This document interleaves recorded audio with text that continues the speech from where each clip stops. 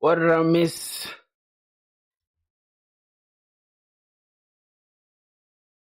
How can the people I love hang around people who drive me? Let's go. What did I miss? Ooh, what did I miss?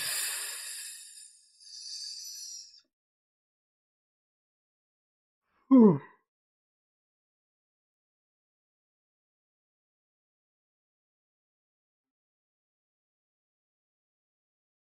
Is it upcoming? Good. Is it upcoming? Why does it say upcoming, bro? Why does it say upcoming, bro? Yo, bro. What's good, my brother? Alrighty. Yo, decided. Decided alloy. Decided alloy was good. Here's the thing, bro. Yesterday you said you got a job. You landed a job. Is it like a internship? Is it a internship or remote? You said you had a remote team or something. First, elaborate to me, bro. Tell me more about your job, man. I'm curious because it seems like, bro, all the jobs out there just like, bro, they don't really need any freshers at all. So how did you do it? How did you do it? Now it's a collaborative project with some final year students. Oh, okay. But that's cool though. I think it serves as experience, right? So they're from the other state. Ah, that's how they. Okay, cool. Wait, which state? Which state? From which state are you? Damn, bro, my shit is hot as fuck. I don't know if you guys can even see the smoke, bro. Yo, it's good. Yeah. So, yo, oh, okay, Pradesh, India. Yeah, bro, it's smoking. It's smoking. It's blazing. It's blazing. Literally, it's blazing, my brother. Yup. So you know what's funny, bro? I had to ban a couple of some weird people. Yeah, bro. I had to just like block a couple of people, bro, because they were doing some dumb shit on YouTube. Like, bro, dudes posting like sending me like porn stuff, bro. I don't appreciate that shit, bro. Especially when I'm streaming. Things like this just make YouTube take down my shit, bro. And it's not good, man. I don't like that. So that's why, man, like as you can see, we're growing down rather than growing up. Yeah, man, people's like I don't know how people just decide to just do some dumb shit, bro. Like I feel like somebody online, I just be too comfortable to send out bullshit like that. Just I don't know what to say, bro, but it wasn't okay at all. It wasn't okay. Yeah. Y'all can see I added some little banners here. They look good. I'm not gonna lie. I added some little, like some self promo, like. And another thing, bro, I think I'm switching browsers. I'm not gonna use Safari, bro. What are you studying in college? Sci, man. I'm studying computer science. Yeah, I think it's software engineering though, under computer science. That's what we're doing. Yeah, but we've done most of the languages, bro. And on top of that, nobody understood shit. So I don't know, bro. I have a feeling like I like WebStorm, right? It's also block ads from everywhere. Use Brave browser for sure. Okay, I just like the lightweight thing, like because as you know, like of recent the stuff been lagging, right? So I'm just trying to prevent that by just like trying to see what I can do. Keeping doc. I don't know if WebStorm browser is going. I mean WebStorm IDE is going to help, but let's see. Let's see. I don't know what were we working on yesterday. Yesterday we were working on something, but as far as I can remember, I think I have like some front end code that I just it's lightweight. It works even duo. Yo, you lying, bro? For real? I'll try it. I'll try it out. I'll try it. If it's that lightweight, then I'll try it out. Hmm. It's my favorite, bro. My little favorite. I like this shit. Mm.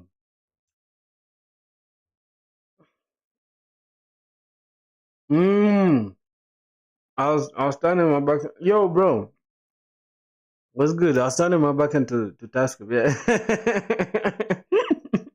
He trolling me crazy.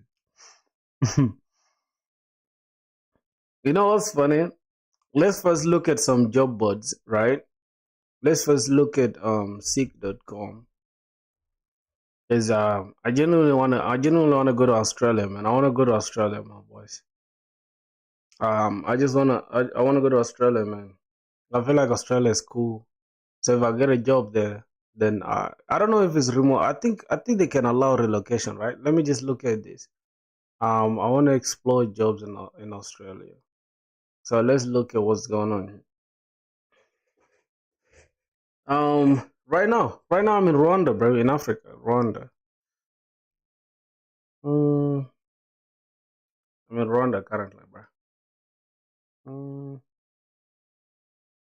Mm, okay, no problem.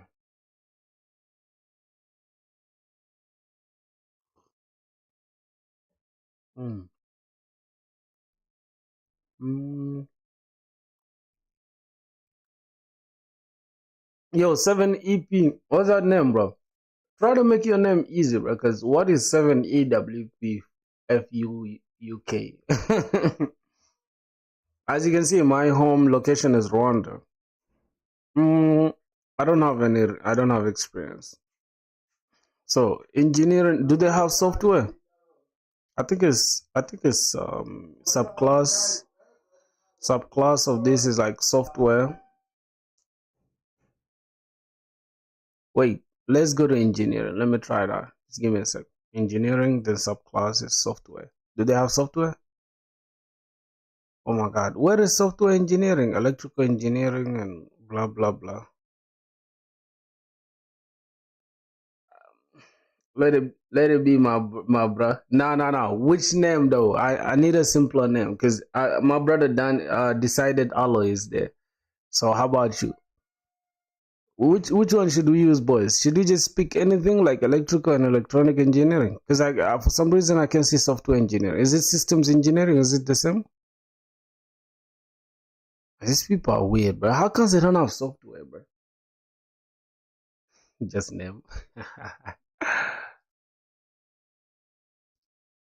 I'll say 7F, maybe 7WF. I think I'll call you 7F. 7E, I guess. Mm, okay.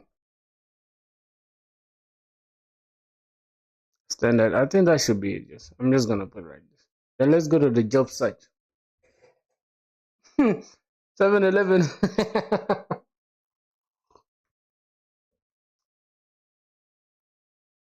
So boys, look, bro. We got a job in Sydney, right? Full stack developer. Well, you must know cutting edge AWS. You need to know React JS. Let's see. Developers, programmers. Okay, bro. Look at the money they're offering, bro.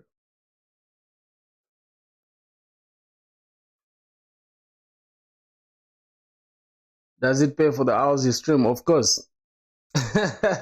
Of course, bro. You should start a YouTube channel. You should start streaming, bro. Mm-hmm.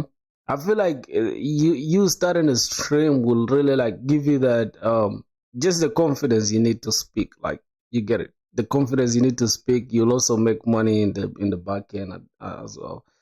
Yeah, I feel like you're hitting like a lot of birds with one stone. You get it? Because your skill level will go up. You'll build connections. You'll build some. Yeah, what the heck, bros? What the heck, bro's name? I don't know. He said I should show my resume. I don't really have a resume set yet. I can build it with y'all. The reason why I'm even doing this live stream is so that I can show my entire. You know what? One thing I know for sure is like there are people like doing the same thing. I can go to YouTube right now and see people doing the same like coding every day until I get a job. But there's nobody that's doing it like literally showing every single detail. You get it? The rest is like okay, they're just showing you they've already learned how to code and they just come in to show you like, okay, I'm just trying to get a job. But ours is like from scratch. We don't know nothing. I swear to God, we don't know nothing. We're just learning on the way, on the go. So I'm going to show you everything from like you can tell. I don't have a fucking resume. Some people out there have resumes ready. I don't have even one, which is crazy. Show them my resume. I have it in my portfolio. Oh yeah, no. They're just trying to find out like how I have my stuff, if I have my stuff set up yet. But I don't know. You can send your resume. I'm gonna look at it for sure. I might learn something or two from it. Yeah, just send it through. Let me see. Mm,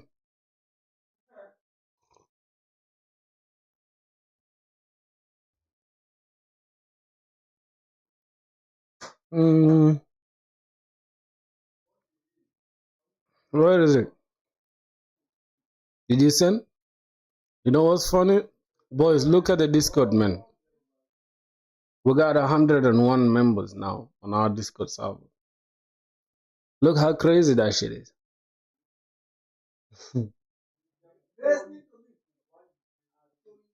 That's dope, man.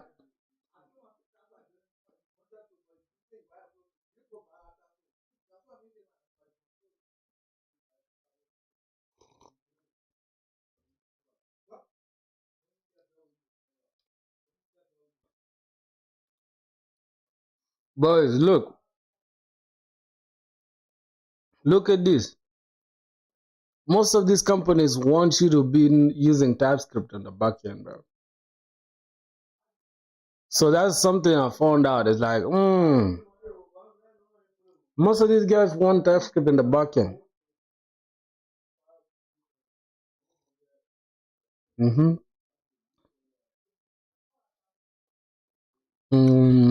Okay. S3 Lambda API Gateway and DynamoDB. Infrastructure as code using Terraform preferred. Wow. What is infrastructure as code? Is AI going to replace developers? Nope, not at all. Working with relational databases, SQL, and NoSQL, e.g. DynamoDB to manage application data. Collaborate with what? Now, proficiency in front end, they need React and they need Node.js and TypeScript. So, if I can be honest, the main things you need to like learn is TypeScript with Node.js and then just know React. The rest of the things like will always come. Like for example, SQL, you'll potentially use SQL if you're working with backend, obviously. So I think we already have these skills though. I don't know if I'm lying, but I feel like we already have these skills. We even like overqualified for this job.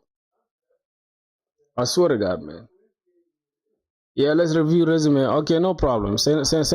Y'all send the resumes, right? Y'all send the resumes. Let me see. My resume is the trashes. I don't even have yet. I need to build one. Boys, how do you build a resume? Like start with mine. All right, send yours. Let me see. Mm. My boy, Prayful Ducks. That's you, right? Decided alloy.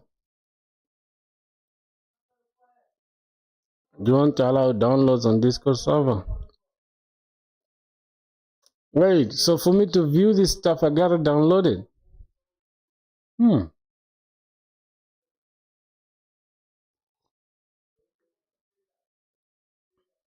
Mm-mm.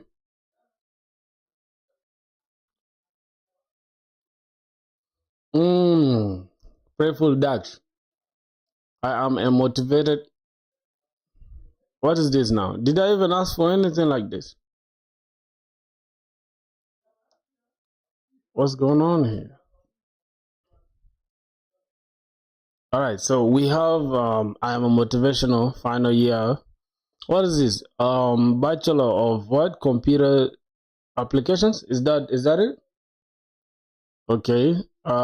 Student with hands-on experience in full stack web development and strong problem solving skills with 200 plus lead code solutions.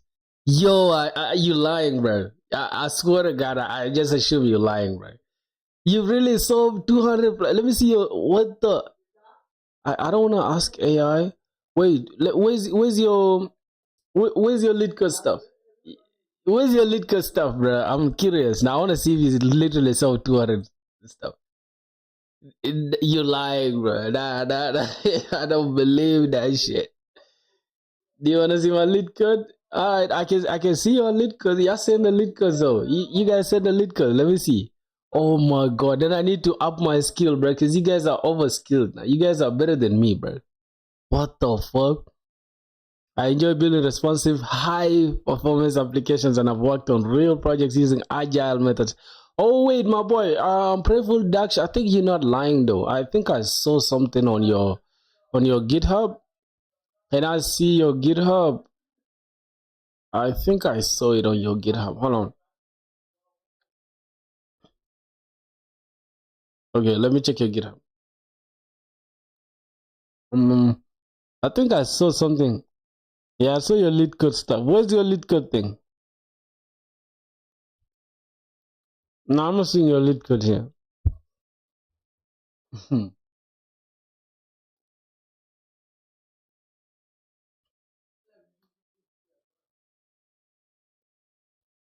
Wait, where's the third link? Third link from where? Oh, okay. Here? Okay. Let me see.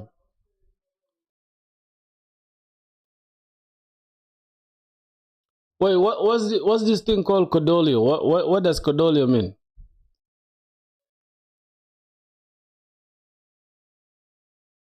Hmm?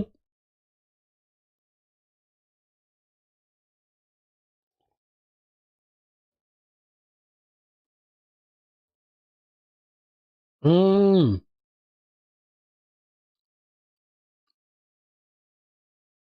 How did you add this stuff?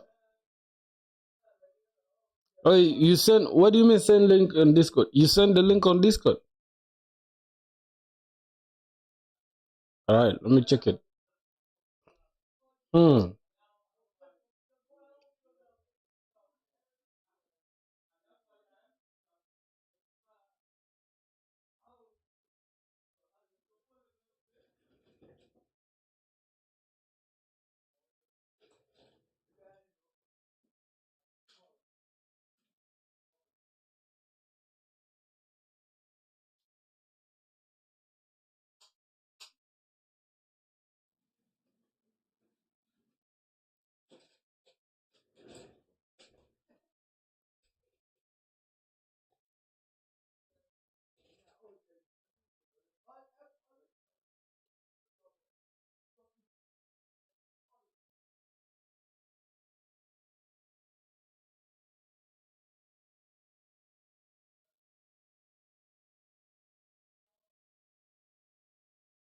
Bro, what the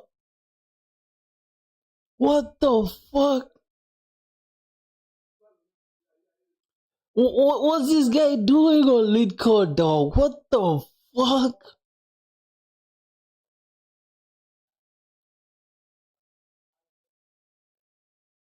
Yo, I was praising my boy Dax just right now for being crazy. But hey. Nah, this is something else, bro. Yo, Rishab. Okay, that wait. I used to say Rishba. Rishab was good. Yo, bro.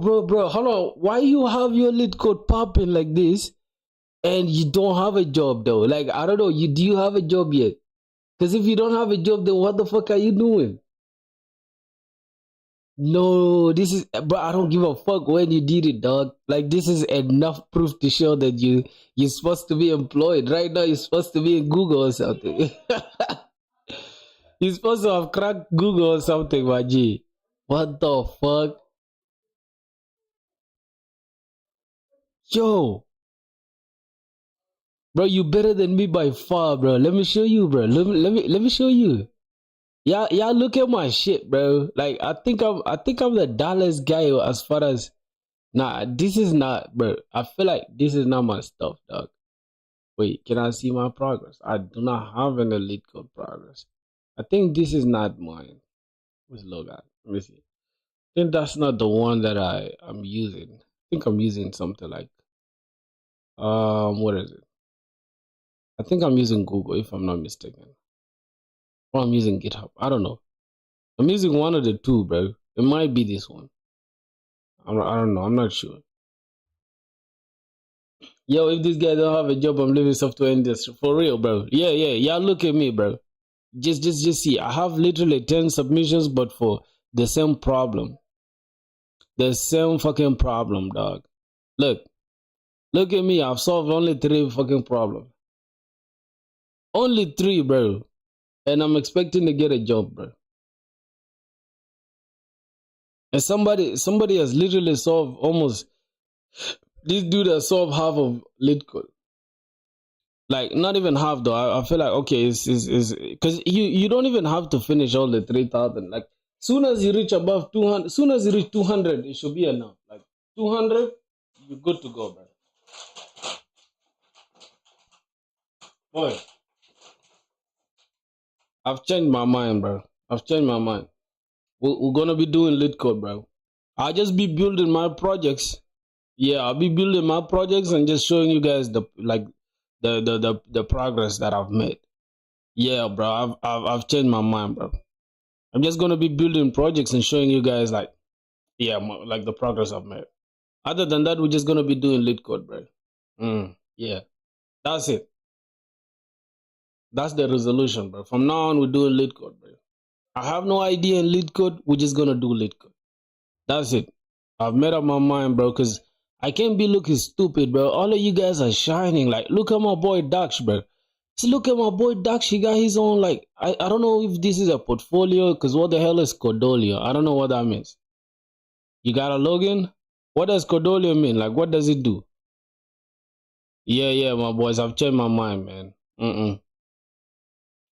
Are you a CS grad? No, I'm not yet. I'm not yet even done with uni. I'm still in year 3. I'm just starting year 3 in 3 months.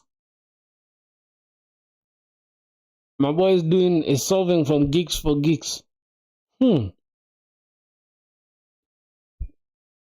Mm, mm, mm, mm, mm, mm.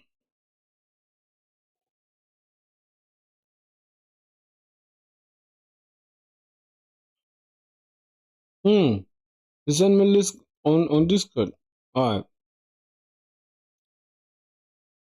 Hmm. Let me see. Yo. Hmm.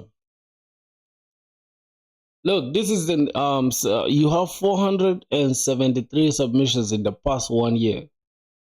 In 1 year, bro. Nah, you boys are ahead, bro. You guys are ahead, man. I don't want to hear nobody saying he's jobless because if you solve this many questions, you're supposed to have a job, bro. I feel like India is cooked, bro. Because if you guys, how can you solve 256 questions of lead code and you still don't have a job, bro? What is software engineering doing in India? Okay, I will check it out. I will check it out. I'm already impressed, bro. Like you guys have impressed me. Like two of you, you and Dax so far. And we have people to check out again. Give me a sec. I think somebody sent something in the general. You can also check out my resume. Oh, okay. He sent something in the resume. Okay, let's see. My boy Barack, man. Hmm. Hmm.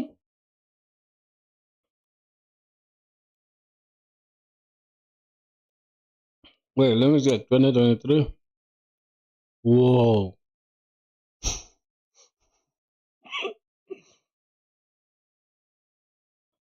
I think this dude was eating, sleeping, dreaming lead code, bro.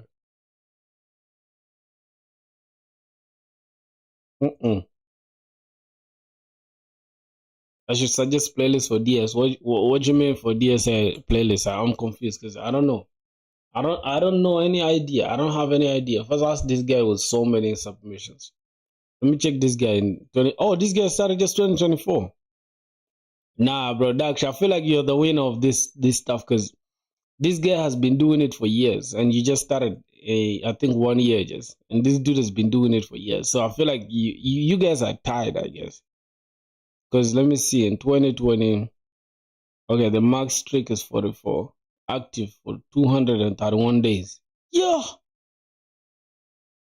Jesus Christ.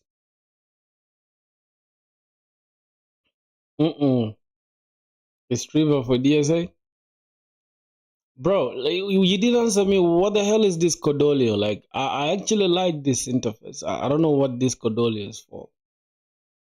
Is that something that you built?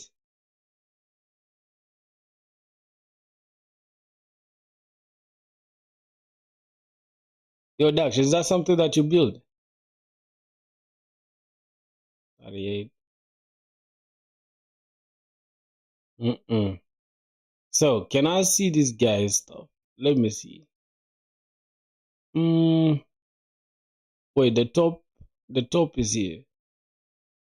What does top mean though? Bro, you got these many badges. How do you even get a badge? Like after when? Codolio is for organizing your all coding profiles in one place. Oh, okay. Can I try to log in?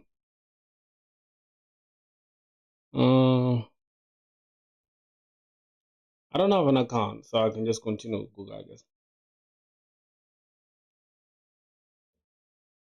Mm-hmm.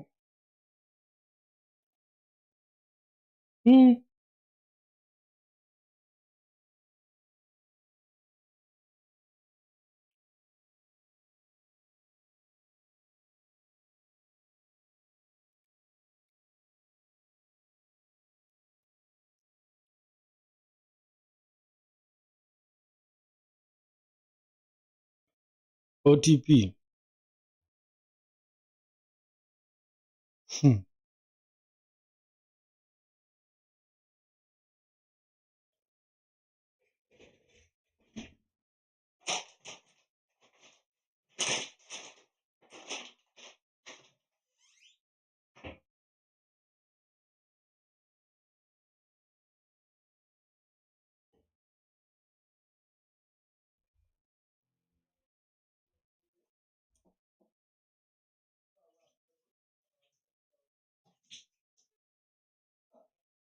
So, boys, which one is the best language for DSA? Which is the best language for DSA, boys? Is it Java or Python?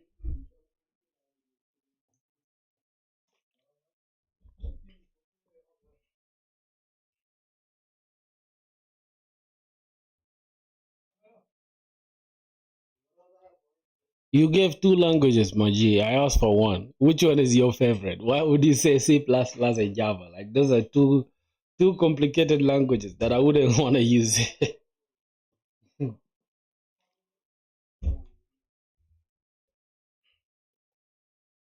Depends. You can do it in JS as well. Java or C++ is most preferred. For real. No, what's the secret behind like all that Java and stuff? Like what's the secret? Invalid username. Okay, let's just say prog. Like what's the secret behind C++? Is it the speed? Is it the speed? What's this? Degree, bachelor's of technology. Um I think mine is bachelor's of computer. Something like I don't know. I think it's something like this, right? Yeah, I think it's bachelor's of technology or something like that. I don't know. I'm gonna just leave it like that. Computer science. Wait, what was the other branch?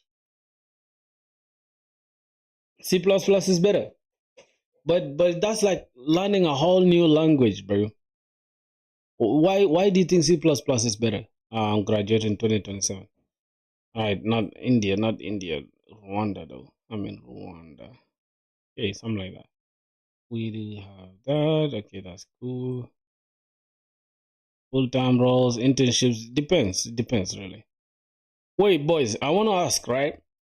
I think it's easier to get an internship than to get a full-time role. What do you think? Use Python if you're starting from scratch. We can do it in JavaScript. Yeah, I think it's better to you do JavaScript because I already know JavaScript. So why would I like switch to a whole new language and shit?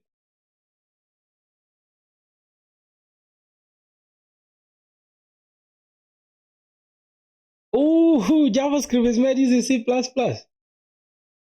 So what is that supposed to mean?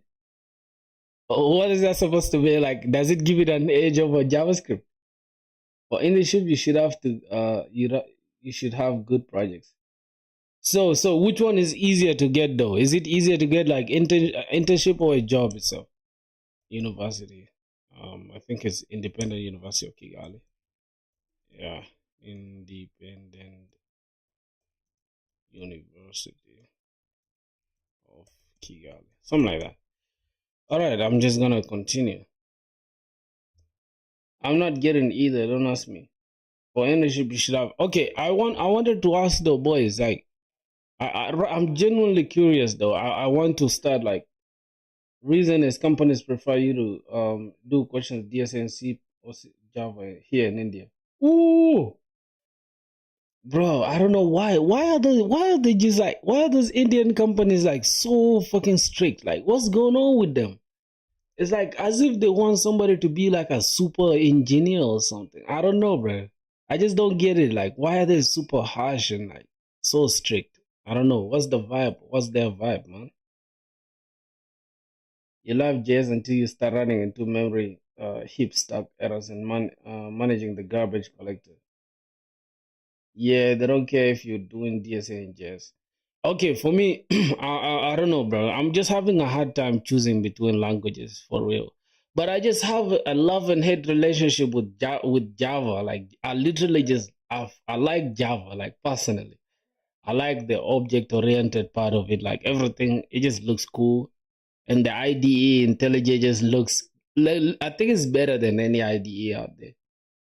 But I just don't know what to say, man. I don't know what to say. Whether yeah. All right, my boy Barack. Which one? Which language are you good in? My first love is Java. So which one do you recommend? Like, do you think I should stick with Java or go to C plus plus for that? Then go for it. Yeah, I think I should just stick with Java for real. I think Java will really do it for me, man. And I'm starting to do lead code. Like you guys know we have to do lead code, bro. I wanna make this bigger so y'all can read your comments there. Cool. I think it's good, right? I'm also thinking to do in Java too. Yeah, I think Java is the best. So I'm gonna do DSA in Java, right? Single programming language. You do both backend and yeah, front end. Yeah, for real. You see, here's the thing. I like the freedom the Java thing gives you, right? To use it in both backend and front end, especially TypeScript now. Java can help you in web development as well. Yeah, like Spring Boot, right? Like Spring Boot. But what are your thoughts on like in Java there's no concept of pointers, so it's easier. Yeah, Go has pointers as well. And C has pointers. C plus plus also has pointers, I think. But the concept of pointers is not that hard though. I feel like pointers is not hard. Like right now you can have a let's say let's say you have a certain like let's say a certain address, right? You can just point to that address. So it's like the pointer to that address. The concept is not that hard though. I swear to God, it's not that hard. It's easy to understand, but it just adds like certain level of complexity to it. Yeah. So I don't know, man. I feel like I don't know, I have just like changing languages kind of like it just looks sus to me though. All right, no problem. I'll have to do just that, man. So let me put this to the side. Let me arrange the chat here so you guys can be a little bit. Yep, that's good there. Just start from there. All right. Oh, what did you say? I think JavaScript is better. We can use React Next.js. JavaScript is better for like for what? JavaScript is better for what? Let me see what my boy Barak said. He has his resume here. Bro, I actually like, bro, this guy. Oh my god, bro. Like, look at this. Would you guys just look at this, bro? This portfolio is fire, dog. yo, yo, Barack, I'm going to steal this portfolio of yours, dog. I'm not gonna lie. Are you in Nairobi now? Are you currently in Nairobi? And do you have a job yet, or you just still job searching? Nah. I fuck with this portfolio, dog. I think you put in so much time here. What are your blog posts? What are they about? What are you doing with the blog posts? Yeah. I don't know. I don't know, bro. Should we just stick with JavaScript and just like roll our way through JavaScript? I think we should stick with JavaScript, bro. So I'm just gonna close down these ones. I've seen these guys, this of Dax, man. These guys are goats, man. Well, let me see how many languages he knows. Dax, do you really know C, bro? Oh, these are just languages you've used.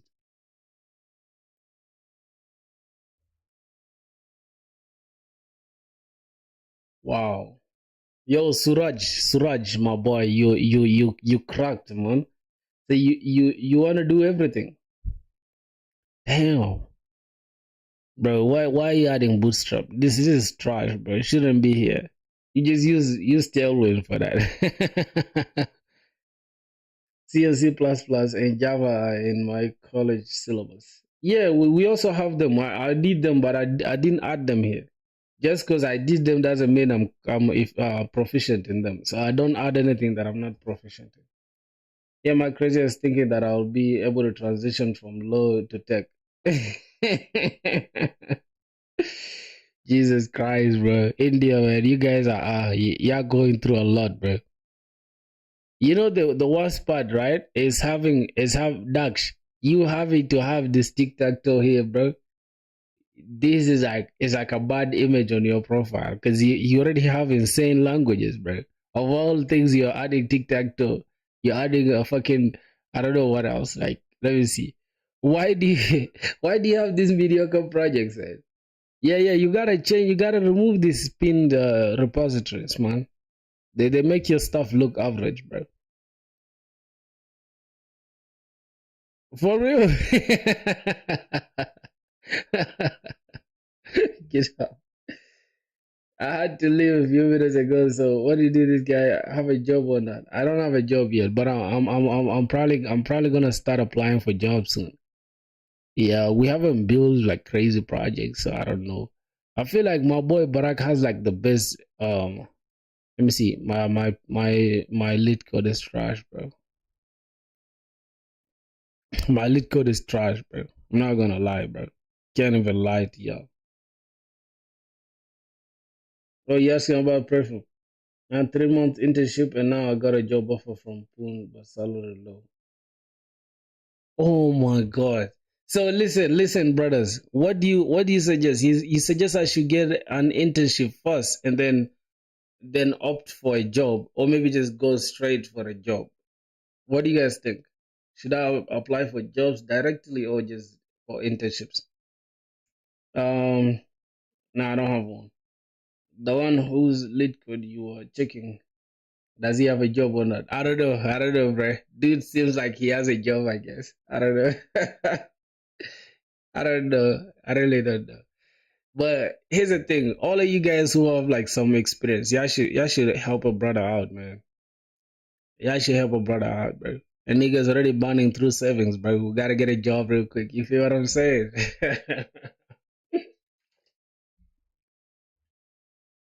It doesn't matter, bro. Just get one, either internship or a job, just for the head start. Before job, we can do internship for express team experience. You just start applying for the internship, bro. Oh, so I should just should I spam apply? Should I just mass apply? Oh, this is for JavaScript though. This is a plan for JavaScript. Learn 30 minutes. We can do a raise. This is for JavaScript.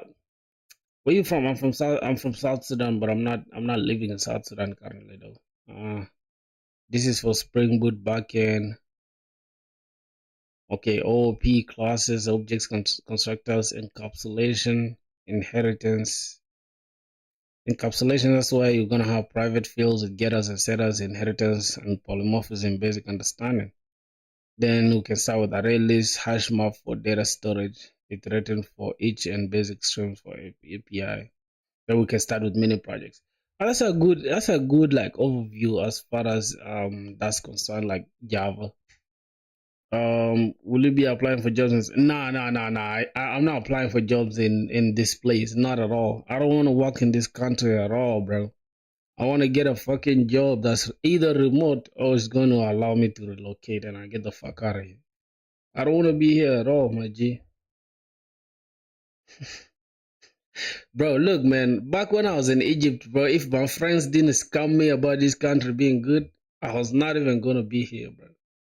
I feel like, yeah, man, I've already started school and shit. Now it's like, it's stupid to, again, switch and all that shit. So I'm growing old, bro. I can't keep jumping, hopping from place to place.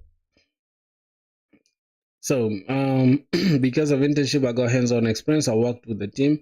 After 2 hour work as a team leader. Ooh, yo, Suraj, bro, join the Discord, bro. You gotta help the team out, man. Yo, Suraj, bro, join the Discord right now, bro. I'm gonna send a link. Hold on. Let me send the link for the Discord. You gotta join the Discord real quick, bro. You gotta help the team out, dog. Cause, man, if we got somebody that has that experience, I don't care if it's like 1 week experience, it's still useful, my G. You get it? Yeah. This this dude. Let me see. What has he been doing? The lead code skills. Okay, he has. Yo, he's been okay. Hash tables. Yo, did this guy just do questions in dynamic programming? Hey, Jesus. Nah, bro. Hold on. C++, MySQL. Yeah, he solved 56 problems in MySQL, JavaScript problems. Nah, bro. How are you guys just casually going to dynamic programming like that, bro? It is my trash lit code. I'm just gonna. So I wanna apply for jobs like maybe in Australia or maybe in other places. Good luck, dude. I believe in you. Thanks a lot, man. Yeah, maybe Australia or maybe the UK or some countries outside actually. Just like anything that is not within where I'm at. It's a good fit. It's literally a good fit. Yeah. So you guys are saying I should just be applying for internship rather than going for like full-time roles. Passionate full stack developer with expertise in modern web technologies. Bro, all I betting get built with. Yo, you built Aviator, bro.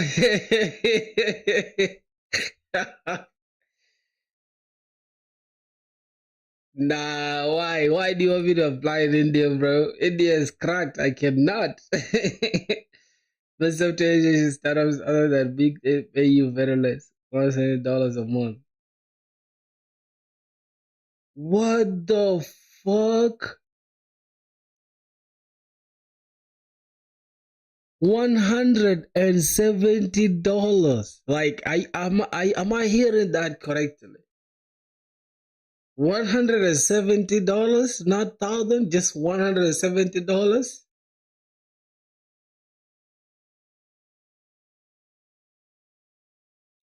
Am I hearing that? Like, bro, I don't know if that's okay. God damn. Didn't you hear about TLC? 12K employees, bro. India is cheap. Yeah, man. It's not about India being cheap, man. It's about being a software engineer and you're getting paid that peanuts, bro. It's because of fucking population. But why don't you guys apply for jobs outside? Because I know a lot of Indians that are outside India making crazy money. Why you guys just like y'all love India that much? But it can be a skill issue as freshers are not good.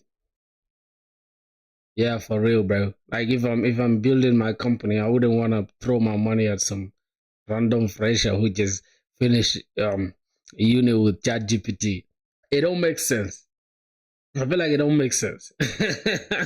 I feel like everyone at the university just using ChatGPT, bro. And nobody really just stressing about using their own brain. And that's crazy though, because in my college, we finished exams of recent, and it's like some students were being weird, and it's like, bro, dudes use ChatGPT, and then they telling the teacher like, yo, we didn't deserve the marks and shit like that. Now they call them for like the actual exams, and dudes cannot even do anything, bro. It's like, bro, you get your marks, just chill. Why are you doing too much? The aviator girls, okay, a web real time interaction players plays bet.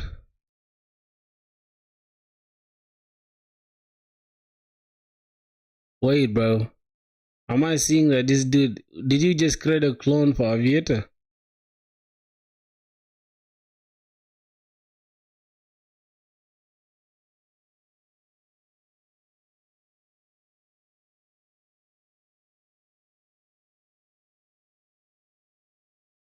What happened?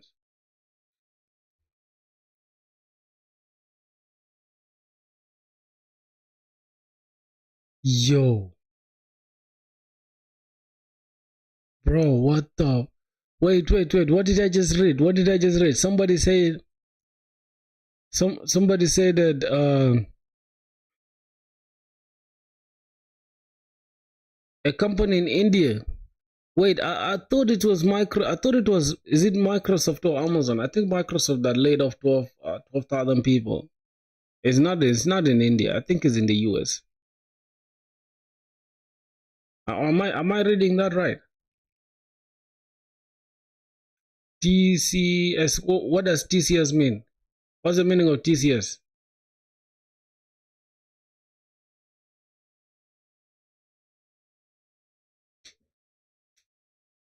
TCS is a company? Hmm. Wow. That's crazy, bro. So yeah, we've been rambling for some minutes. Tata or consultancy service. Sorry for the time. It's cool, bro. No problem. Did we check our resume, our boy's resume out? Did you see? Yeah, let's see his portfolio. What does he have here? CV dot PDF. Right, let's just zoom in a little bit.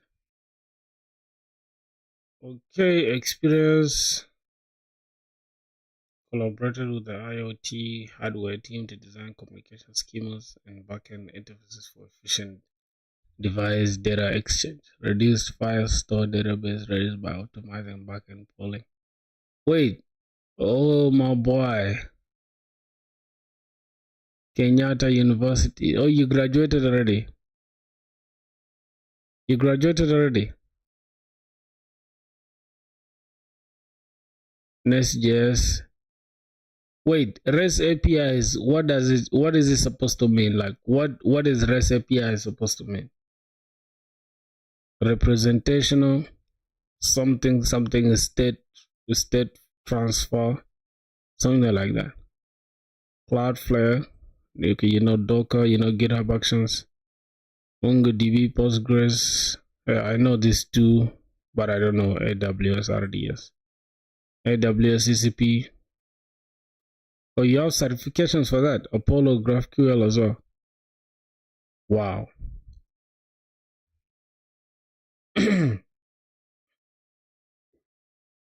Wait.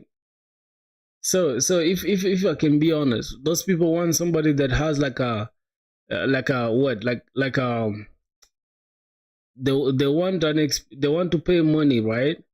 Like somebody with 10 years of experience, and they want to give him money for somebody who's a fresher. It's crazy, right?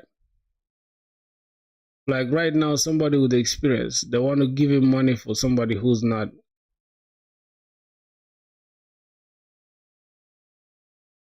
Can I open this?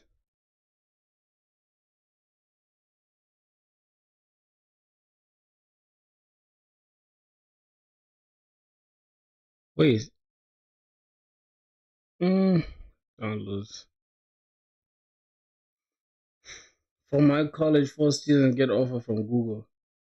Yo, you lying, bro.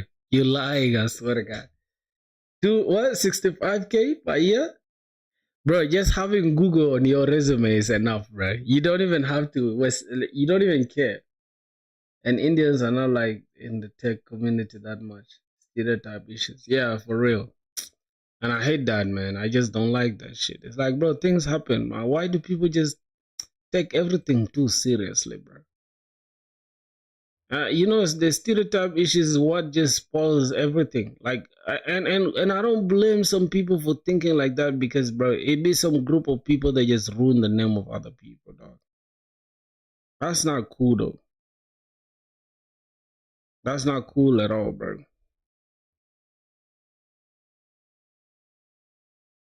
Yeah. You see, there's the Sonam guy, bro. He's called Soham.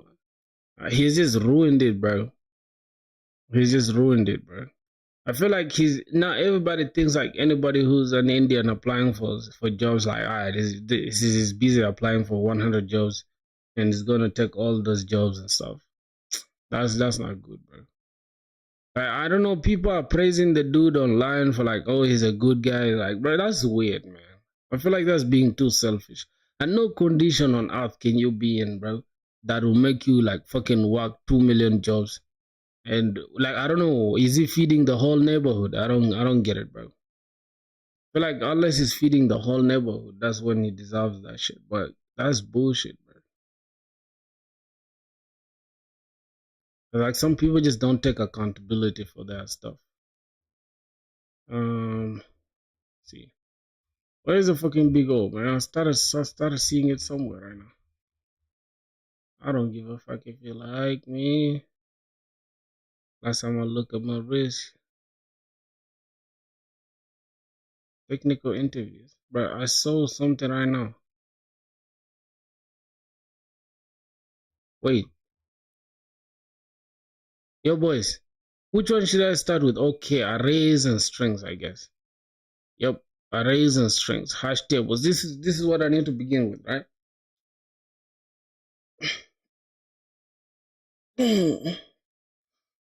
Okay, so a hash table is a data, whatever. Bro, reading this book like this, it just annoys me, bro. You know what I'm gonna do? I like my boy Grok. Let's go to Grok. And we can just open it to the side, even without going that deep. And just open this Grok thing. Let's start with arrays and strings. Okay. Not bad as well. Okay, now I can open, let's say, lead code. So here's the thing. Right? Let's say, for example, we have let me show you. And even Indian beginners just went on open source and edited readme of companies crazy and to get a job just because some Indian YouTubers told them about opportunities in open source. Bro, and so somebody is so funny, right? Imagine going to like open source stuff and then just adding random stuff, like just put it, how do they call it? Adding like fucking semicolons and stuff, and it's like, all right, once their changes are merged, now it's like they've contributed. Like, bro, what have you contributed, dog? You haven't contributed to nothing.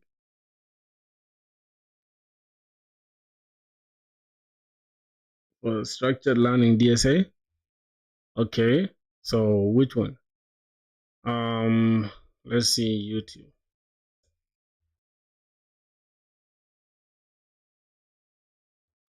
Follow 160 days, 160 problems on Geeks for Geeks.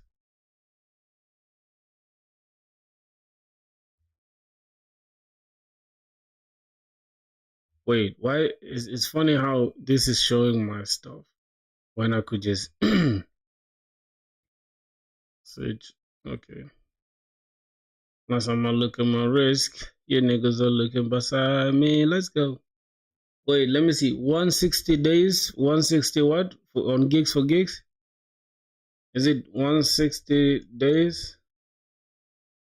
160 problems.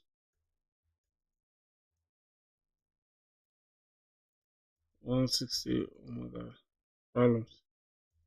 So, boys, we need to get an internship, bro. So, one thing I'm gonna do is I'm gonna change the thing to like coding every day until we get a. I think a job or internship still won't make any difference. Okay, continue with Google.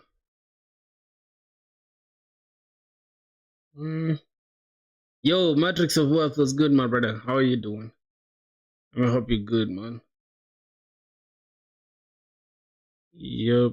Let me hope y'all are cool. Oh, welcome to Geeks for Geeks. Okay, what is this? A skill up and is this a course? Is it a free course? Or I have to pay for it? Do I have to pay for it or is free? If it's free, I'm gonna do it. If I have to pay for it, I'm not gonna waste my time. Hey. Alright. I gotta be in India. Do I have to be in India before I can apply? 798, 68, 68, 48, 67. I'm a student, organization name, college name. I'm just gonna say Independent University of Kigali. Alright, graduation year 2027. Planning goal. Okay, don't allow. Job change. I think I can say upskilling, right? Upskilling makes sense. Wait. Okay. Upskilling. Let's go. Don't leak your number. No, I don't mind. That's not really a big deal for sure. Can't lie to you. That's not a big deal. That number is not what I use. that's just like my, how do I call it? My, I can just say my business number. Yeah. That's not the number I use. So what's here? What's here? Should I refresh? Do I have to refresh this? How do I refresh the one for? Okay, just from here. So what happens now? I can. Oh, this is cool. This is actually cool, bro. I like the way everything is organized, though. Alright.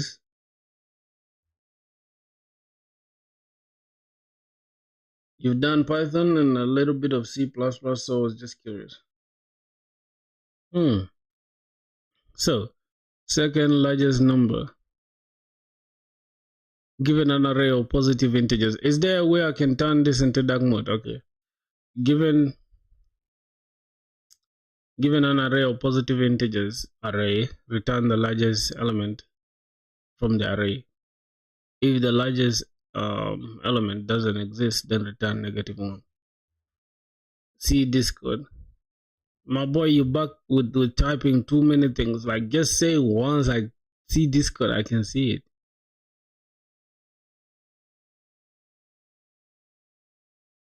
What's that?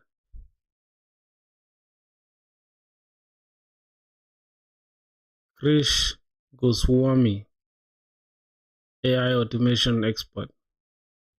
Bro, where did you get this background, bro? I like this background. It's so cool. Even this mouse effect. How did my mouse just turn like this?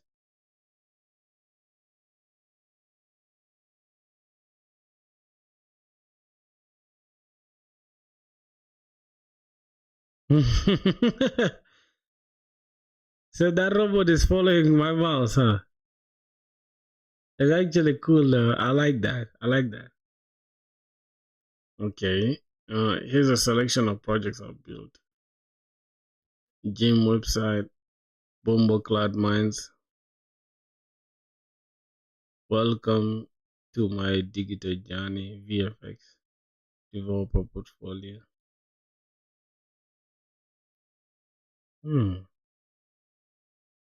Okay. I think that's about it, right? What else? Hire you, then view your Fiverr profile. Oh, you even have your Fiverr profile. That's cool. That's cool, man. So let's try to see what's going on here. Given an array of positive integers, array return the second largest array, the largest element from the array. But do they have like the problems, like the question, the answers there? Editorial. So I recommend solving this problem on your own before viewing its editorial. The editorial before solving the problem, marks for this problem will not be added to your score. Oh, so we have to solve the problem before checking the editorial.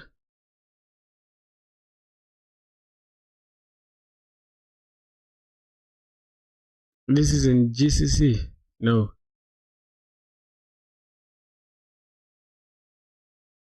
Wait. Python 3. Oh, which one should we use to solve problems, right? JavaScript? Okay, get second. Wait, why are we having class here? Why do we need a class though?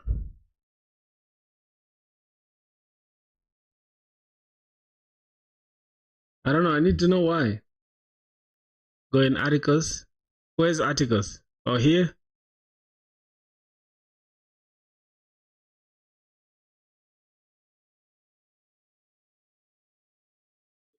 Second largest element in the array. Given an array of positive integers that of size n, the task is to find the largest distinct element in the array.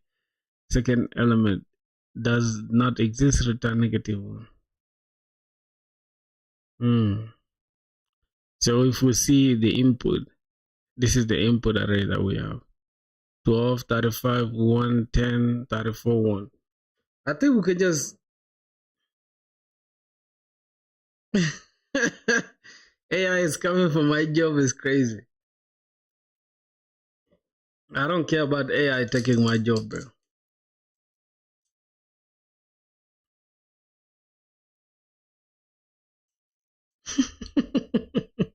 I used to think lawyers make crazy money. What happened, bro? What happened? The largest element of the array is 35, and the largest element is 34. So we got 12, 35. So from here, the output is 34 because that's the largest. Wait. What? Given an array of positive integers of size n, it can be anything. The task is to find the second largest distinct element in the array. Okay. So if the largest element is 35, then the second largest is 34. Yo, what the fuck? I was about to kick my entire setup down, bro. Damn. Alright, now input array is 10, 5, and 10. Then the second largest is 5. Now, what if they are duplicate? Then we don't even care about it being duplicate, right? Explanation: the largest element of the array is 10, and the second largest is 5, which is obvious.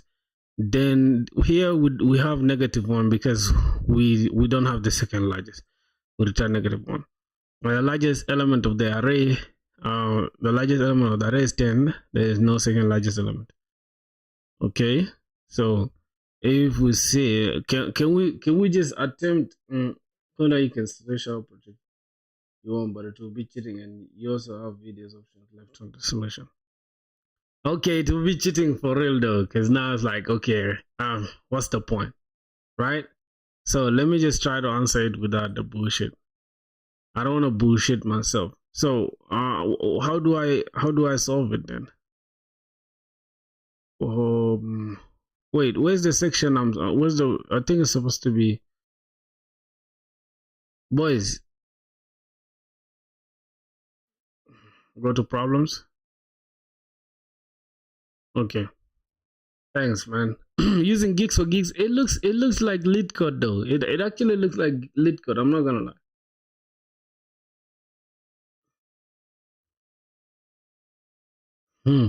AI can take every job if you think about it, bro. Because right now in courts of law, you can just ask for like, yo, is this a problem?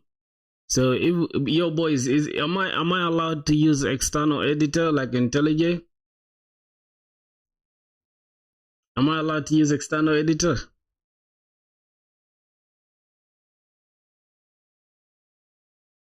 Am I allowed to use my external editor, or I just have to use whatever I'm given here? Okay, the code goes here. So if you think about it, let's see. So do we need to keep, I think we need to keep track of all the numbers, right? Then we need to get the largest number. We need to get the array length first. In India, advocates don't use AI, but good advocates don't do draft classes. You're supposed to write the, okay.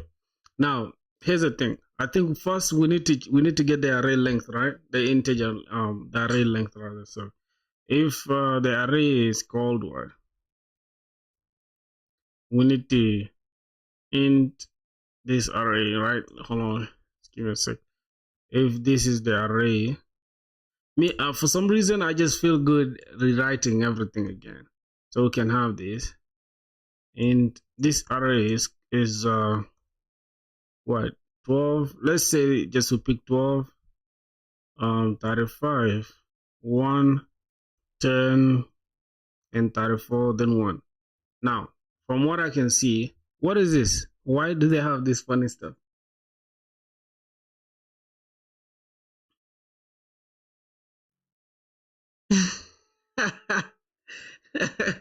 Let me solve it. Yeah, just let me solve it. Don't worry, I can solve it.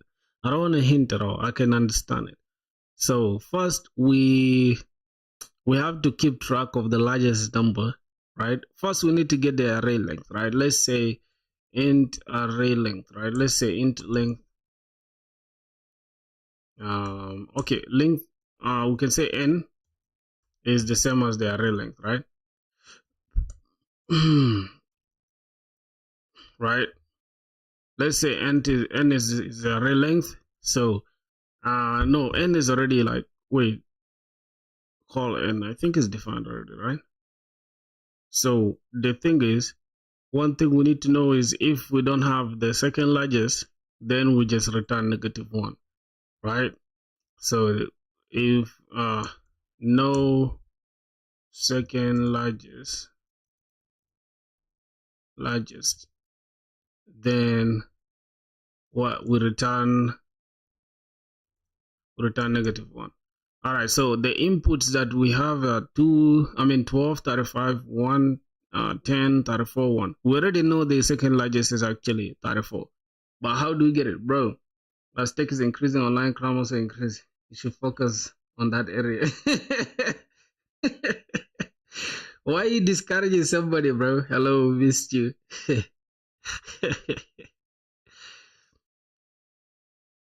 Okay, man. I'm not allowed to say I miss you too, man. Huh? Well, brother, don't say it like that, bro. I don't know. Men are not allowed to miss each other. No, the second largest element should not be equal to the largest element. But that's obvious though. If it's second largest, that means it shouldn't be the largest, right? Search in Google on how to do and copy and paste. No. No, I'm not gonna do that. I'm going to solve it. Don't worry about it. Relax.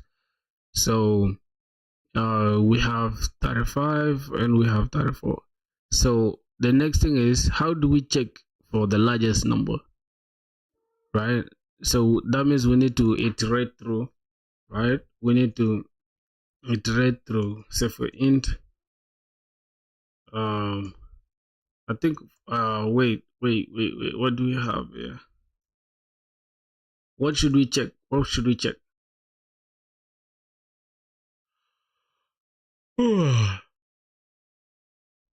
What should we check, my boys? So we can just say int number in this array. Wait, let's say for int I is equals to 0, then I is less than n. Yep, I is less than n, then I plus plus. Okay, so first we'll loop through that array, right? Now AI is coming for sure. Okay, let's first loop through that array. and then we check, right? If from this position, right, we check now every position. This is 0, this is index 1, this is 2, this is 3, this is 4. So, bro, I don't know why these guys obsessed with AI for real. So, how are we going to check for the second largest? How do we even check for the largest first? Right? So let's say AI is everywhere. I'm having nightmares.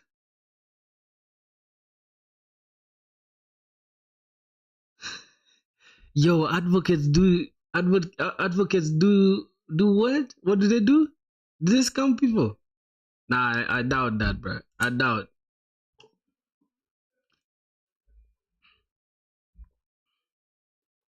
I really doubt, bro. All right, so let's see. The explanation is now. When we look through this, right? Can we return the largest? Now, how do we get the largest number, though? Can you give us a tip on how to improve at coding? Why, bro? You back at Java? Do JSA, DSA and CVP? No, I'm doing DSA in Java.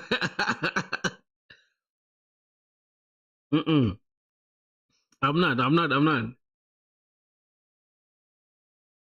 Damn. So here, let's see. What do we return? No, we don't need to return anything though. We need to check, right? If okay, so the largest number can be we can just give it like, let's say, int we say largest. I'm just gonna say largest number. Largest number is equals to the array. Then we can just give it. We can start with the first position, right? Oh my god. Start with the first position. Then we say if what? If our largest number is greater than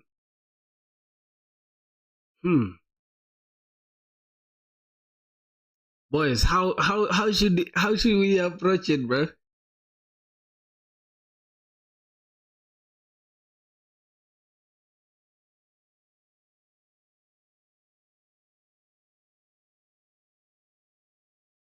Use two for loops easy, not nested ones. Bro, why are you guys stressing me, bro? Why are you guys stressing me? Well, this array is not sorted though. So how do we sort this array first?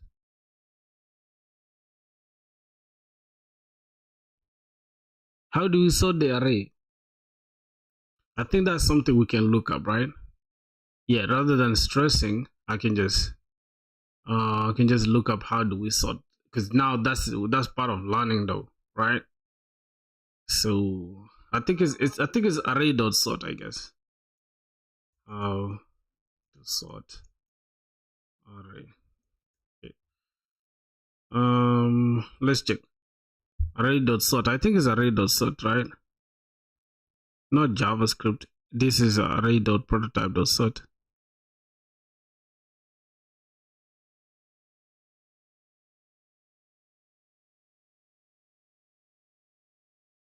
What?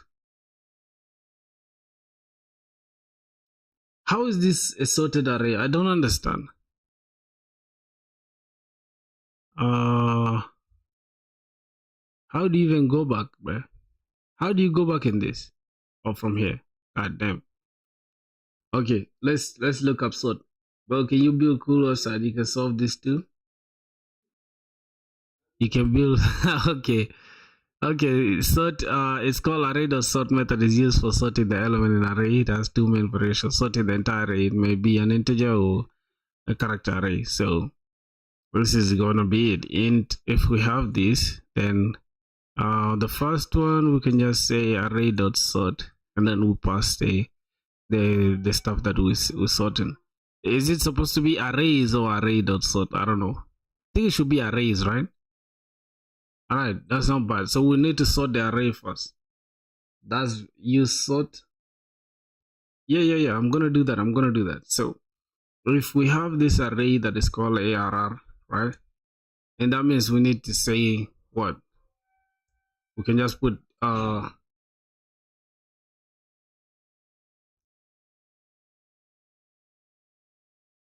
you wait, I thought you were in JS. No, this is not JS, bro. This is Java, man. Wait, so this is arrays. Should we use it as arrays? Oh, we importing the utility arrays, okay. No problem. So it should just be arrays like that. Arrays dot sort. Boys, I think since I'm just learning the shit though, I'm allowed to use my editor though. I guess I'm allowed to use IntelliJ.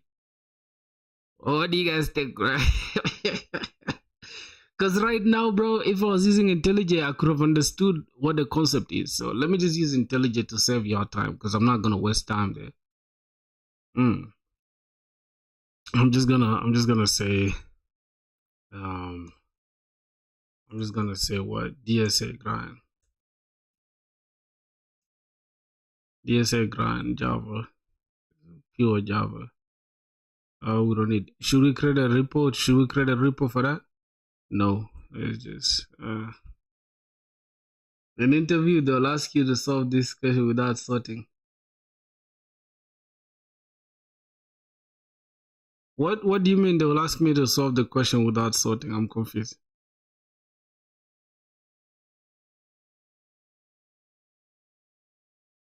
Public int. Okay, this should be inside the class, right?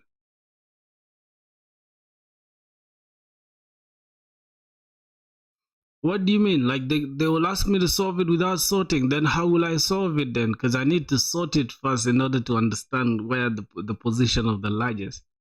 Because then it will be easy to iterate through and tell the position. Keep track of the highest number and track of numbers greater than or other than less than the greater. First find the largest element and store it in a variable using two variables.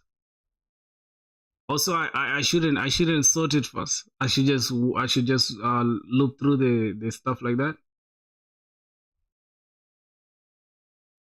right? Okay, fine. Let's see.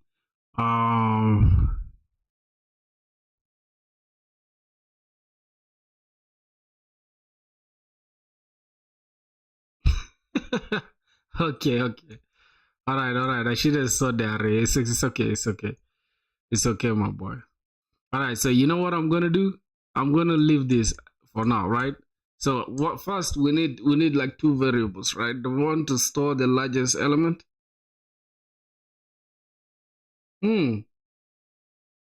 So somebody said the hint is like this. You give me the hint. The hint is to first find the largest element and store it in a variable. So am I doing right? Am I doing right by storing the array length?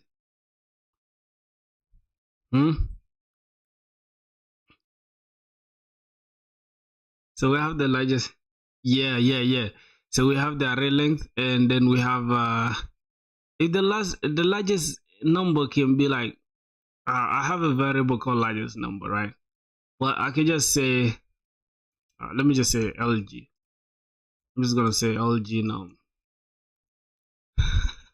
I think largest number makes sense, right? Largest any number from here, right? I think this shows that this is array, but now iterate through array and update if an element is greater than the current. Yes, and that's what I was doing. I think I was right though. I think I was right. Right? So I'm just gonna say the array length is, let's say, it's gonna say length, man. It's gonna say length. Yep. Loop on array. Yeah, I should loop through the array, through this array thing here. All right, no problem. So this array, I can just give it any name of my choice. I think it's already up there. Okay, cool. So what I'm gonna do, I think I can loop through it by starting with for, not if again. For int. I can say I can use I, right? I in what? This is I in array, right? Is it start from zero index? But I think this one can also give the same effect. This one can still give the same effect. Now, um, if the largest number,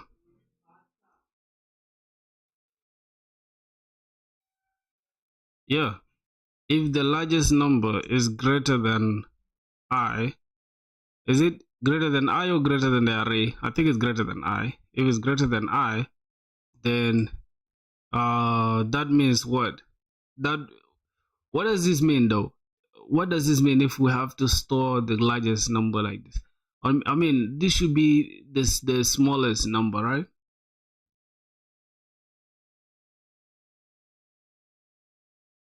Yeah, bro. Boys, help me out, man. Yeah, help me out now.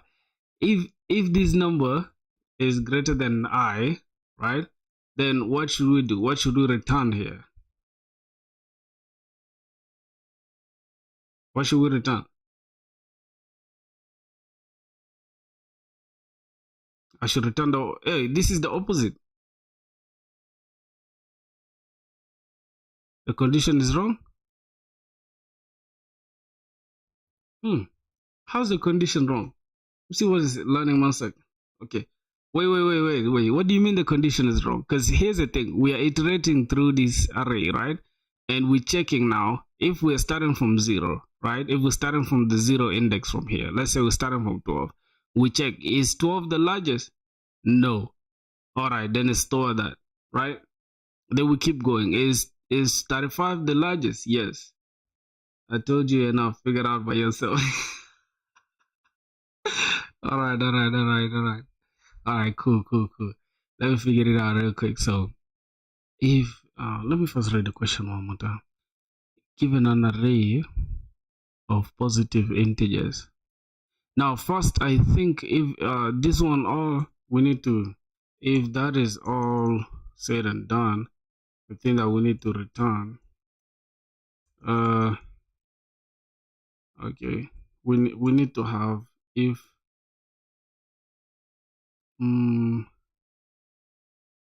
okay, the array length is here. Array length. I think this for loop is correct though. I think this for loop is correct, unless I'm wrong somewhere. Okay, let me just do it with the regular for loop. Let's say for int I is equals to 0, then we need if I is less than okay, we cannot have length dot length, so we need n. We can just say n dot length.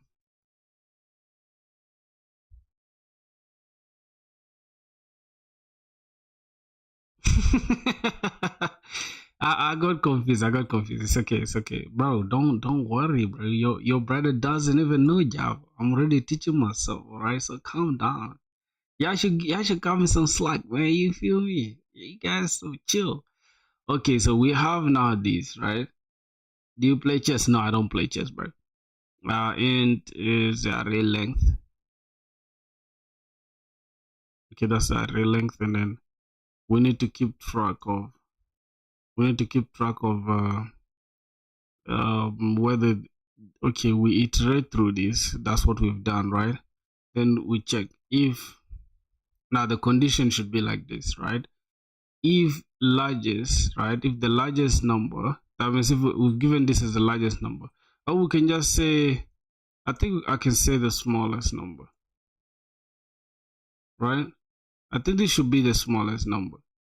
And then we check now, is like from here, or we can even say the first number in the array. What do you guys think?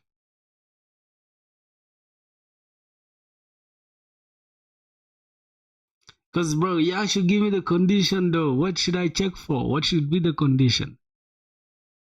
Now, we have 12, 35, 1, 10, 34, and 1.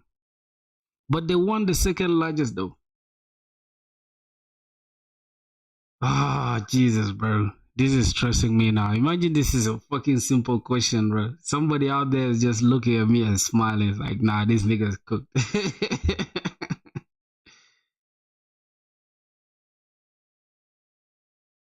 All right, all right, all right. So let's see.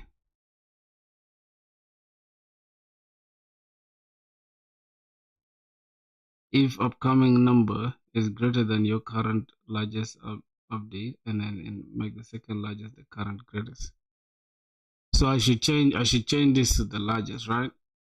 Largest. This. I mean, this is the current number actually. This is the current. The current number, right? Current number is where we're starting from, right? And we gotta check if the current number is greater than the largest number, right? Upcoming number is greater than your current greatest update, and then in this make the second largest the current greatest. What? This dude has even confused me the most. Jeez. What the fuck? I'm even confused right now 10 times. I swear to God, I feel like I'm even 10 times more confused.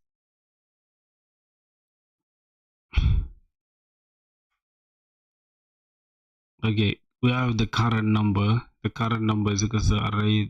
This is the current position. Then we check if the current number is greater than.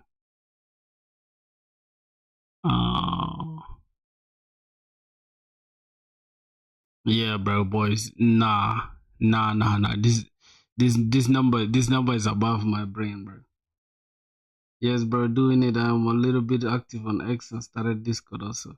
What are you guys doing on X, bro? I want to know, what are you guys doing on X?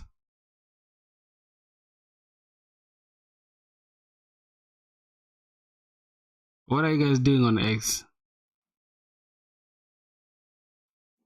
God.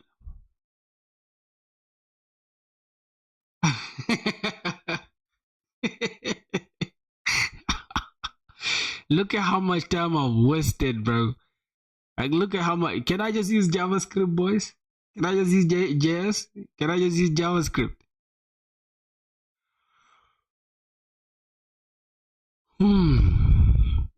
So sorting will just give us the question real quick without even the stress, but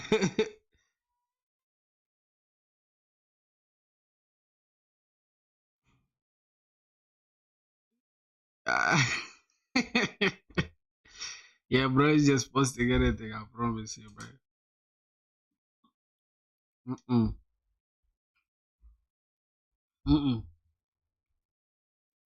I'm already done with this Java thing, bro. Because now I cannot. I see I have issues with. I have like a skill issue. Just use JavaScript, right? She just use JavaScript, bro. This is not my thing, bro.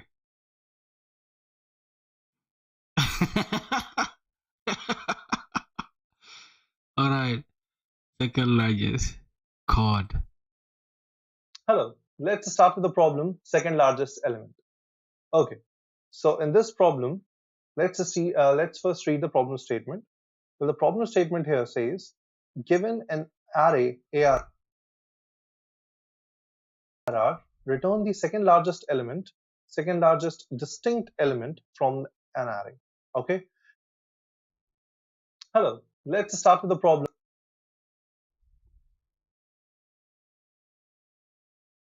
second largest element. Okay, so in this problem, let's first read the problem statement. Well, the problem statement here says, given an array ARR, return the second largest distinct element from an array. Okay, and if the second largest element doesn't exist, then we have to return -1. The question is quite simple. You can see this array present here. So in this array, having all these values, we have two values marked. Okay, in this diagram, I have marked this one as yellow. Well, this one is actually the largest. But do we need to return the largest? No. We are looking for the second largest. In this case, 12, 35, 1, 10, 34, and 1. The largest will be 35 and the second largest would be 34. So in this case, the answer should be 34. Okay, let's see a couple more sample cases. Taking a look at these sample cases, you can see this is the first one which I've already shown you. In this one, you can see three elements are there. 10, 5, and 5. Now your largest element here is 10. But the point to note here is actually there is two occurrences of 10. Okay, this one and this one. So the actual answer is going to be 5 because that is the next greater element or the second greater element. Okay, in this case, 5 is going to be the answer. Now talking about this situation when you have all the numbers same, you cannot find out that what will be the second largest because three elements are present here and all of the three are same. Okay, so 10 is the greatest, 10 is the smallest. You cannot say that there is any second largest number. Okay, so in this case, as the question demands, we have to return -1. Let's start with the approaches of this question. Well, the very first approach that comes to everyone's mind is that why shouldn't we just sort this array and return the second last element, or better said, second last unique element? That is also a way, right? So that is what we're going to do here. Assuming this is my array, this is my given array, I've modified it a little with addition of this 35 so that we get clear with this corner case as well. Okay, first of all, we sort all the elements. So after sorting, I get this list. Okay, I have 1, 1, 10, 12, 34, 35, and 35. So in the case, had it been all the unique elements, you simply can return the second last index. But in this case, and as the question demands, the repetitions are allowed, and you like there's no surety that the second index from the last is going to be the required element. So what do we have to do? We have to find out that whatsoever element is actually unique when we travel from the last and we encounter that, we need to return that one. Okay, so in our case, 35 is the biggest element. Till the repetitions of 35, we are going to move, and the moment we find an element which is other than 35, we are going to return that element. Okay, so this approach is quite simple, right? You don't have to put many efforts here. And here, in this case, as you can see, we have reached here. Once we analyze its complexity, then we realize that we are doing so much unnecessary work, right? Because we are also taking care of all the elements here, which actually we don't need to be sorted, right? We don't need that to be sorted. That is some extra work that we are putting. So that should be avoided, right? Complexity analysis is going to be n log n. Using any of the best sorting algorithms, it is going to cost you n log n complexity. Along with that, once you're performing this check, okay, the worst case could be like all of them are 35 and the last one is 34. Or in the case that which we encountered in which all the elements are same, okay, those are going to be the worst cases for us, and we might have to travel n times in this direction as well, right? So this is going to be the complexity. Keeping up the major element n log n, we can say n log n, big O of n log n is going to be the time complexity of this approach. We are not using any extra space here, so O1 is going to be its space complexity. Moving ahead to the next approach, so we have to go for something better because the question itself demands that that our solution should be in order of n. Okay, this should be the time complexity, and O1 should be the space complexity. Let's try how near can we get to this. In this approach, approach 2, we can use two iterations here. Okay, in first iteration, we can find out the maximum. We very well are aware of how we find maximum in one single iteration. Assuming this is our array, what I'll do in my first iteration is I'll find out which is the maximum value. So let's say I found out that okay, 35 is the maximum value. I'm going to perform another iteration, but this time I'm going to find the maximum value that shouldn't be equal to 35. Okay, shouldn't be equal to or we can say that okay, it is going to be less than 35. Biggest value less than 35. Now once we do this iteration, we come to know okay, this value is 34, and this second iteration we can find out our answer, which is 34. Okay, well, now analyzing its complexity, we did first iteration here, another iteration here. So it is going to be order of 2n. Okay, in the order of n, the complexity would be big O of 2n. The thing is, we are iterating two times, although, right? Even though it is going to be considered order of n, can we do something better to it? Because I feel like two iterations can be avoided, right?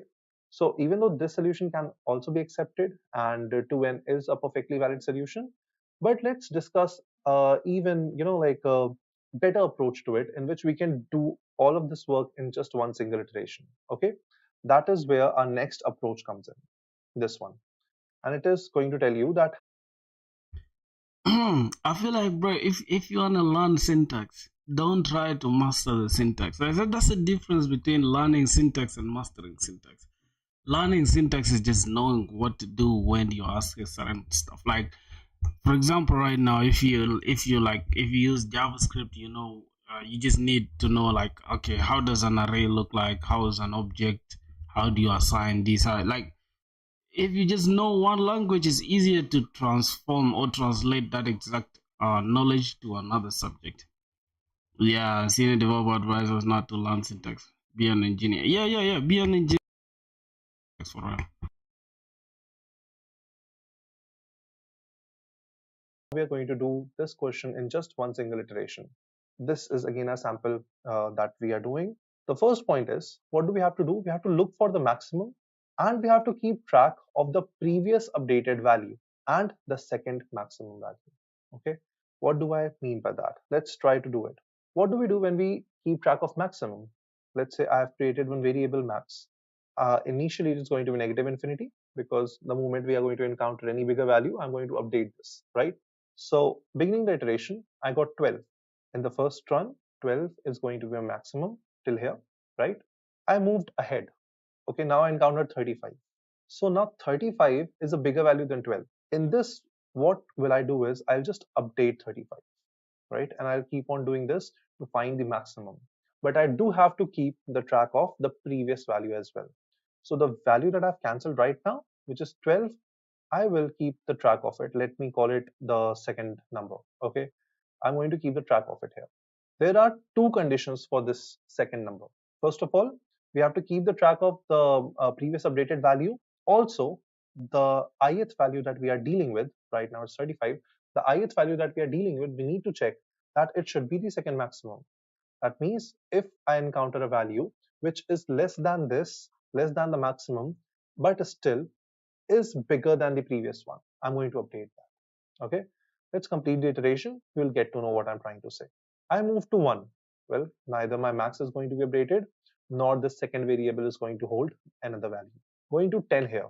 Now here you can see max is not being updated, and my second max is also not being updated. I went to 34. Well, this time my max is not going to be updated because 34 is not a bigger value. But the moment you see second, you see, okay, that 34 might not be bigger than the maximum, but it is actually bigger than the second that we hold, and it is less than maximum. So it is one of the possible answers. So I'm going to keep the track of it. Going to 1 here, nothing changed. Going to 35 here, nothing changed. Eventually, once my iteration is done, this second variable is going to be holding my answer. So now, complexity analysis of this. How many iterations have we taken? Well, we did our work in one single iteration, right? So the complexity that it is going to be taking is, time complexity would be order of n. What is going to be the space complexity? Well, instead of one variable, we are using two variables, but there is, like no consideration of an array or any data structure that we are using to solve our problem, which grows. It doesn't. So the space complexity is going to be order of 1, right? I hope you have clearly understood this problem. Let's see the code of it. Okay, so I have kept the code here for you. The last approach is discussed here. I have kept this case here because if the length of our array is less than 2, then surely we cannot find the second largest element, right? In that case, I'm simply going to return -1 without any calculation. Then I've created two variables, first and second, just to keep the track of maximum and the second value. Initially, I have kept negative infinity in that, and then after that I have started performing my traversal. So every time I'm going to take a new value that will be stored in num, and I'll be checking that if num is bigger than the first, aka maximum, then I'm going to perform this, keeping the track of the previous value, updating the first one. Okay, else if that is not the case, then I have to also check that my num or the ith value is bigger than the second and it is not equal to the first. If that is the case, I can update second here. Quite simple. Eventually, I'm saying that if I have done or if I have made any updation to my second variable, see, initially it started with negative infinity. I'm checking that if it is still negative infinity and have not changed any value so far in the iteration, I'm going to return -1, which signifies I have not found the second largest element here. But if that is not the case, otherwise, Yo, boys, I feel like this guy is even confusing me the most. Like, why is he having n is less than 2? I don't understand. What is n less than 2 doing here?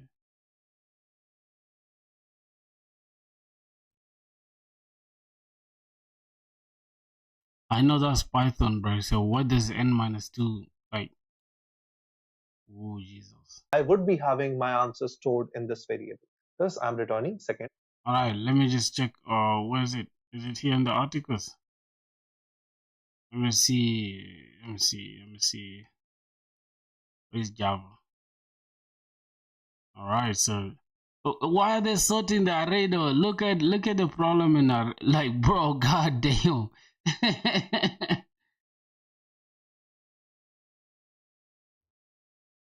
If Indian devs can have the blacks confidence, that can be all to hack to learn remote job editors. What do you mean by the blacks confidence? It's the naive one. See table of contents. Where's the table of contents? I can see the naive approach using sorting. Oh, so this is the one, right? Okay. Yep. So I think, bro, I was about to get it though. Like I was actually like going on the right direction. The only problem is I didn't know how to keep on like int the largest is equals to -1, second largest equals to -1. Wait, so these ones they start all the way from -1. How is the largest starting from -1 then? Finding the largest element for I. Okay. Then if the array in position 1 is greater than the largest number, then the largest is equal to the number in that array position index. Okay, then finding the second largest element. Then update the largest element if the current element is greater than this. Now, if array is greater than the largest element and the array position is not equal to the largest, okay, the second largest element. Okay, why are they both starting with -1 here? Can somebody tell me why they're starting both with -1? Yeah, I need to know why they're starting both of them with -1, bro. It doesn't matter. It's okay. If this, because we have to return if we don't have the largest number in the second. Okay. You could, bro, have to go now. Catch you later. Okay, no problem, man. Have a good one. We're just gonna solve this thing and then we can continue building the backend project, man. We're just gonna solve one problem, then we can continue the backend project. Okay, not bad. So let's see. And so the largest equals to the array in that position. And we update. I think it's the same. The only difference is here, are we returning anything? For I, okay, we are only returning the largest number, right?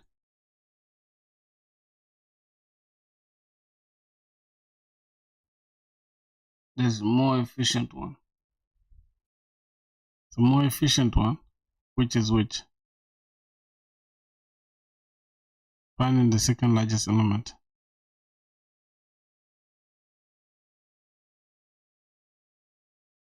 Else if array is less than, if array in the position I is less than the largest and the array in I is greater than the second largest. What? How do you guys explain this? If else if the array right in that position is less than the largest number, that's for the first part, and the array in that is greater than the second largest. You gotta focus, man. I'm focusing, bro. I'm focusing. You don't know, bro. It's hard it's hard, bro. Look the slides above and read carefully. Okay, let's see.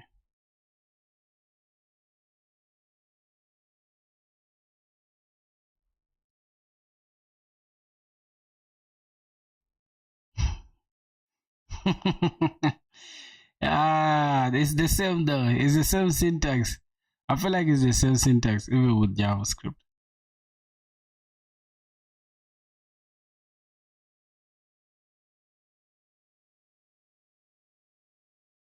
If the array is largest, okay. So I think this is the more efficient one, right? I think that's the more efficient one, my boy. All right, we can just go ahead and solve it, right? Let me go to problem. All right, so let me try to solve it real quick. If I fail it, then it is what it is. So we first say int. First, we gotta keep int n is equals to the array dot length. Okay, then we say int. We're gonna say max largest number or max number. Max num is equals to -1. Do we even need to include that? I think we need int min. I think we can do it like this, right? And min.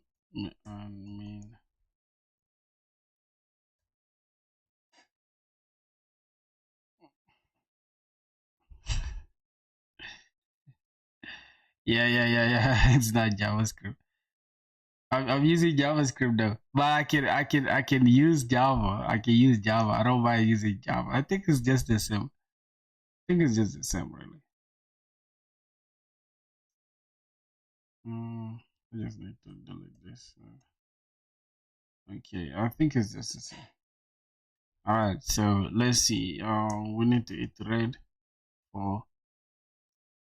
So what if I say for int I, right, in array in the array?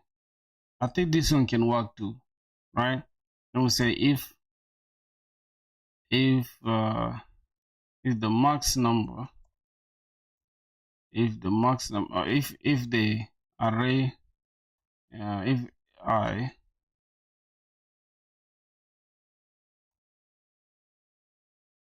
position I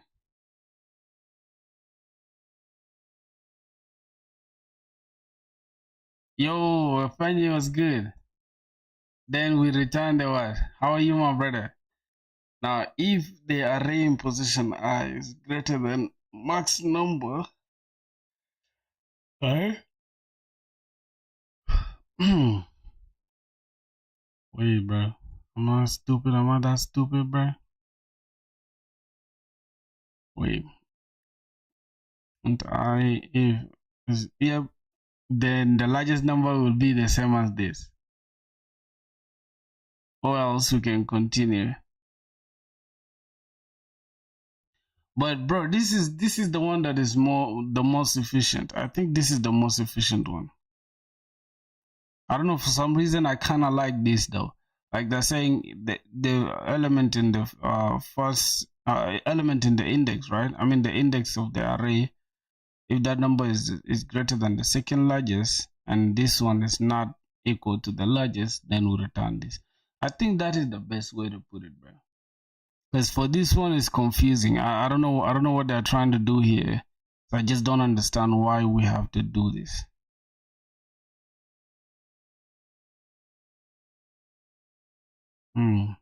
Else if this What the fuck, bro? Started DSA again. Yeah, bro, we started DSA one more time. This is the last time, right? If we don't, then we say array, then max num is equals to, then we say that number belongs there, right? We can say else if, I think, else if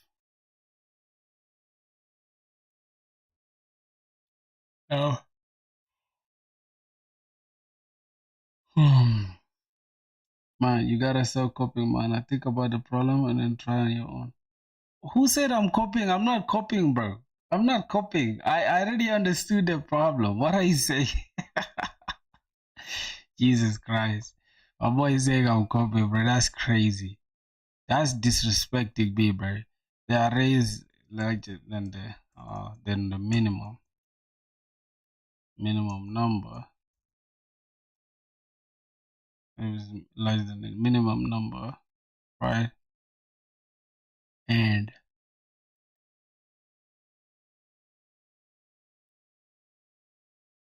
the minimum number is not equal to the max, not equal to the max number, then we equate it to what? To the largest, right?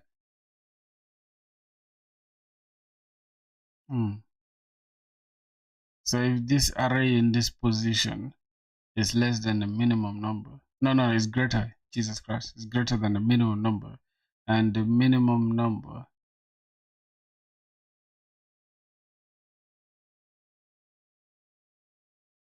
and the array in that position, and the array in that position is not equal to the maximum number, then it will say, it will make max number, it will make then minimum number,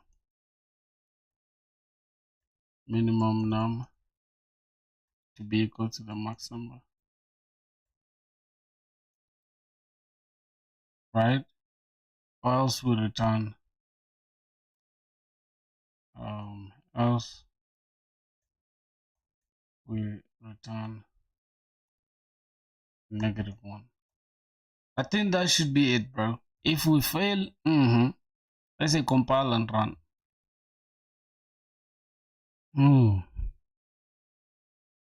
Wait,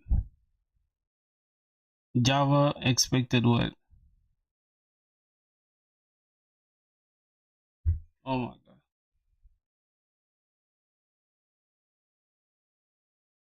Yep, we have an issue, compilation error.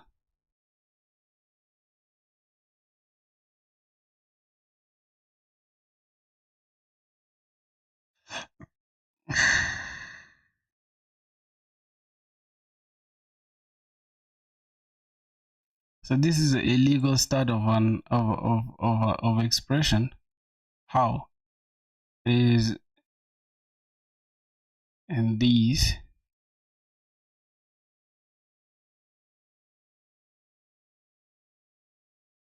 and the array.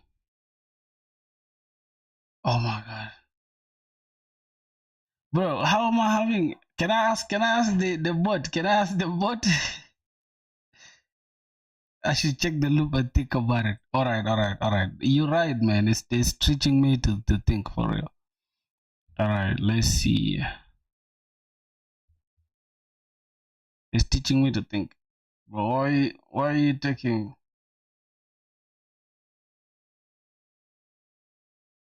Why am I taking? No.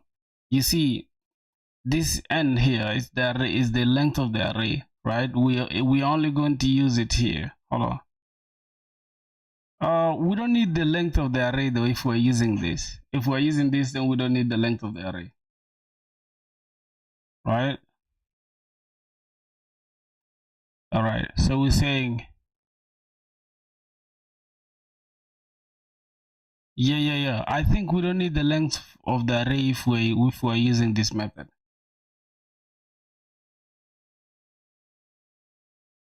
No, bro. You're not correct. Let me just do it. Relax. Now we're saying max number. So the thing is like this.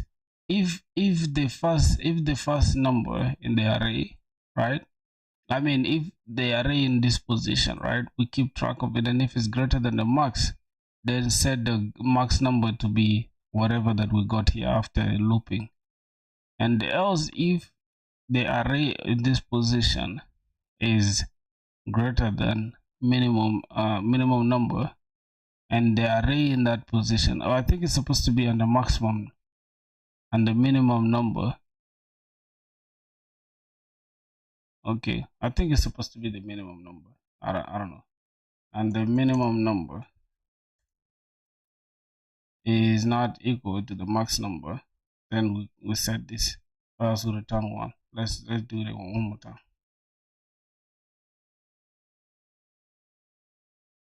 But we still have a compilation error. Greater than minimum number. Oh, wait. Just give me a sec, bro. I think it's somewhere here.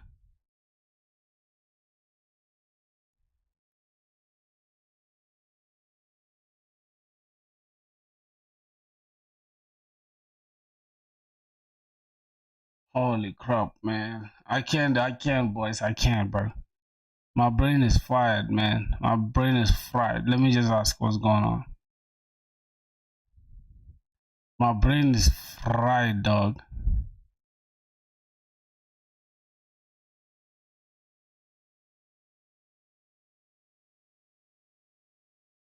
Wait. Is it not this? Oh, it's supposed to be like this. Is it supposed to be like this? Let's see.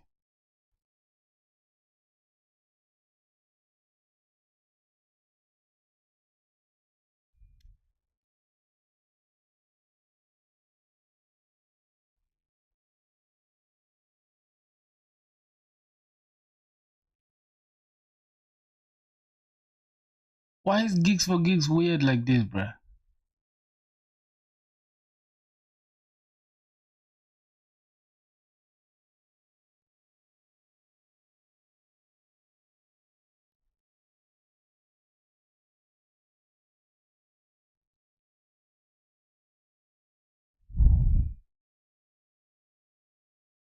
Nah, boys. I gotta check the solution, bruh. I can't,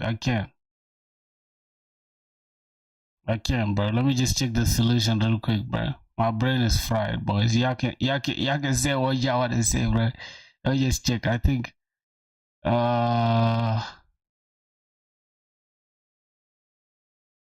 wait, isn't this what I just did? Then the largest number should be equals to the array itself, or second largest number. Okay. So we just return the largest number inside the for loop. Yeah, bro. I had like the loop is the one with the problem, really. I feel like I'm using a complete different loop thing. Alright, now I've learned at least, bro. So you know what I'm gonna do? It's just like rather than using maximum number and minimum number, I'm just gonna say largest number and the second largest number. They should start from there. Then say for int I is equal to 0, I is less than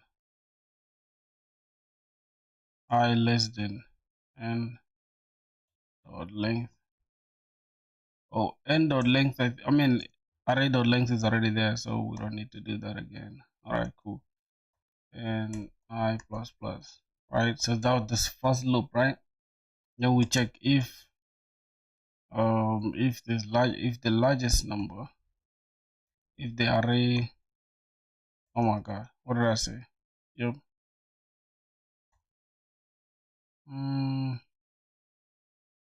in this position is greater than the largest.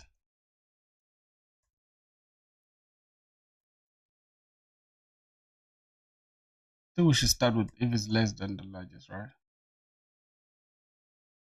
I think if it's greater than the largest, then set this largest num to this array in this position. All right, then we're gonna have else if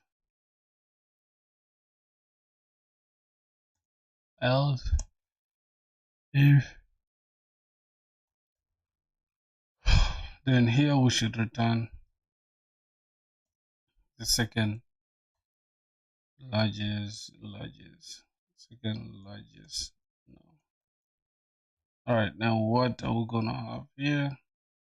So we're returning the second largest number here, and then here we can say if the array in position I is less than, is greater than the second largest num,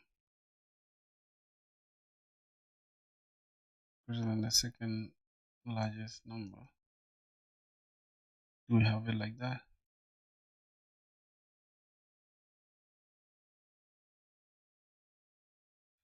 Okay, something like that. Second largest number and the array in that position is not equal to the largest number, then we set the second largest number to be the greatest number. So the largest number, right? And that's it. I think we return from there. Yo, let's see what else. I don't want us to have any compilation issues. Hopefully that should run for sure. It should run. Bro, we have the same issue, boy. You have to initialize the largest number with minimum number. So we have to initialize the largest number with minimum number as well. So it's greater than, okay, hold on. Array is greater than largest number, and the array is less than the largest number. Less than the largest number, and is not equal to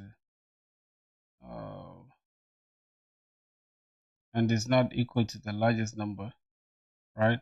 So that means we need to check this, the first condition here.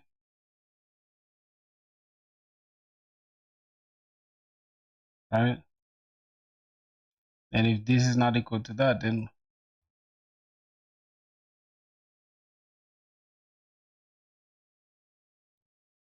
wait.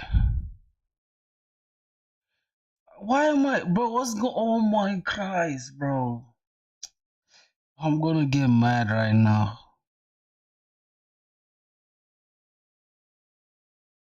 Oh, this is not JavaScript. Is it not how it's supposed to be, bro?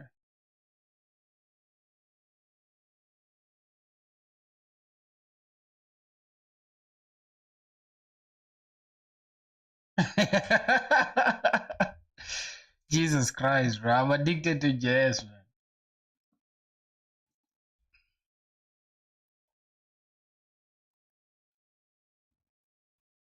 I think I have. Don't you see it here?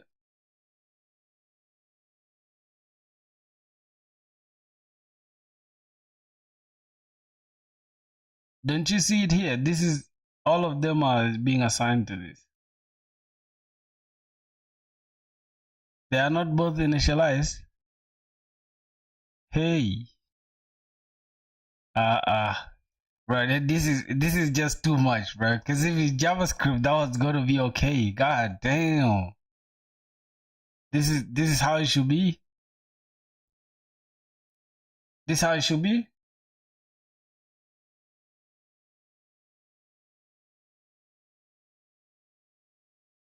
Is this how it should be, bro?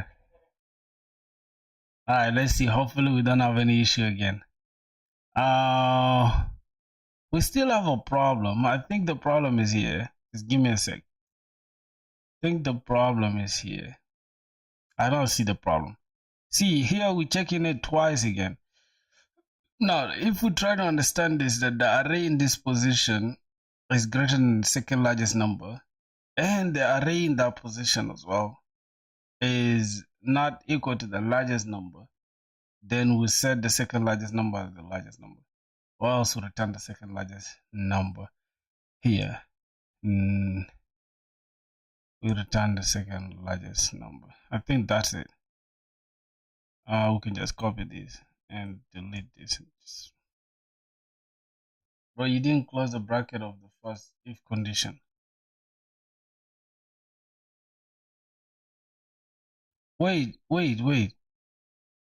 I didn't close the bracket of the first if condition. Which one? I'm missing an import. No, there's no any import issue. I mean if condition. In the first loop, you have to store second, and that's the largest equals to second largest is equals to largest.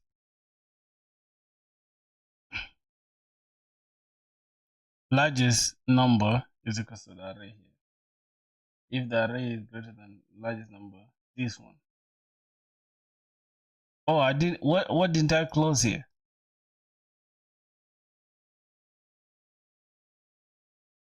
What should I do here? Largest number. If this is not equal to the, if it's greater. Curly bracket is here though. It's here. I don't know if you are not seeing it. You see, the curly bracket is here. Now for this one is here.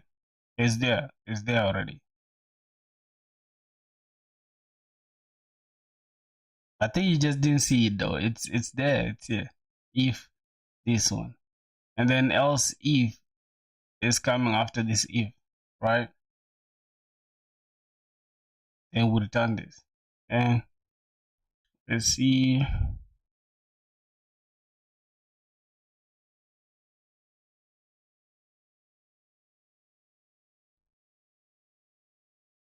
Cannot find the symbol.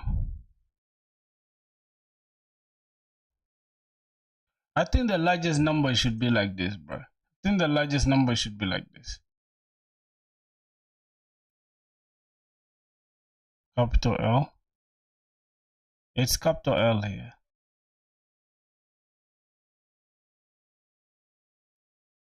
It's literally like that.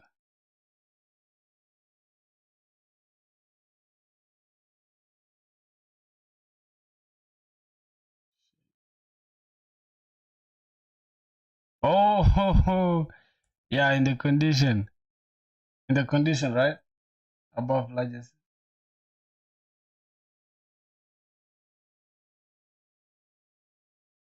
Wait, we've gotten the answer though. Missing return statement. Wait, which one are we missing? Oh, this return the second largest should be outside, right? Should be outside the for the if statement here. Should be here, right?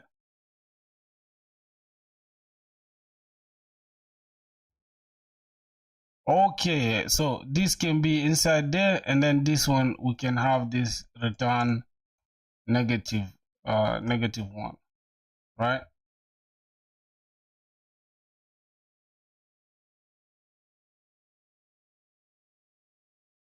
Largest number is here. Yes. What else?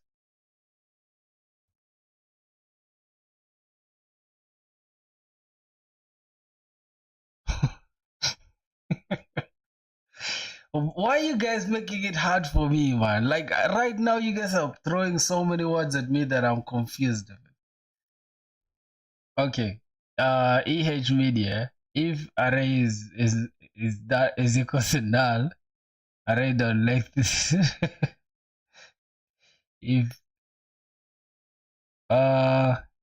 okay. It's not actually that one. We have else if, then this should be else. So if this is else if this, or else, then else return this.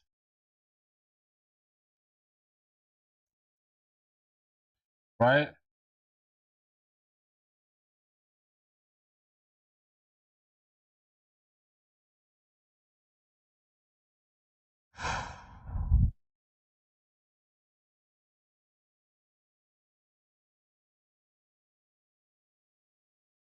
They're saying compilation error here, right here. Whoa. What the fuck? Look at the stupidity, bro.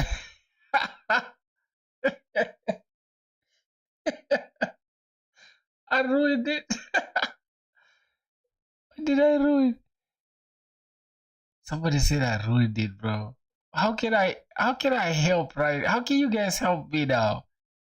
Okay, this is it, right?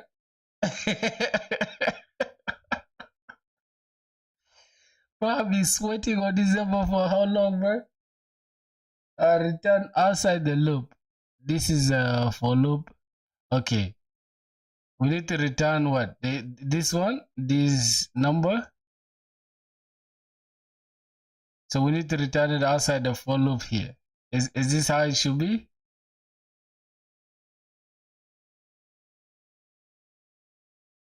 Is this how it should be? You answer real quick. Yes, then let's see. Let's compile and run.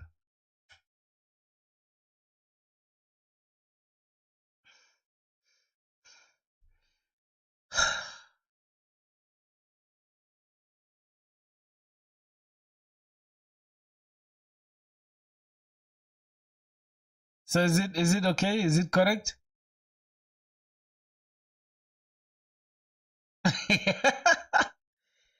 You're using the base case, like if the array is equals to null, if the array is equals to null, and all the array dot length is less than 2, then returns. So should it be in the first place here? Like, should we include it here? Should we have it here?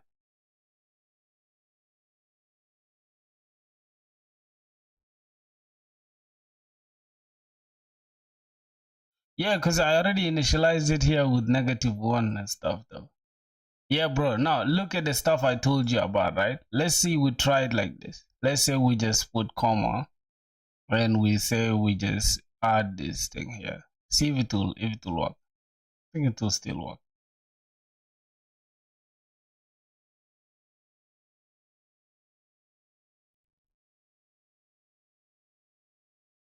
It might not be initialized. Oh, so this doesn't work in Java. Wow. So I have to initialize this twice. Yeah, if we're initializing it here, bro, like with -1, that means we're going to like get we're going to handle the -1 thing.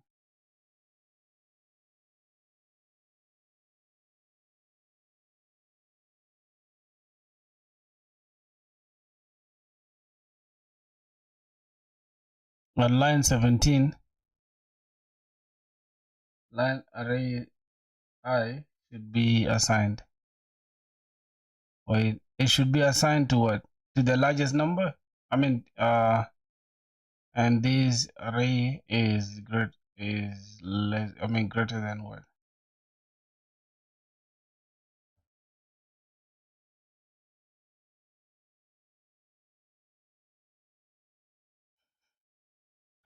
Line 18.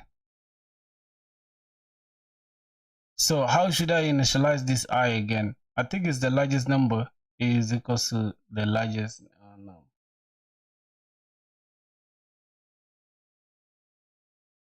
The second largest. Oh, it should be like this? like that.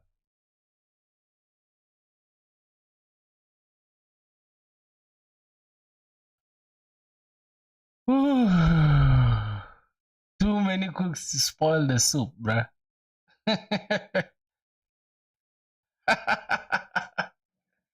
Yo.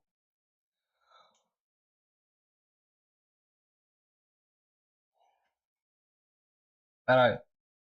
Yeah, I know what I'm gonna do. Let's see. We have okay.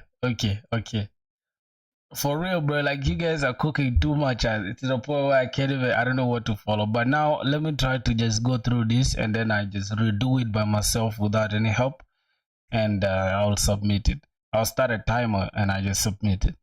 Int n is equals to array dot length. Int largest is equals to, okay, so we initialize it with -1. That means we are already taking care of that case of it being less than 2. Right, so we first initialize both of them. First thing is we need to take the why. Okay, we need the array length just for this only. Okay, so we don't have to write it here again. No problem.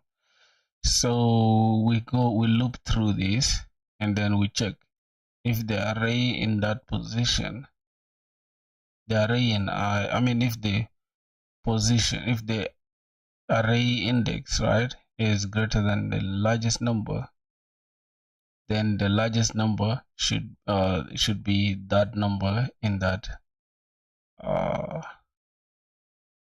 position, right? In that position of the array, which is the index.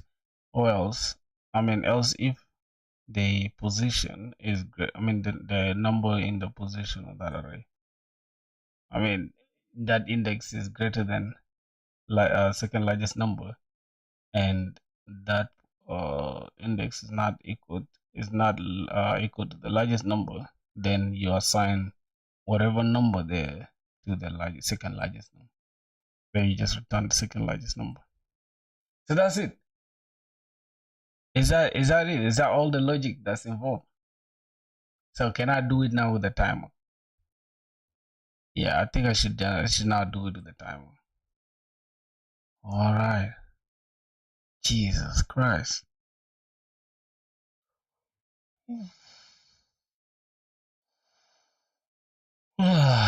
That's crazy. So can I check if I understand it by doing it in JavaScript? And after understanding, do 5 similar questions, and then your brain will be able to do this kind of questions. Oh, so that's it. That's just the trick. Okay, no problem. Now let's start a timer. How do I change this timer though, or it should just be like that? All right, no problem. So int n is equals to array dot length. Then we have int maximum, so -1. Then int min number. It's a stopwatch. Okay. Yeah, JS for the win. I could do it in JS for real. I'm not gonna lie. All right, so we initialize both of them. Then we can say for. I'm gonna say int I in int array, right? And we can just have this if I, right? If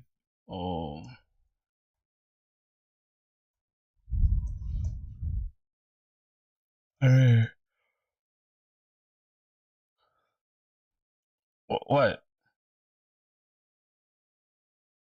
I started cooking it. Okay. I did. I was just trying you. My boy. Oh my god. Yo, you're making me laugh, my boy. Okay, so since we have the array length there, then we can say I plus plus. And we can say if this is greater than the maximum number, then we say the maximum number, we assign it to the. Hey, did you solve it? Why? Somebody's coming to ask if I solved it is crazy. It's so diabolical. Of course, man, I'm not that slow. I'm just like I just have a hard time understanding some things, you know. It's greater than the minimum minimum number, and okay, minimum number, and the array in that position is not equal to this maximum number, then we assign the main number to that number in the array position, that position. Okay, or else we can just return. Now from there we just return the minimum number. I think that is it. If I just compile and run,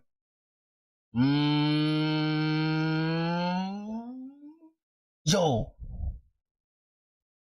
our max number, hold on, where is greater than this? Okay, I think it's just here. All right, yo, okay, we also have one here. All right, cool, let's go, my boys. Yes. What last time, boys, before I submit, because I feel like I was panicking. I feel like I was panicking. So let me just do it one more time. Last time. So we're gonna have int now is equals to array dot length. All right. Yeah, this is the last time, man. We're just gonna have max number. I'm just gonna have max num is equals to -1. We initialize them with -1. Then int main number is equals to -1. All right, I was supposed to stop my timer, right? I was supposed to stop my timer. I think it's cool. Like I finished the other one and no, this is M1, but I'm using a M1. I'm using M1. All right. Yeah, I'm using M1. So boys, I want to literally like master this stuff, like get it in my blood, bro. All right, let's start now from there. We have a timer, so in n is equals to array dot length. Okay, then int max num is equals to -1, and int max, oh my god, min num is equals to -1 as well. Then we start a for int I is equals to 0. We say I is less than n. Okay, less than n, I plus plus. Then we're gonna have if, the first if statement, we're gonna take the array in the position. If it's greater than the max, it's greater than the max num, right? Then we just we say max number, oh my god, max number is equals to that array in that position I.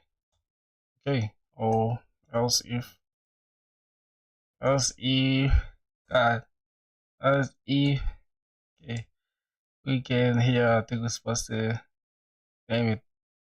Okay, let's say array I is greater than the minimum number and minimum number.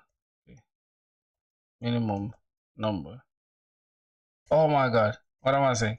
Array in that position I is not equal to the, oh my god, max number. Then we say the minimum number is equal to the array in the position I. Then return. Oh my god, I did not change anything in the time, boys. Nah, this is crazy, bro. Return. I'm not happy, man. I wanted to finish it in less than Are you memorizing code? No, I'm not.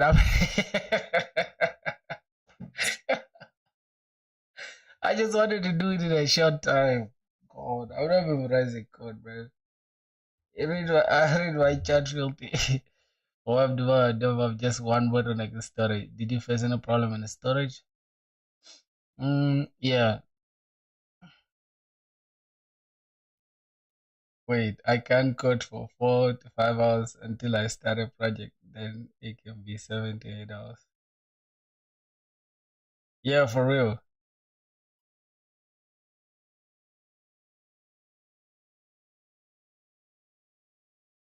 I swear to God, man. Sometimes you can just say you cannot code for that, then you find yourself coding, like solving the entire problem. Wait, possibly your code correctly does not work correctly for multiple tests.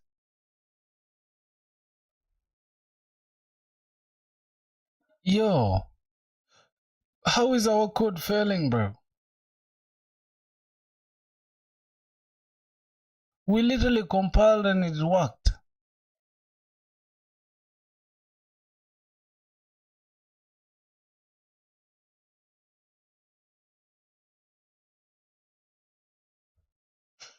Because I memorized it. Yo,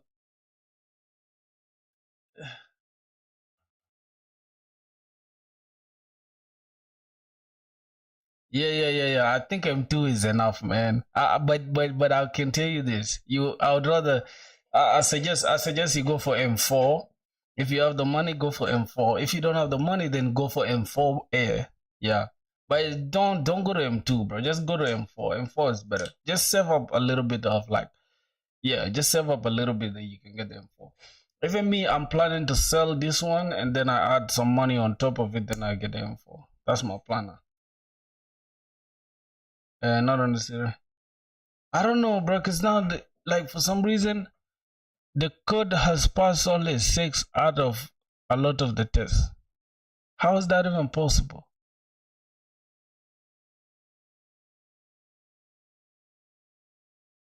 So now I don't want to stress myself. What I'm gonna do, I'm gonna counter AI. I'm gonna say, hey, I have a hard time understanding this code, right?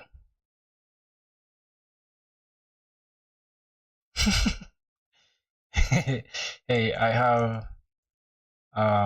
failed this 6 out of 1,000 something for this code where we return the second largest number. Can you explain why and how can I make it work? Yo, Daksh was good. Daksh Kumar was good, man. So what's wrong with this? Are these two variables? I thought I said it, bro.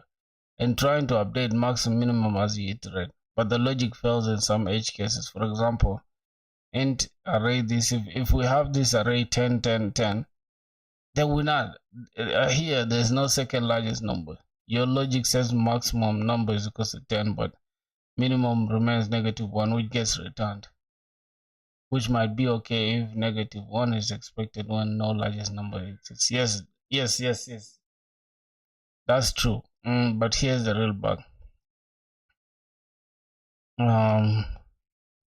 2 maximum is 2. Now the second iteration 1 doesn't update minimum since 1 is less than maximum number. Okay, updates 3 doesn't change minimum, but no logic is preserving the second largest distinct number. Your minimum number logic depends on whether the number is greater than minimum number, but minimum number was initialized to -1. So lots of numbers will be skipped incorrectly. Now, how do we fix this? We need 2 variables, the first and the second, to track the largest and the second largest. So int dot minimum value, integer dot minimum value. int first, second. So it's a minimum. Both of them are minimum value. Yeah.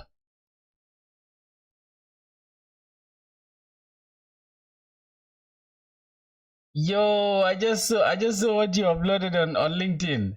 You're thrilled to showcase my latest project, a fully customized Arch Linux setup powered by Hyperland. You're thrilled. I saw it. I just saw it on LinkedIn right now, bro.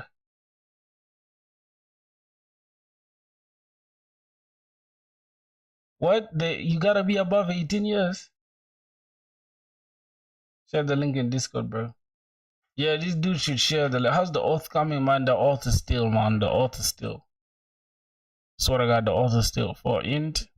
Bro, I've been doing it like this. You guys have been trolling me for doing it like this. Who's that who has been trolling me for doing it like this? Like, this is the actual, like, this is the simplest way to do it. Somebody has been trolling me for doing it like this. Now, if num is greater than the first, then second is equal to the first. And first is equal to num. Huh? If num is greater than first, then second is equal to the first. And first is equal to the num. What? So the second is equal to the first, and the first is equal to the num. Else, if num is greater than second, and num is not equal to the first, the second is equal to the num. And return num is equal to the internet. Okay, this is how we have. If the second is equal to this, okay, either return -1 or return the second. So the only issue we have is I think here in the second thing here. So we can either return -1, right? Or we return minimum number.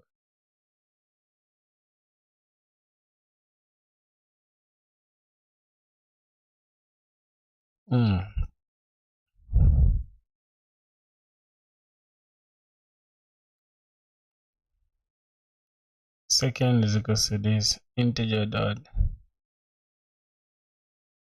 mean value.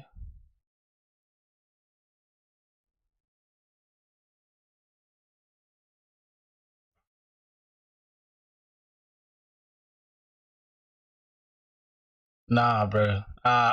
No. I've given up, bro. I've given up. I've literally given up.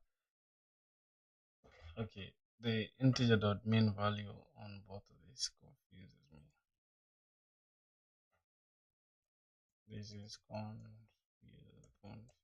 me. Oh, no worries. Let's break it down. So we want to find the second largest distinct number in the array. So input 10, 20, 5, 20. Largest is 20. Second largest is 10, not 20 again. This is just a starting value, lowest possible value for integers. So any real number in the array will be greater than this. Oh, so both of them will become the biggest number we see, will become the biggest second number we see.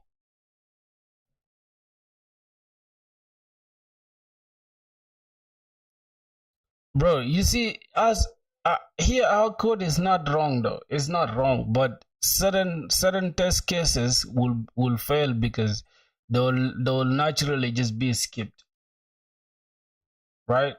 So can we just use integer dot that?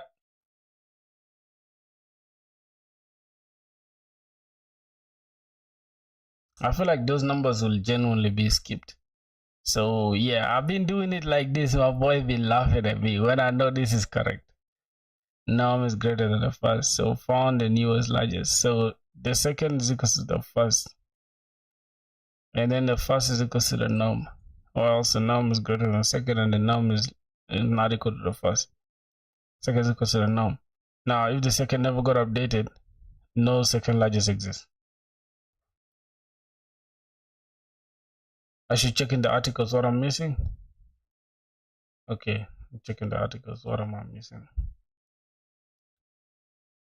Let me see. Alright, so if we're starting with negative, int largest -1, second largest is equals to -1. If then largest is equals to this, then the second for loop. Oh, that's for the two for loops. Okay. This is the one that we're looking for. If largest equals to the largest.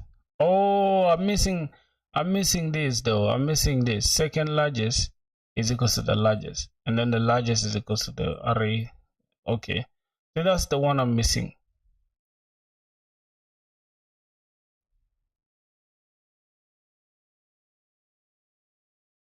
And then if the array, this one is actually, this is actually better though. It's better than this one, because here we have to use two for loops, but for this one we just have to use one for loop. So if this is greater than the largest and this is not equal to this, then we'll return that. So that means we have to use two for loops, but here we can use just one for loop with a second else if. Largest and the array is greater than the largest. So that's the mistake we're having. Right here, we're supposed to say second largest is equal to the largest. If the array is greater than the largest and the second largest equals to the greatest, I mean to the largest, and the largest equals to this, then we can just continue with this. So I think now I understand it. Who's saying that I was mastering the code, bro? I'm not memorizing the code, bro. I'm not. I'm kind of memorizing though. Okay, so we're gonna have which is a min num is equals to the max num, and then max num is equals to this. Then we can say if this is less than the maximum, okay, then and the array is greater than the minimum, then the minimum number is that, then return that. All right, let's compile and run and write your own code, bro. That's the code I wrote. So that's running. Let's submit it now. Jesus Christ. Test cases. Hopefully we pass through all the test cases. Yes, we passed all the test cases. It's scored 2 out of 2. Time taken this. My accuracy is 50% is crazy, right? Bro, my accuracy being 50% is crazy, dog. What the hell?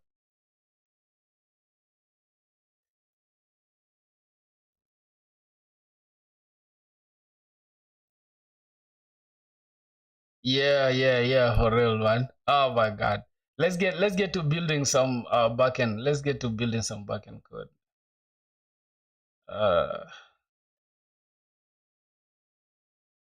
Let's get to doing some backend code, man. Ooh.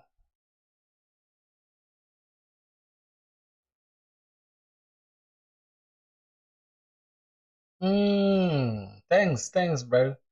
Yo, you guys are okay with this with my, like, this stuff being up here, or I should bring it down here? I think I should bring it down, right? The webcam. Oh shit. Yep, I think the webcam can be.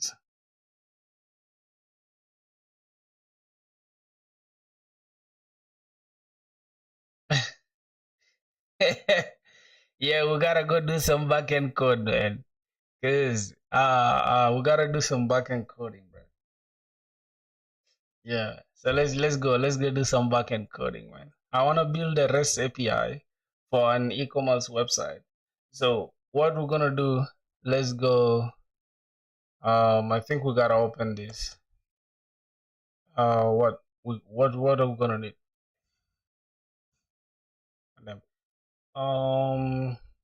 We're gonna need eraser.io. Eraser. Is that okay? We're just gonna say eraser.io. Bro, why are you going to sleep, my G? Why are you going? Why are you going, boy? Go have a good one, man. All right, let's. I'm gonna build some.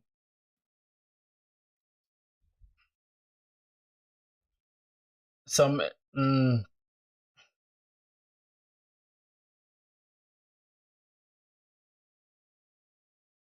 kudos to me. Yeah, yeah, man. I reviewed this project. It's a good one. All right, man. No problem, Dax, man. Pull up if you get us streaming. Just come back because we're gonna be streaming still, bro. We still have a lot of time. We still have a lot of time. Let me see for how long we've been streaming. Just 2 hours. It's not bad. We still have a long time to go. So, you guys, man, I have a proposition for you guys. Like I said yesterday, is it okay for us to just be streaming on Twitch and just we post our VODs on YouTube, like the clips after the stream, or what do you guys think? Should we just continue streaming on YouTube? He's too much brain power. It's crazy, bro. I did lead code. I just did that question and I'm stressed, bro. Like that question is just stressing me, bro. Yeah, but I understand it just like makes you think. It makes you think, right? But damn, it's just super complex, bro. So this database design, what we're gonna do? We're gonna have. I think. Do we even need to design the entities here though? Let's say we're building an entire backend for e-commerce website. I think we can just do it without even designing the backend. Mm-hmm. But designing the backend will just take us time. So let's just go to building. Just get to building, boys. Okay. Webstorm. Let me open Webstorm. Let me see what's going on there. And start a new project. Webstorm. Let me just go inside here. Let's go to like what developer. We'll go to web dev. Then right here we can just start a new one. We call this ecom. Just gonna say ecom full backend. Ecom backend. REST backend. Or we can just say backend or whatever. Okay, then do we need to create a repository? We're gonna need TypeScript actually. We're gonna need TypeScript for that. Then we can start Express with what's the engine? EJS. Plain CSS. Okay, we're just gonna do that, right? We're gonna start it. Should we keep it TypeScript or without TypeScript? Should we keep it TypeScript or without TypeScript?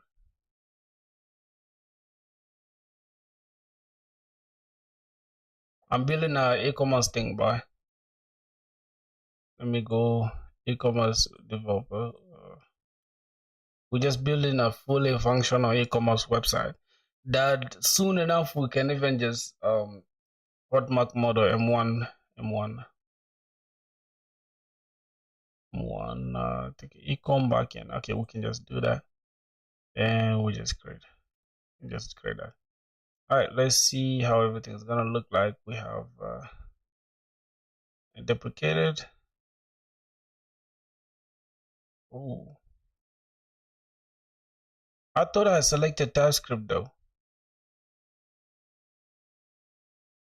I thought I picked TypeScript. No, thanks. Wait, didn't I just pick TypeScript? Whoa. What's this? Hmm.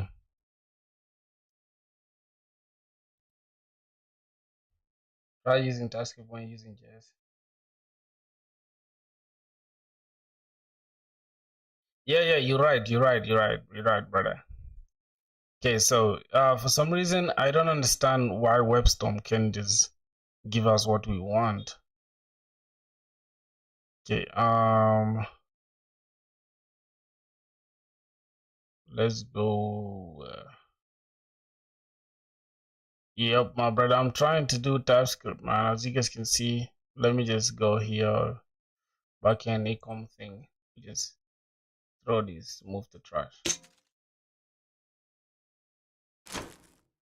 Then I think it's what ecom backend. Okay, ecom backend. Open it in this. Okay, why am I using? I don't know. I don't even know why. Just trying to look cool. It's okay. We can just build the e-commerce backend. Like it should be a very ready backend, like fully functional backend. We're gonna finish it today for this. Okay, so let's go ahead and do that. I'm just gonna refresh this.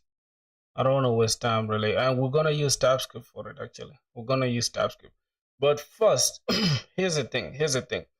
I want to first make everything set. I want to set up everything with JS. Then we shall just convert it to TypeScript. I think that's the best way to go.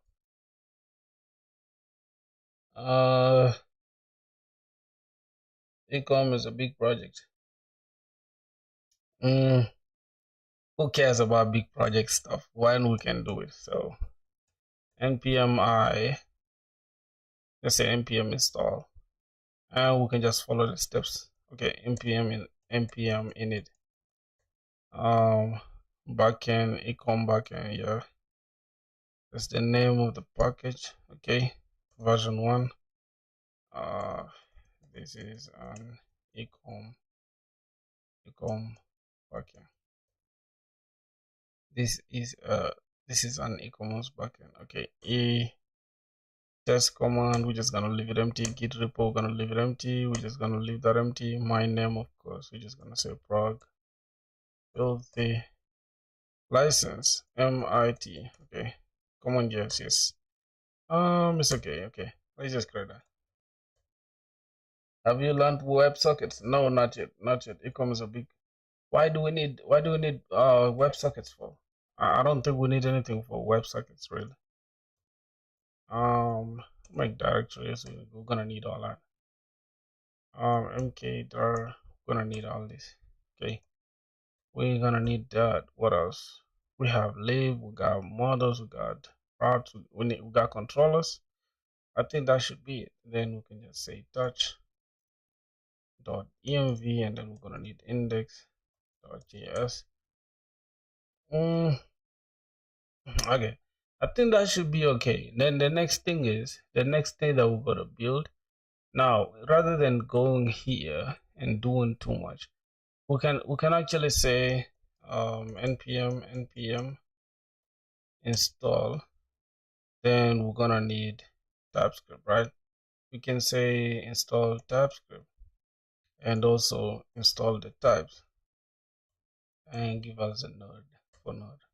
Okay, should be it. Let's see. We can have npx tc init. I think that should be it. Then we can go here inside this controller thing. We can just, let's see what we can target. I think this E6 can be good, right? Or we just use 2023 or 2024. Let's use 2024. Right? What happened? Wait. So should we use 2024, boys? Version for emitted this. Okay, we can just use E6. Okay, that should be okay. Then we can just use this as next. Okay, I think this is okay. Then we need to say we initialize the root directory. Let's uncomment that out. then the root directory, we need it to be src. Alrighty, then let's see which other one.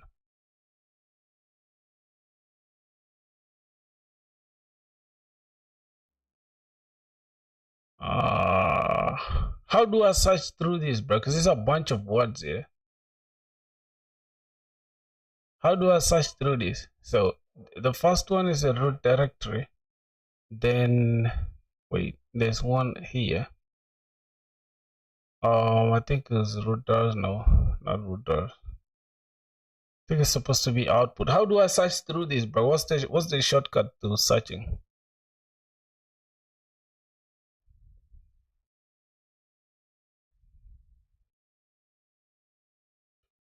Do we really need a output for it? Wait, for some reason my eyes just I can't see well. So we have incremental. Okay, I think it's somewhere here. This is lib. That's the guys. So e-commerce thing, right? What do we need with the e-commerce backend? E-commerce backend, we need to create a product, update a product. What? Uh, something like what?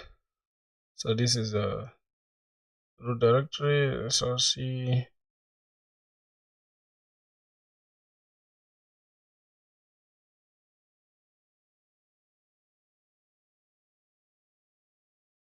Wait a minute.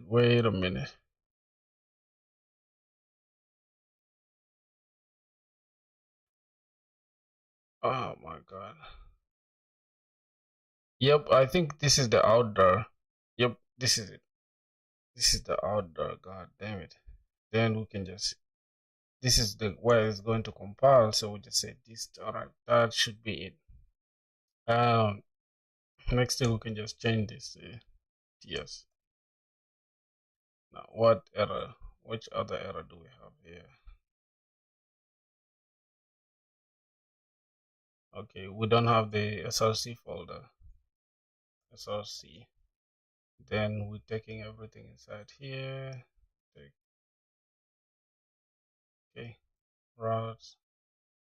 Oh no, node modules should remain out. Okay, I think that's okay. Index.txt can just be inside here. All right, I think that's okay now. We don't have any other problem. Index.ts, and we need to change this inside here package.json. We need to change this to common.js. I mean to module.js if we're gonna use module. Then the main, we have this main.ts. Then the test. I don't know if we need a start script. Index.ts, and this should be inside the src folder. Should be src folder. All right, we can have this as well. Then this is dev. Then we can have we need a comma here. Okay guys, by going to watch the chess stream. Oh man, chess, you're the type who watches chess. You like chess that much, huh? That's good, man. That's good, my brother. Yep, I think we okay now with this. What else? Okay, so we need to say bun dash start, and this is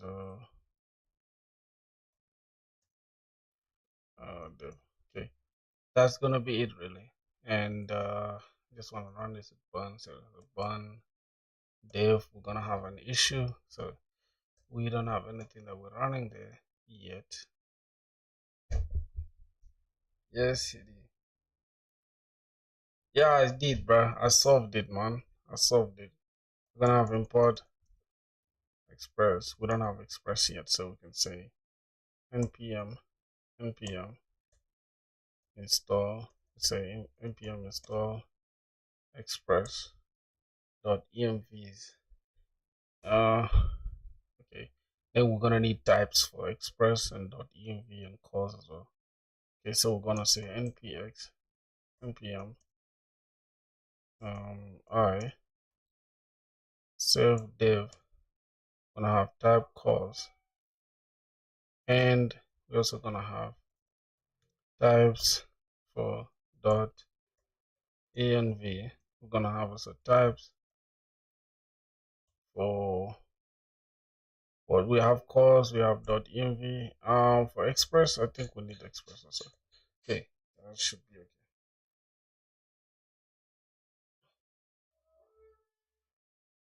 Oh my God, thank you, my brother.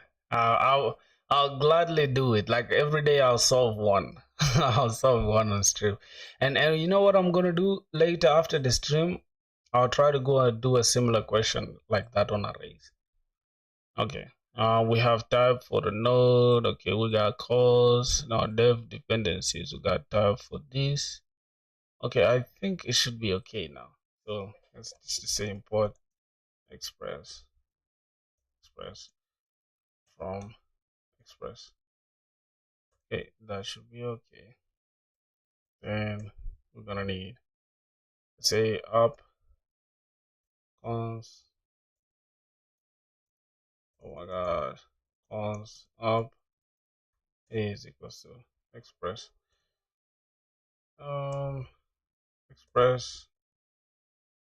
Okay, then we're gonna have up dot use calls, and I need to import calls. So I can just come here, import calls from calls. Okay, then I can say import. Oh my god, import dot env from dot env. Okay, and we're gonna say dot env dot config. Hey, that should be okay. Then we're gonna have, this is a middlewares. Okay, now we have that in place. We're gonna say app dot use now express dot json. Okay. So that should really be it. And the next thing is we just gotta run this. We're just gonna have what are you gonna build now? I'm actually just gonna build a REST API for an e-commerce website. REST API for an e-commerce website where you can just buy. I mean, what is it? Add product, delete product, update product. I think yeah, that's it. That's really it. And fetch products. App dot listen. App dot listen. We need a port actually. We don't have a port for now, so let's just say cons port is equals to process dot env dot port, and we just need to take this because at the dot env port is equals to, let's say, 80. Okay, that's okay. Oh my god, then we need to say port. So we're gonna say console.log. Console.log is gonna have that. The app is listening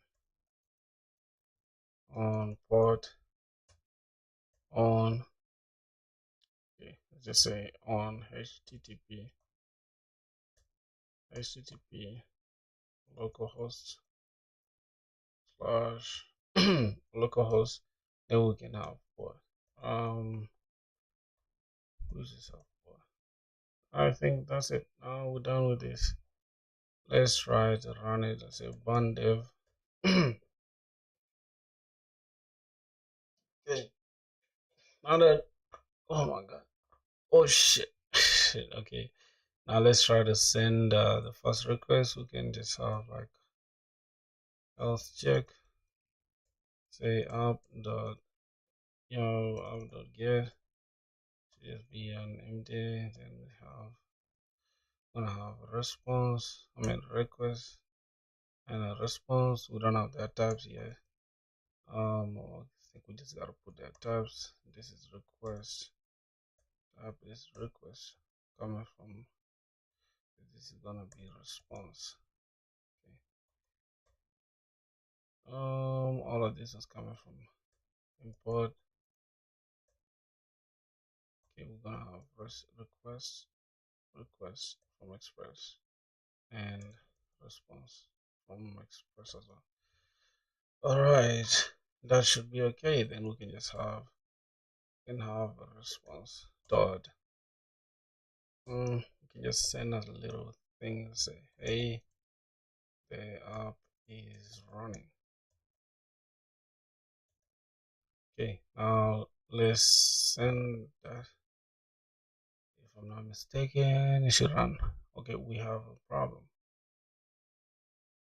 Where do we have a problem? Response update get. A response should be, hey, the app is running. Wait, why is it not working? Why are we seeing a different thing here rather than seeing, hey, the app is running?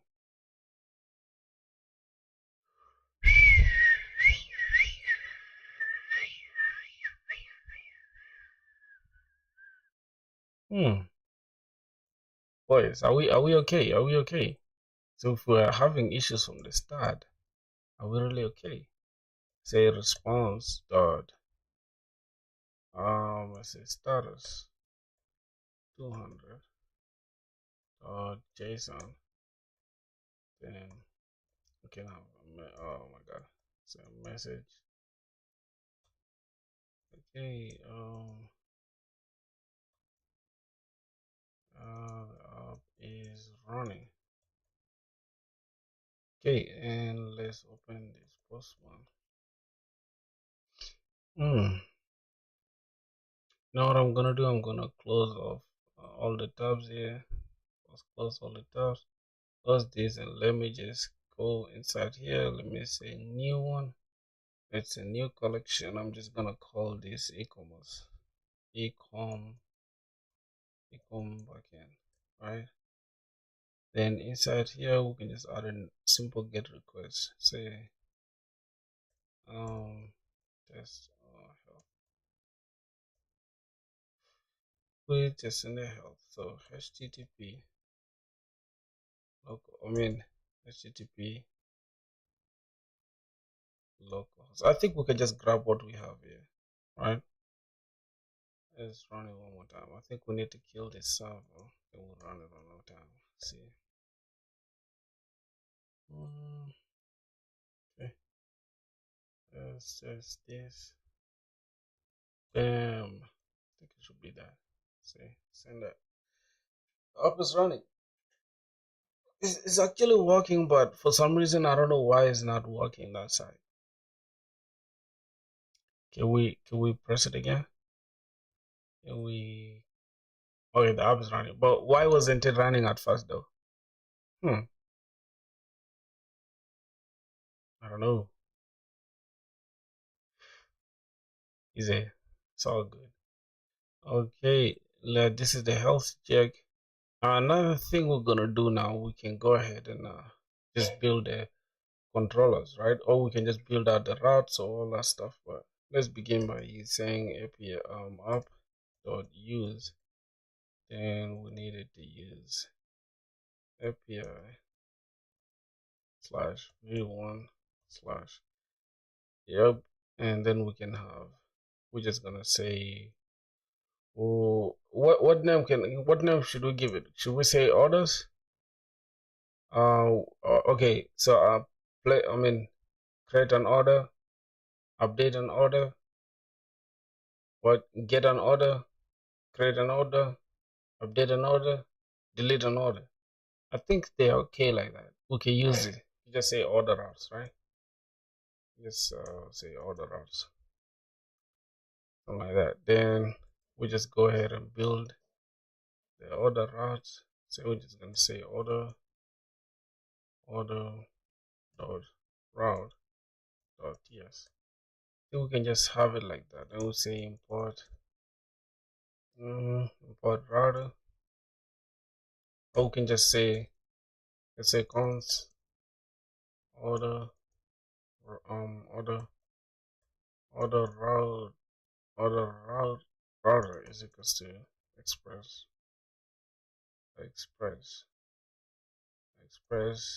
dot we don't even have express though, which is crazy.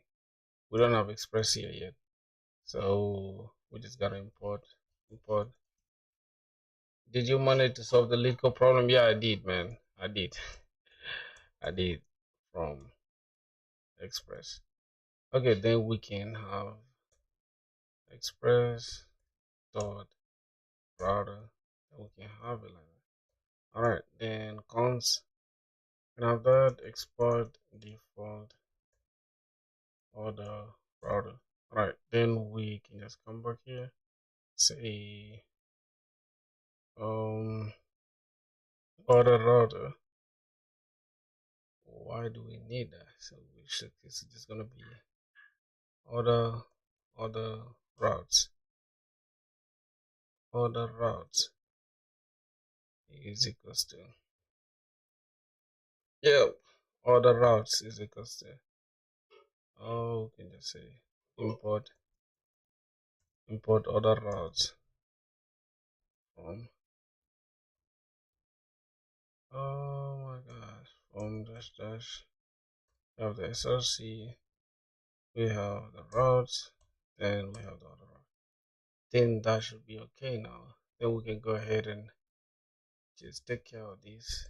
You can just have order router dot get, then we just have slash, this is gonna be, we need a controller, so we can say order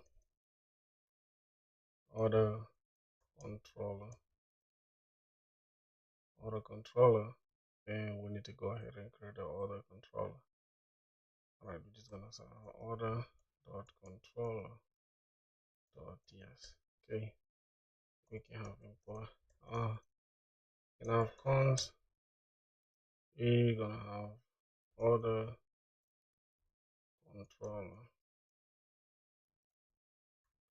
controller, so we can have that, and we can have export default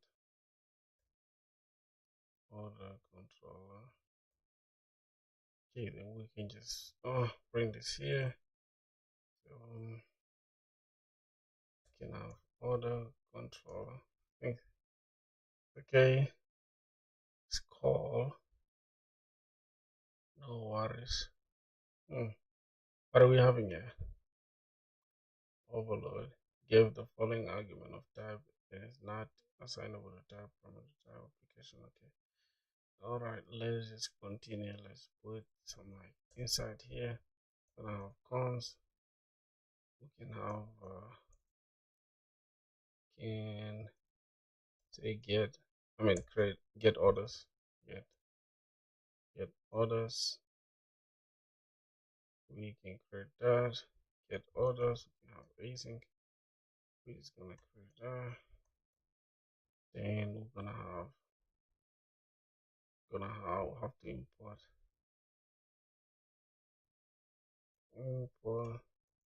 Good boy. You crazy for that, man. You stupid for that, man. Stop saying that good boy thing. We're gonna have request from Express and response from Express. Okay, then we can go ahead and just add request and a text request, and we're gonna have response and a text response. Okay, I think for the getting the orders should be okay. Getting the orders. Then inside here we can just have a little try and catch, and we can just say console dot error, and just give us the error. It should be okay like that. And yeah, we can just create this. 1, 2, 3, 4. And this is create get orders. This can be create get order by ID, get order by ID, and this can be create order, and this can be update order, and this can be delete order, and we can have delete all orders anyways. We can have delete all orders. Hats off to you, may you be successful, man. Thanks a lot. Yo, Crutch, was good, my brother? How are you doing, man? Delete order. Thanks, man. Thanks, my brother. Yo, Crutch, was good, my brother? Welcome back to the stream, bro. I got import order controller from controllers, order controller. Then we have controller dot. We gotta get orders. This is getting all orders, I think. And we gotta get orders and get order by ID. Alright. Oh, we can just create there. Oh my god. Yo, what's good, Akash? How are you doing, bro? Let's say get order by ID. Then we got we don't have update in the order. It's supposed to be updating. So update, we have update, okay. So this is gonna be put or patch. You can use either. Okay, before we update an order, we need to create an order. So let's put create. Oh my god.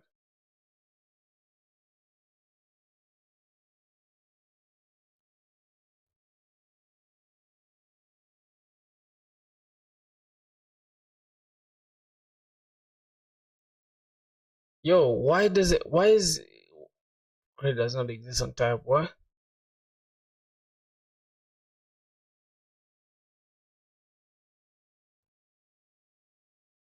Yeah, everyone from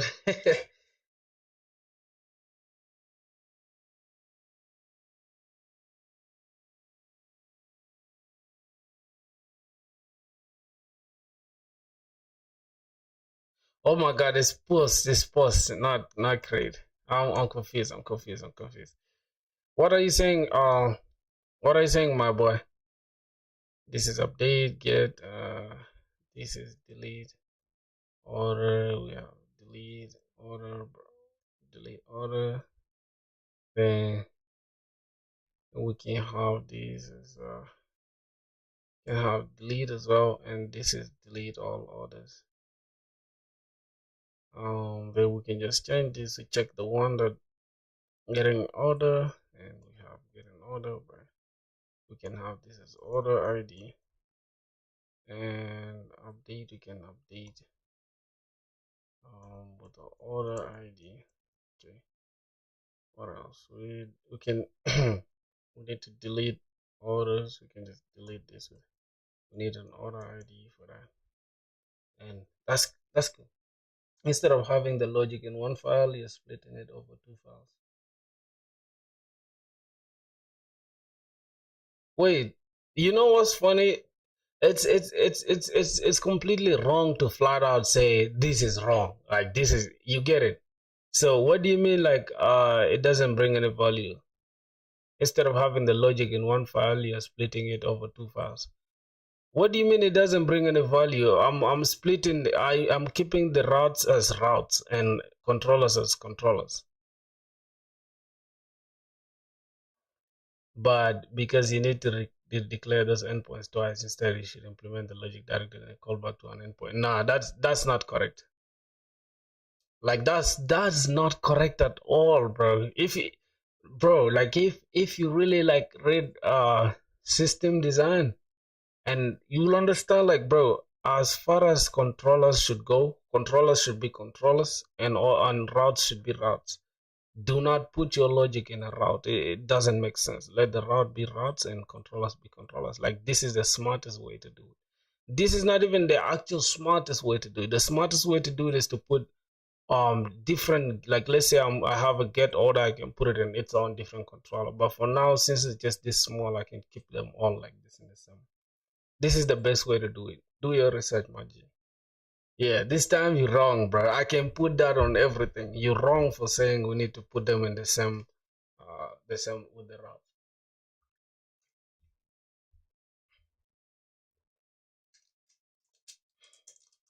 Mm-hmm. Mm-mm. Mm-mm. Right, let's see. Mm. The app is running. Okay. Mm. Mm-hmm. From India, Punjab. What's good? What's Punjab? Is that a city? Is that a city name? Mm. This is. Mm. Get orders. Mm.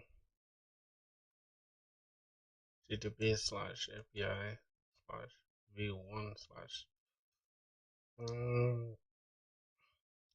think this should be it. Right, if we click this, we don't have any response, not returning anything inside this.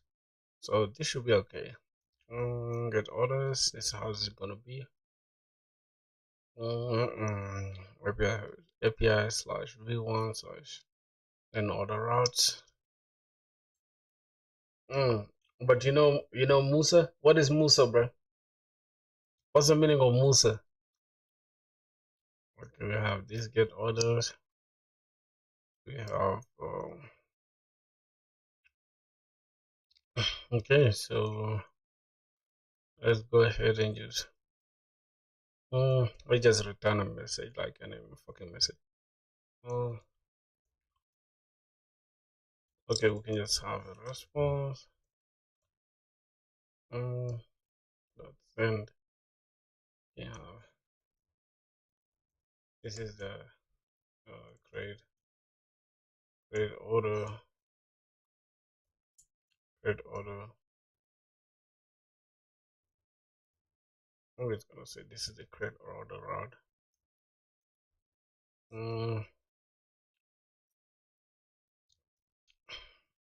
This is this is the get orders route.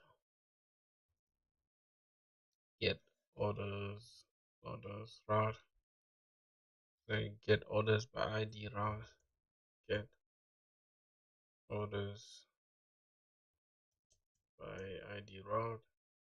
Yo, bro, why? What's that? What are you typing that much, man?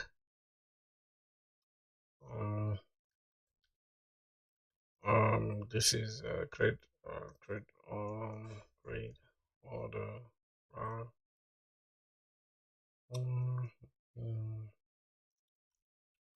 Okay, let's see. Update order route.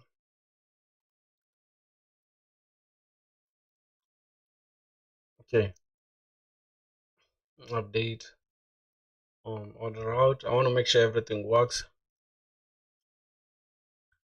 Okay, and this is the delete orders route. Create order. Okay, delete order route. And this is a delete. Okay. Oh my god. What are you saying? But you know about Sindhu Musawala? No, I don't know, bro. I don't know. What's that? What are you typing, dog? What are you saying? I don't know what you're saying, bro. You're confusing me right now. API/what? Let's check. We're good. It should give us whatever's inside here. Update order out. What's going on here?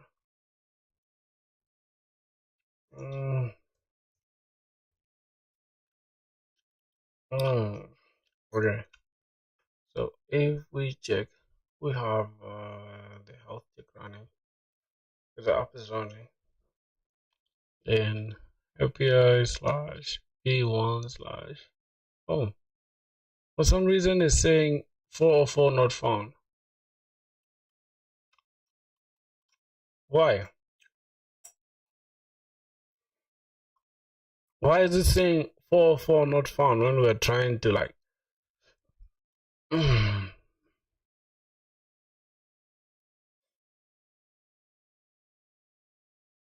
boys fail orders.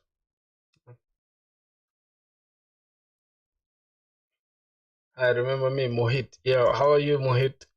How are you doing, my brother? Let me see. I'm from South Sudan, bro. How about you? Okay, let's see. Now, how do we create an order? Right? How do we create an order? Boys, how do we create an order? We have everything set up now.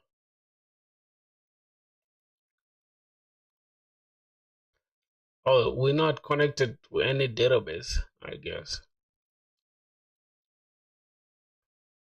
Oh yeah, we need to actually connect to the controller our side, not both on the controller side.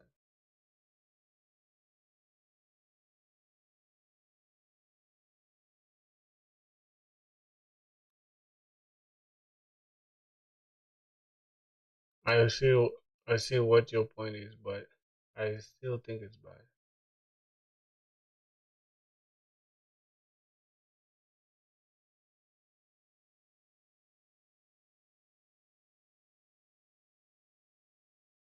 If you did inline callback.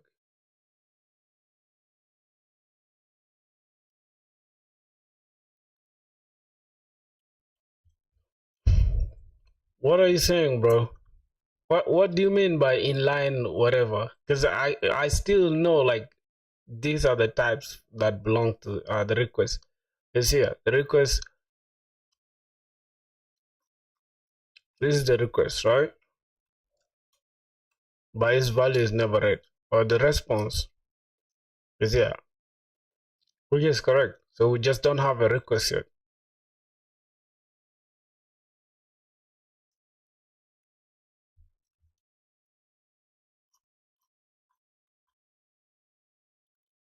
Upright liked your post, man. That's crazy, bro.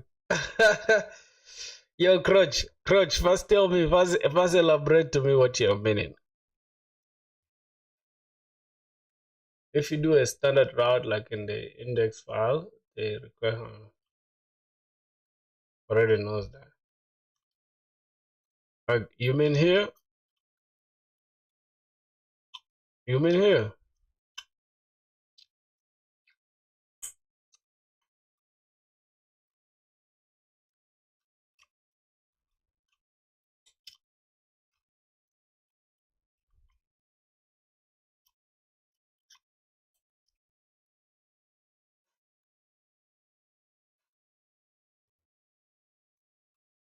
Oh, yeah. But in the index file where you have routed or get.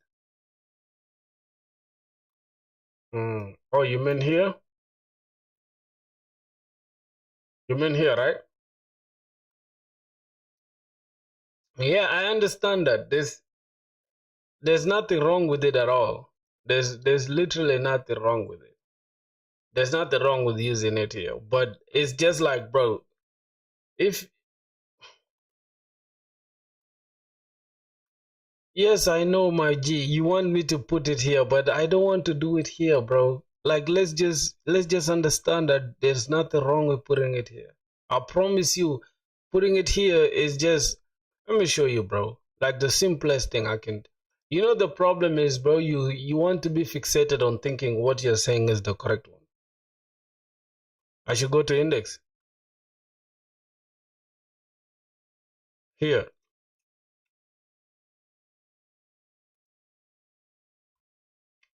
No, no, no. You are, and you have.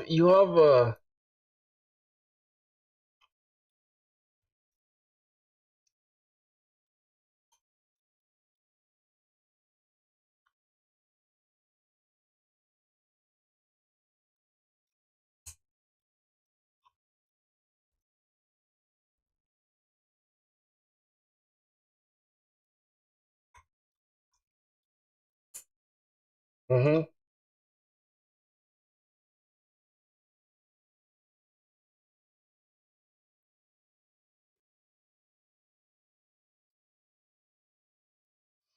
Yes, yes, yes. Here's the thing, bro. Here's the thing. You know what? The thing is, like, you want people to do like bad just because somebody. Are you lazy, bro? Are you just lazy?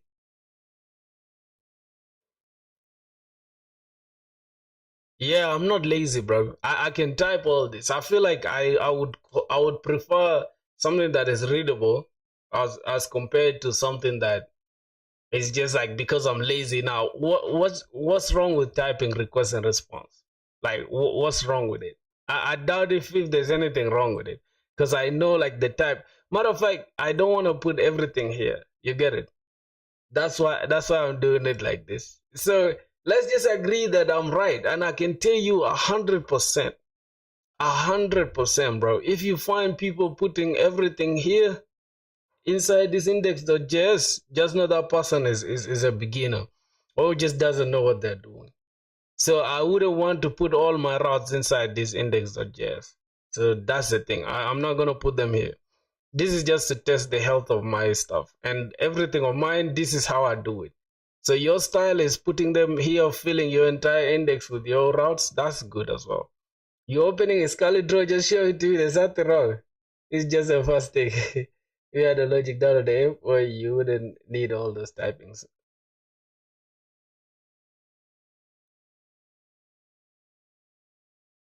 What is 15k log? What's the meaning of 15k log?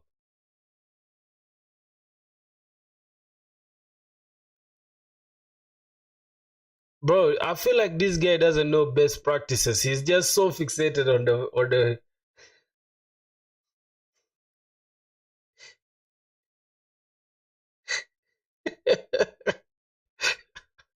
You know one thing about like somebody like Crutch, he wants to be the cool developer that knows everything. But I promise you, Baji, there's nothing wrong completely with putting everything in separate folders at all. I feel like this is the best practices as far as I'm concerned, and as far as what I've learned is concerned. I can tell you this, bro. Any amateur developer would do what you are doing right now. Just because you're lazy is like, okay, you don't need this typing, so I'm just gonna remove these ones. And because I have them inside index.js, Express will infer it. That is true. TypeScript will just understand that, okay, this is what you're doing, and this is what you're having, right? Which is cool. There's nothing wrong with it at all. We can even decide to do this, right? We can even decide to remove this requesting because we don't have it. We just keep it like this, and it will still work. There's nothing wrong with it. Yeah, but I swear to God, you know what's funny is that when you know something, right, and then you want, if you need strictly type everything like you're doing, that's good, wrong. That's good. Already knows the values. What do you mean I'm using TypeScript wrong? You hover over the variable. Now, as you can see, this one is still correct though. I don't even need to add it. I know that.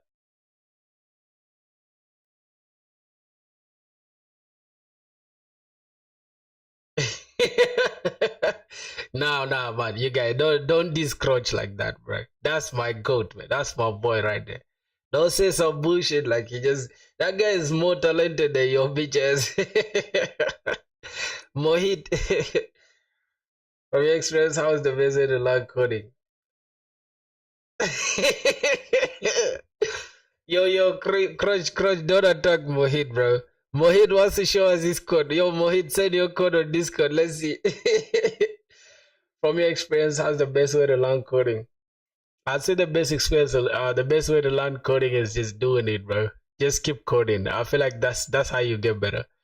Mohit, send your code on Discord. I'm not teasing. Okay, send your code on Discord. Now, is it this one?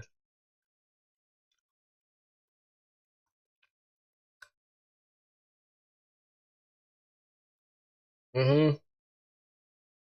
Send your code on Discord. Let's see.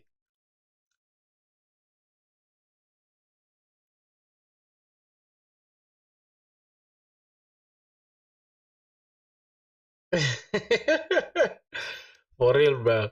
I feel like, look, there are so many conventions to do. Like, bro, you can, I say, like, you can reach to Rome using different routes, right? Like a million ways to kill a cat, a million ways to reach Rome. But at the end of the day, we're just getting the job done. Hey, today I'm not saying anything about crutch. Don't say anything, bro. You're not understanding me correctly. I'm understanding you, and I appreciate you for the fact that you this stuff, right? You're saying now. My question to you is, Crutch, do you want us to put every route here inside this place rather than creating a separate route? Is that what you're saying?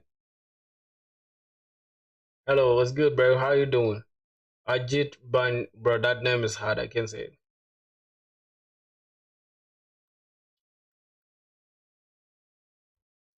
Is that what you're saying, man? Ah, controller delegation here. Why are you calling it delegation, bro? You feel some weird shit. You could say controller delegation. What's wrong with the controller? Got too many things going on in the controller. How? What's going on with the controller? What's wrong with it? Yeah, my last name was difficult to pronounce. The first name is fine, bro. How you doing? I'm good, man. I'm good. Welcome to the stream, my brother. Yeah. You seem new here because I've never had that name since. Welcome to the stream, bro. We're coding every day until we get a job. I think today is day what? Day 49 or day 48? Something like that. Day 48, yeah. Yeah, today is day 48. So, should never have request and response in the controller setup. Just basic functions like get users, which you use from endpoint. Or then you can use get users in some different parts of the code, like what? You should never have request and response in the controller straight up. Huh? Am I hearing you correctly, bro? Are you really hearing yourself?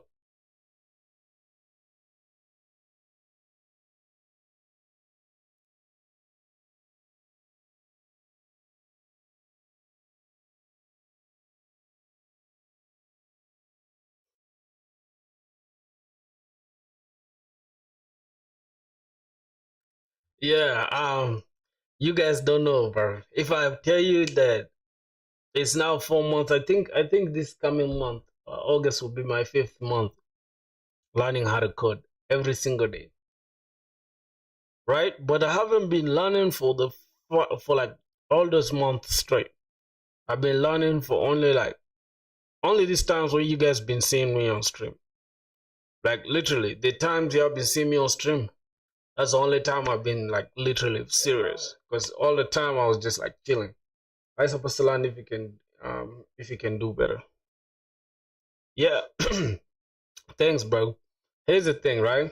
I could just sit silent since day 40.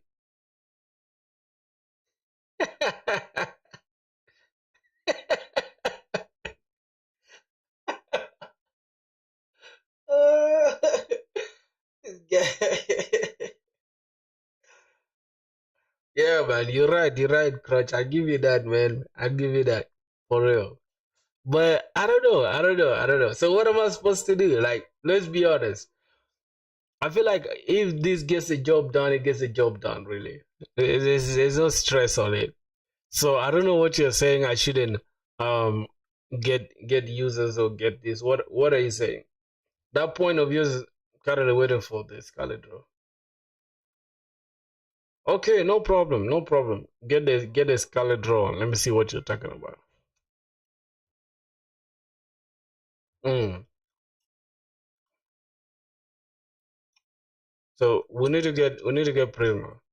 Hey, my brother, who's Ajit or Ajit, whatever. I just don't, man. I don't know how to spell names, bro. I'm sorry, bro. What's good? Prisma in it. Initialize Prisma, man. Let's go ahead. Um, yep. Mm, mm, fetching the latest update for this subcommand. Yeah, bro. I'm sorry, bro. You joined the stream when we just being disorganized and just yapping. But if I can introduce it to everyone here, we got Decided Alloy, which is my boy Pakash. I think it's called what's his name? Pakash. Some Daksh. I think Daksh. Yeah, something like that. Yeah, Prayerful Daksh. I think. Hey, we got my boy Crutch, the goat. We got Crutch. There, who else? Who else? We got Mohit. We got most of you guys from India though. We got LCNA. I don't know that dude. That name is quite new. Yeah, but I think Crutch joined us in day 40, right? He has 8 days now. Since then, he's had issues with boys here in the squad. But I enjoy the entertainment though. It's all love, man. Yeah. So that's the thing. It's a good, nice to be slow and steady. Yeah, for real, man. For real. Thanks for joining the squad, man. We just chilling, bro. We're trying to get a job, man. I don't know how is the job condition in your in India, bro. Mm. Mm. Okay, how's the job condition in India, bro? Let's go here. Mm. Database URL. I need to create a new database. It's okay, all nice. Okay, okay. Then we can create a new database and we run it inside our Docker. Uh, hmm. Let's see.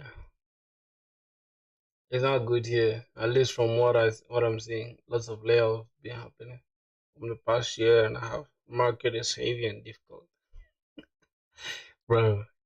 Oh my god, bro. If I can tell you in my place, there's no competition, bro.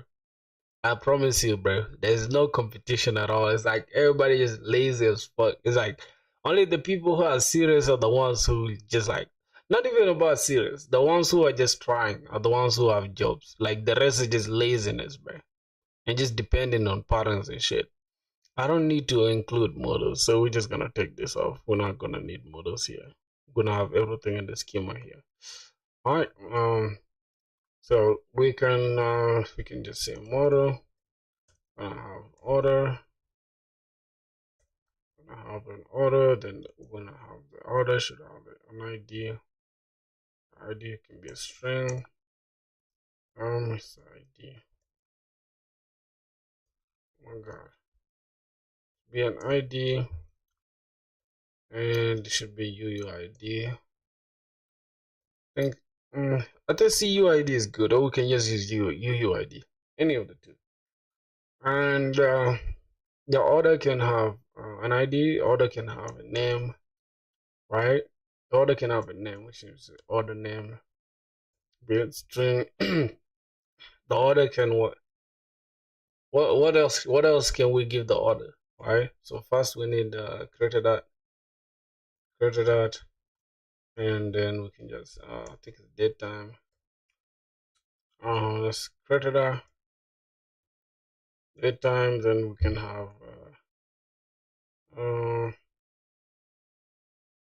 we can have this as a day. Okay, date now. Can have date. Oh my god. I think it should be default, right? Then we can have date.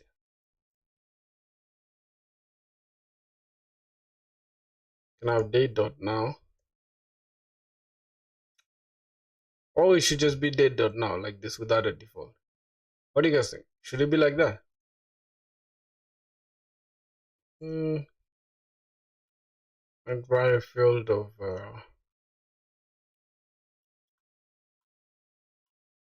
Boys, how should the updated at be?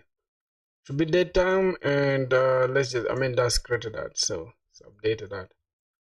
And this is also date time, but it should take updated at time. Updated at. Okay, so this string name can it should do we need like a unique value for the ID? Can the ID be unique? I think the ID should be unique, right? Hmm. Okay, we have updated that time.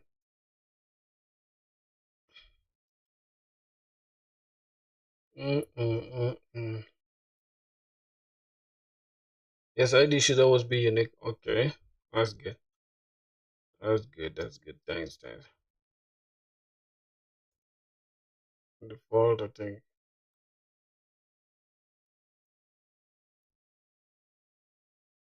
How should this be, bro? I don't know why it's giving me errors here. This line is not a valid field or attribute definition.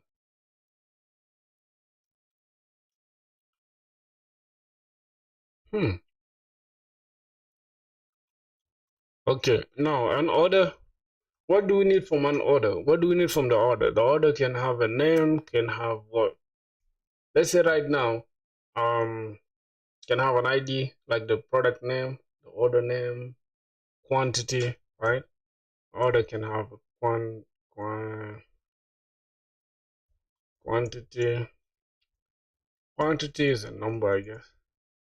Oh, does number exist in this?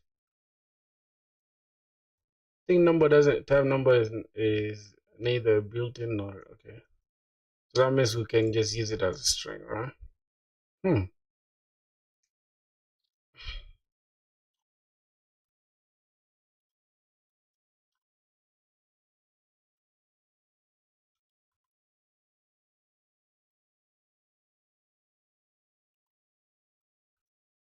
Boys, for some reason I'm having issues with this.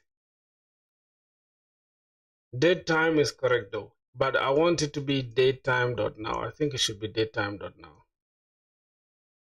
Yep, I think it should be datetime.now. Okay, why am I wasting time there, bro, when I could just see it here on my code here? Damn, my brain is not really working, bro. I'm right now cooked. I'm cooked, boys. Okay, default should be now. All right, it's okay. Default should be now. So that's it. Yeah, at default, then it should be now. Okay, now. All right, I think that should be it. Then an order can have quantity, which is like amount, right? Products, their quantities.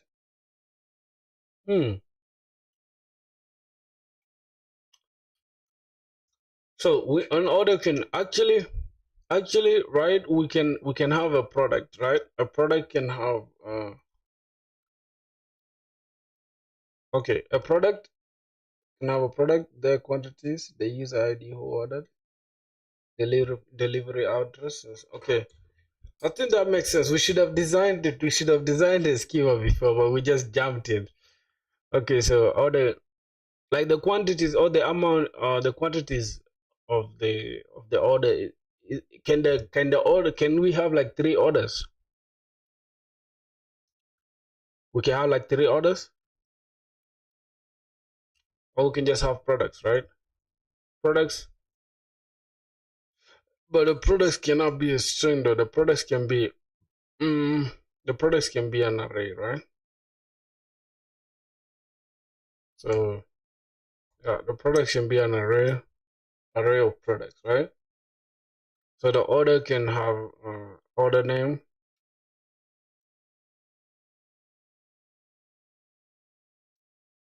quantity of all the products and their prices. So the order can have a price, right? That's true. The order can have a price. String, this can be products like this. Products. Now we can create a table of products here. We can just say we can create another table of products, right? Say products. We can have a table of products, and then we can reference that product. We can just have say products. We reference product, right? We can reference that product here.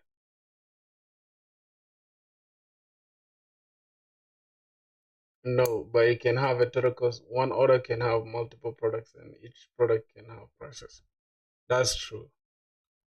That's true. So we can keep the price here, right? For the ID can be the same ID as this one, right? For the ID can be ID, then can be ID, as well as we can have the default and we can have CUID. Even this one, let's keep it as CUID. CUID. Then we can create a relation here, right? We can create, let's say, product ID. I think we can say order ID, right? Order ID. Yo, bro, what's good? How are you doing, man? So the order ID can reference. We can say the order ID. It can be it's type. We can have this order ID. Then this order ID will be a foreign key, right? Which is a string. You can take, how do I call it? Okay, relation. And we're gonna have fields. Now the fields can be order, right? I think it's orders or order. The fields can be order ID, I guess, right? And references the ID, right? References the ID. Invalid field, not the relation. Then we can have this as a product ID. I'm kind of confused now, bro, because for some reason, if we have an order ID shouldn't be a string here. Should it be a string? All right, let me just let me refresh my backend here. See generate chat on Discord. Okay, I'll check it. Just give me a sec. Let me try to understand these relations here. So we can have a relation. So user, it's user, then relation. Okay, starts with skills. It's like orders, and then the fields like the user ID, reference ID. Okay, we have order ID here. We can have products. Okay. So I'll check it out, my boy. Just give me a sec. So we can have here, we can say orders. So we can have that. Then we can have order ID.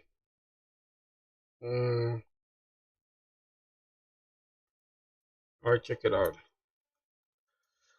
Oh my god.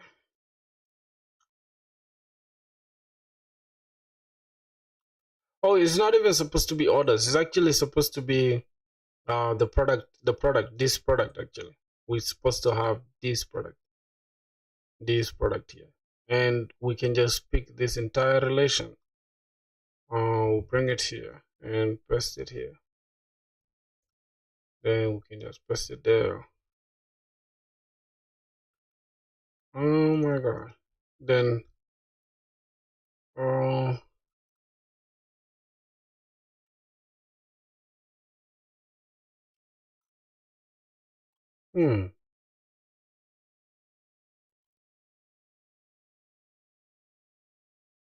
okay, comma, then we can have orders. For in the video won't have order ID as foreign key, as orders will be made by products but not the other way around. Product can be in the video, doesn't have to relate one order. Oh, for real? Are you Black Panther? No, I'm not Black Panther. The fuck is Black Panther? Okay, let me check the general. Uh, yeah, bro. I need to understand that shit. Just give me a sec. Okay. Collaboration whiteboard. I'll check it out. We shall actually go and design the entire thing in a Scarlet Draw without having to stress about this. So let's see. Okay. Collaborative whiteboarding.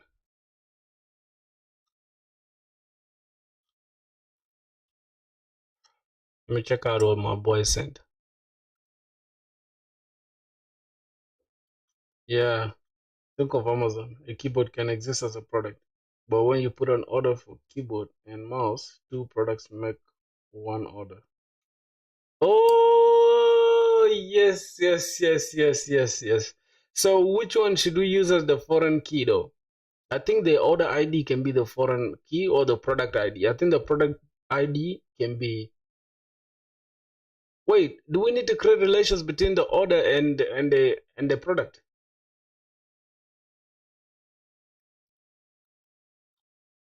It's taking forever to load, bro. What's going on with this shit?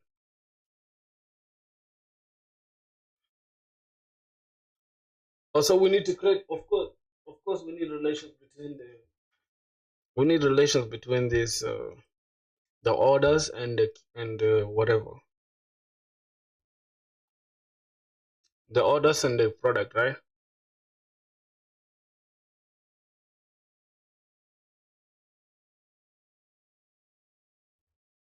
One order can have multiple products, but products don't have to have any orders.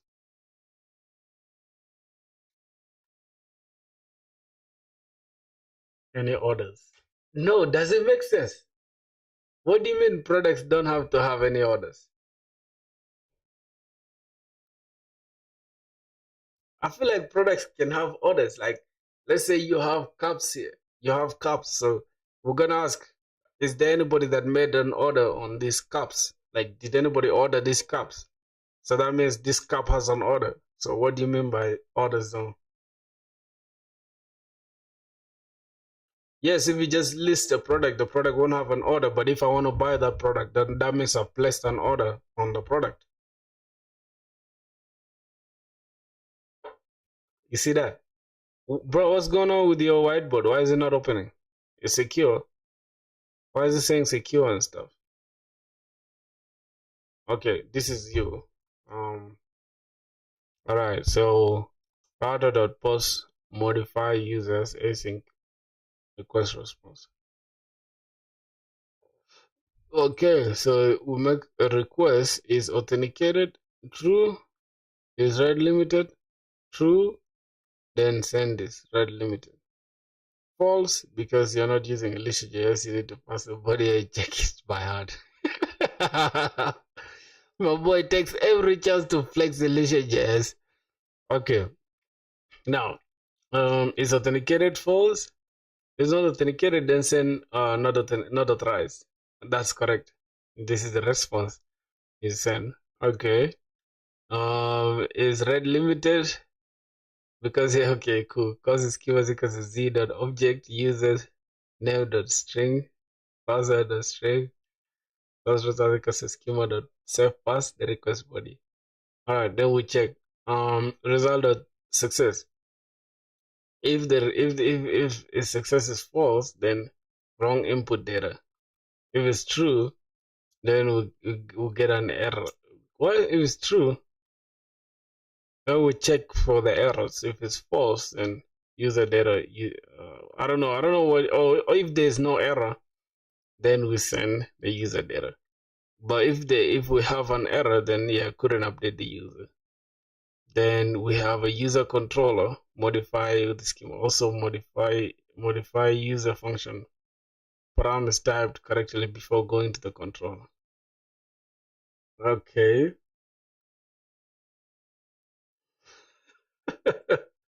My boy said there is a giant user controller on the left.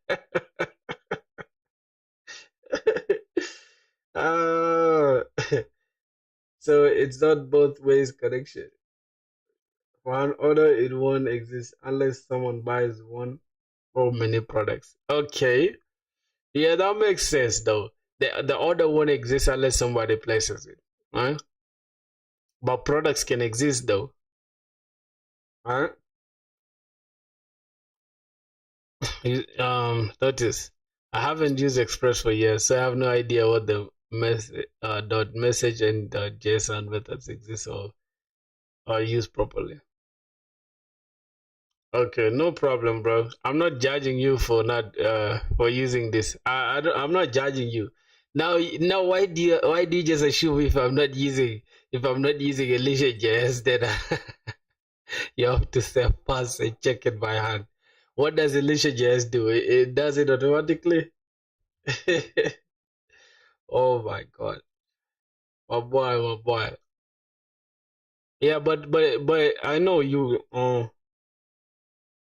Just a fun fact. Yeah. Like you use the messages thing here wrongly. Like all these are not correct. This is like send this the JSON. They're all wrong. But it's all good though. It doesn't validate input data automatically before quitting it. Do you understand it? I'm not quitting though. But let's see. Let's understand. So we have a router.post. Now, if the user if we hit this modify user route, right, then we async request response. Now, look at what we are arguing on, right? Here inside this stuff of yours, right? You are just you are literally you are including a controller inside inside a route. Now this is wrong. This is a wrong way to start your controller. There's no way you can just start your controller directly inside a route, because now you would have messed up everything. Now if we have like 100 controllers inside this same route, then everything will get messy. Yeah, everything will get messy. So the best way is to keep this entire controller of yours and take it inside a controller, inside a separate controller. Build a separate controller for it, and then you can keep these. You just say instead of having async this, right? You can remove this async thing and just replace it with, like, let's say controller. You can have a controller here. That's it. That's as simple as that. You don't have to like keep putting your entire controller in the same place with your how do I call it, with your endpoint. It doesn't make sense like that. You get it with your route. So that's the thing I was talking about. But the rest of the thing is correct. The rest of everything you said is okay. But let's say you're building a simple you're building a simple project. You don't have to do all these things, really, because if we're just creating a simple API thing, we don't have to do this much. Yeah. But keep making it your way and need to use any function from your controller. When not in a request, you'll need to pass in the request response. So do you just mock the request response there or what? No. You're not mocking it. See what you're doing, right? You are just keeping everything inside a controller, and then you are exporting it so that you can use them here. You get it? The entire route, when you hit this route, right? The route will understand whatever that you have inside the controller here. So it will check inside the controller that you place here. It will check the controller and say, okay, this is what is existing, then it can do it.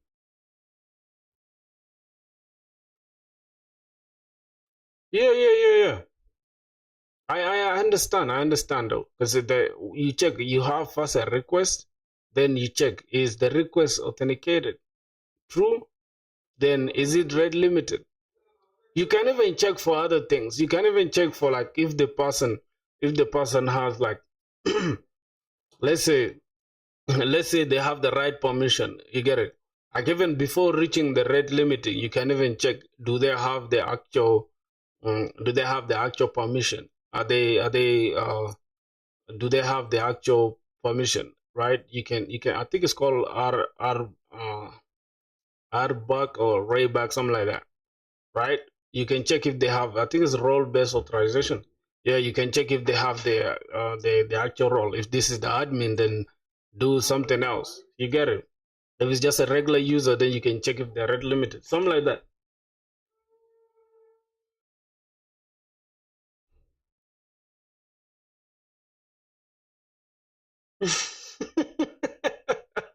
Yeah, that's the problem. That's the problem of somebody who's self-teaching himself without doing further or thorough check on everything.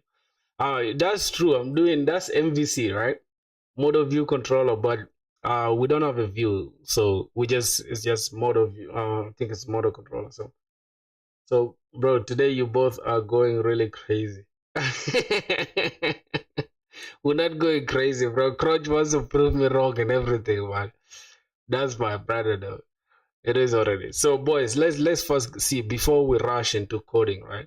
Let's first understand. Let's go to eraser.io, bro. Let's go back to eraser.io. I want us to understand if you have, for example, an email service and make a button to verify the user, the verification handle is not inside an endpoint. How would you modify the user if you want to use a controller? Model route controller for Java and C Sharp stuff. Yeah. It's for Java and C Sharp. That's like where there's model view controller. Now, this dude is saying, right, if you have, for example, an email service and make a button to verify the user, and the verification handle is not inside an endpoint, how would you modify the user if you want to use the controller? Yeah. Now you're talking. You see, we're almost on the same page, but you're not understanding what you're saying.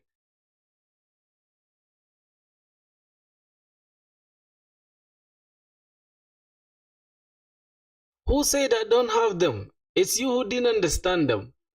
I have the request and the response. So what are you saying that I don't have them? What do you mean I don't have them? Like I have the request and the response. Here's the thing. This is, as you can see, my G. This is the order controller. Is order controller dot get orders. So anything that is inside this get orders is going to be reflected once we hit this endpoint.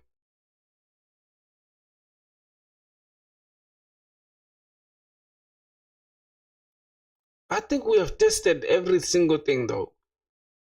I think we've tested every single thing. Request handler. Yeah. This guy, he needs to check out the request handler. I think he's not understanding that logic. Maybe you're so used to Alicia JS, I guess.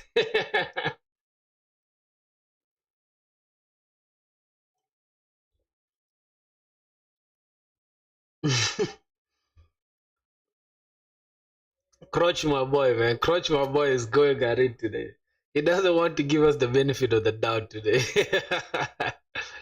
Let's see. Let's see. All right, my boys. So let's open the editor. Canvas. Is this a canvas? All right. Now let me begin from here.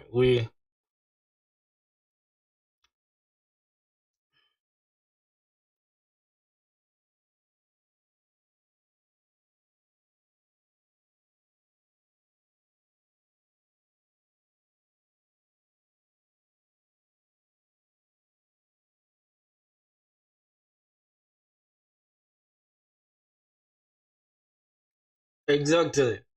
That's the thing. You see, this guy, he has a hard time understanding. He has a hard time understanding why our controller is here. It's look, this is the order controller. This is like the, as you can see, we're creating this object, right? We're creating this order controller as an object, and inside that object, we are getting this get orders. Now, once you want to get anything inside the object, you say object dot this, whatever that you have there object dot this. So rather than us having to create this on so many like get orders and in separate stuff, we can just keep them very modular like this. Like this is the, bro, do your research. This is like the I completely understand what his code is doing, but it's bad practice in my opinion. He wants to expand upon the logic. What do you mean? What do you mean, bro? What makes you think your opinion is not bad practice? Okay, take this code right now, right? Let me just make it simple for you. Say I have this route, right? I'm gonna come here. Say I have this route. Let me just open ChatGPT. I'll let you explain something right now that will make you understand at least. Okay, so we have ChatGPT here, bro. It is good and scalable. I don't know what that guy is saying. Like I don't know what he's saying. Bad practice. So I have my controller. So I have my controllers here, here. Boom. Now this is the orders here. This is the routes. Okay, and I'm calling them inside here. And I'm calling them inside here. Now, Toby, is this scalable, and good practice for the, oh my god, for the controllers? Even making me not to even type, bro. I'm too slow now. Now see, from what I've seen with my limited experience in the industry, it's common practice to have controller layers separated, like having request handlers. If you need a middleware, you can put it before the request handler plus middleware. Yeah, you can even, like, let's say we can even create middlewares here, right? We can create middlewares inside here. Then if there's anything, we can handle it inside the middleware, and then just inside the controller, inside the request here, what he's saying, we can even just add like next, and then we can have this as like can have this as next function, and that is going to work still. That is going to work still. So I don't know what he's saying really. As you can see, your kernel's point is a solid starting point and follows good foundational practice. However, to make it more scalable, you need to this suggestion. Okay, clear separation of controllers. You see that? We have clear separation of controllers and routes using async await in your controller methods, grouping all related logic inside a single controller object. You see that? We have a single controller object. And that's it. Now improvement of scalability. So middleware is missing a slash at the beginning, which is this one. Okay, that's not really a big. Better error handling. We can. Oh, we're not really doing anything like modularize option as upgrowth. So as upgrowth, we can have const export this, and we can have its own order. Then create order. This allows user unit testing and checking bundle. This is what you're saying, right? This is what you're saying. I feel like this is what he's saying. Instead of a single object for all the methods, create separate functions and export them individually. That's what he's saying, right? Because he doesn't want us to put them all in one object. Yo, smooth operator, what's good, my brother? Use a service layer.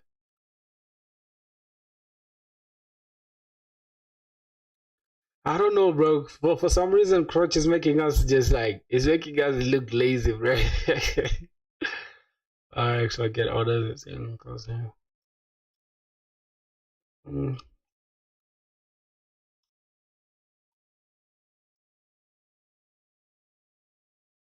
out of controllers into a service order.service.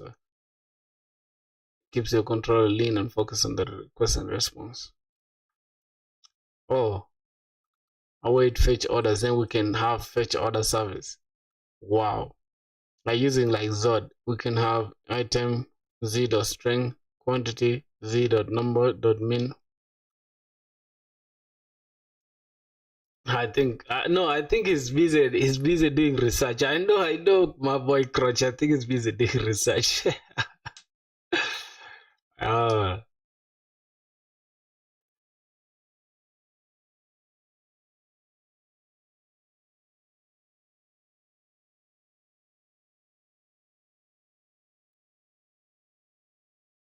Yeah, seriously, bro. That's right, though. I feel like our stuff is correct. I don't know. I don't know what Crutch is saying. I just don't understand what he's saying. For now, you see how I want to group them, right? Let's say this one can be here, right? This can be this. Now, let's say later we want to add like order. We want to add like a user controller. Let's say we want to like have different users using our e-commerce store. We can add them here as a user controller, where we can even add our own like stuff. I feel like this is scalable for real. I don't know what boy is saying. Let me go for short call, boys. Give me 1 minute. Oh shit. Oh my god. Let me see. What's the time? Let me see for how long we've been streaming for. 4 hours, dog. 4 fucking hours.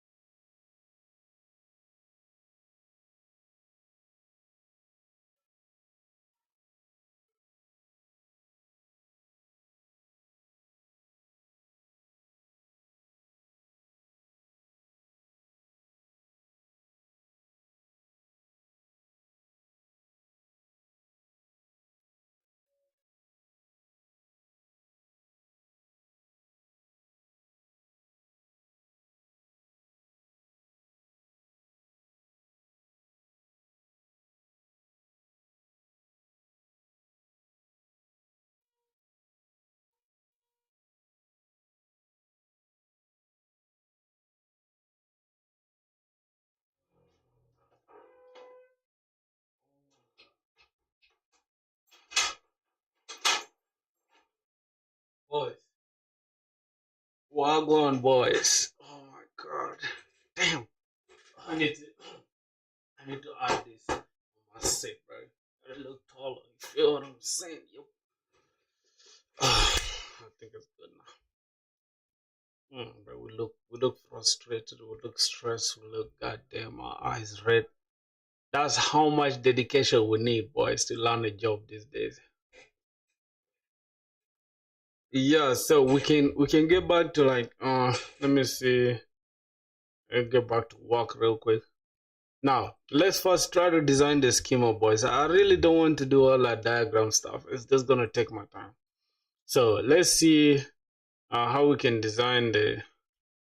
Let's leave this product thing out. Let's first work on what we have for now, right? Make sure we have. I don't know if we should it should be orders or using Prisma. Any reason? I like Prisma. I feel like Prisma um just gets the job done for me. Really, I don't stress about anything else. You have any job? No, I don't have any job, bro. Bro, really don't want to lose this argument. That's why he left.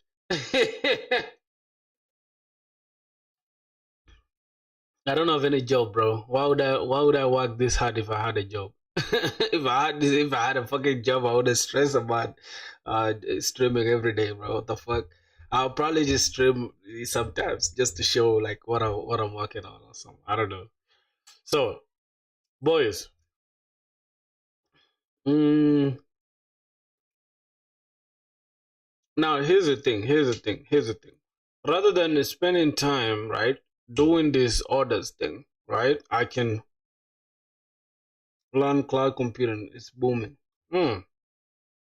Okay. You sure about that? I want to remove this. I want to remove this. So you know what? I'm just gonna make it easier on myself. I'm gonna say, um, what does an um, what does an ecom website, an ecom backend API need in terms of orders and products, and how do we approach it design wise, not code, just design. Let's see. Let's see what we're gonna get. Now designing backend. So let's see, because I don't want to stress really. My brain power has been like drowned into the, how do I call it, submerged or whatever in that lead code thing.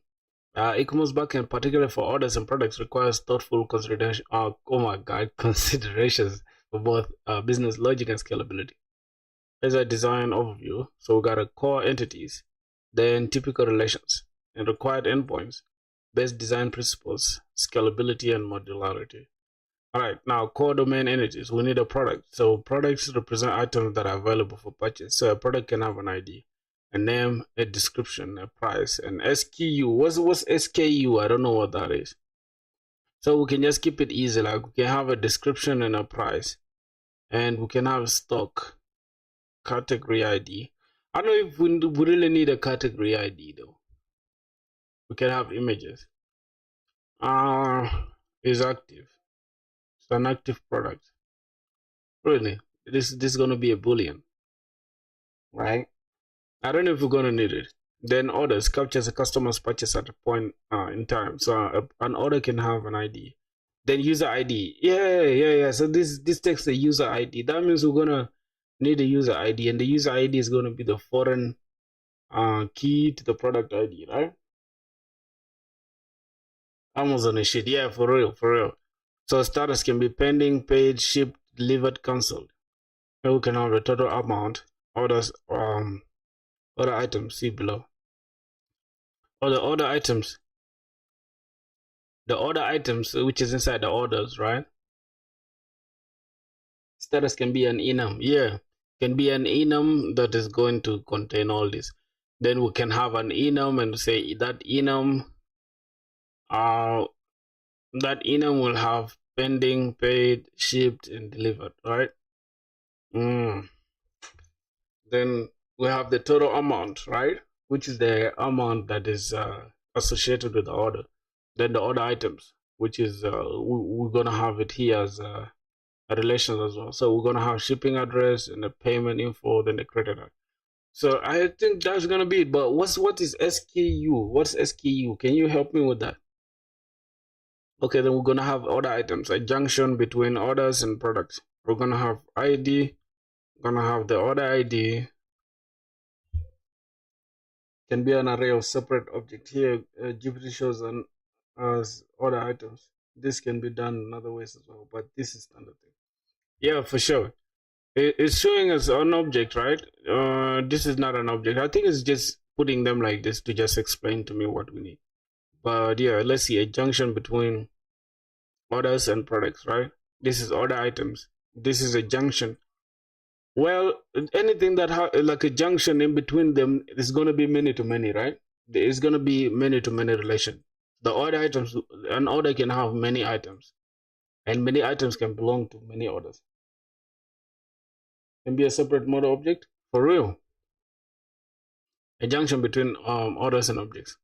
Then we're gonna have the order ID, the product ID, the quantity, and then the price at purchase. Now you know what?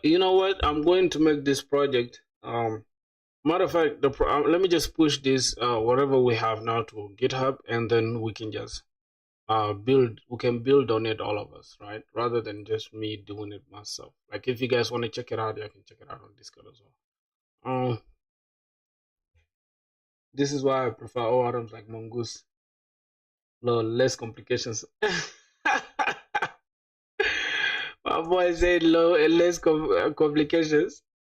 Yeah, bro, it's less complications, but is NoSQL though. I don't like NoSQL. I feel like NoSQL, they just like they don't have row level security stuff. Like if you look at it, just do your research on row level security. It's more important than anything else, bro. But I don't know. I think there's a workaround. I don't know. Let's see. Um, what else? Where is it? We just go on and this repos. It's gonna have I'm gonna call this ecom home backend. Ecom backend API. I think it should be backend. It's okay. Just gonna keep it as public. The concept of role doesn't exist in NoSQL. Lol. So obviously it doesn't exist. Yeah. So the role level security thing is the reason why I'm interested in SQL. Uh, plus I know the raw SQL though, like just the raw SQL stuff, rather than even using Mongoose. But I mean, rather than using Prisma and all that stuff. But I just love Prisma. All right, let's say git init. Well, we can say git init. We don't have git ignore. We got git ignore. So that okay, everything's already there. It's done by that. We can have git init. Then we're gonna say git add load. Then we can have git commit dash m. Just gonna say star of yeah, ecom backend API. Oh, oh my god. We just copy this and push that. Hey, it depends on what kind of SQL you're using, document based or key value or memory based. But pretty good security you can implement and build whatever you want for real. But role level security, like let's say you build in an application where like you will have so many users. It's easier to just control them from the role from the different roles inside your table, and just give let's say like user A and user B. You just give the user A their data and user B their own data. It's hard to do it with NoSQL. By the way, you tried Squella? No. I've only used Drizzle, Prisma, and Mongoose, but I've fallen in love with Prisma. Yeah, that's what I've used. Prisma is better. I'd say Prisma is better than all of them combined. Oh, do refresh this. Okay, refresh it here. All right, so we have the API thing right there. You can check it out if you want. I have it there. I'm gonna keep it there. I don't wanna remove stupid Twitter clone back then. I'm just gonna have gonna say ecom.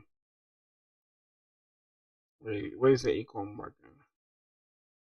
I just called it com backend. Is it this one? That's stupid, bro. What did I call this? Is there a way I can change this name? Is there a way I can change this name?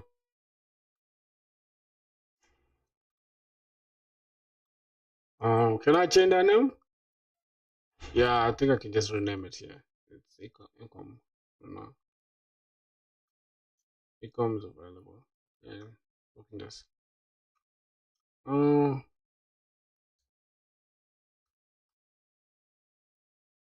how do you save it though? Is it changed already?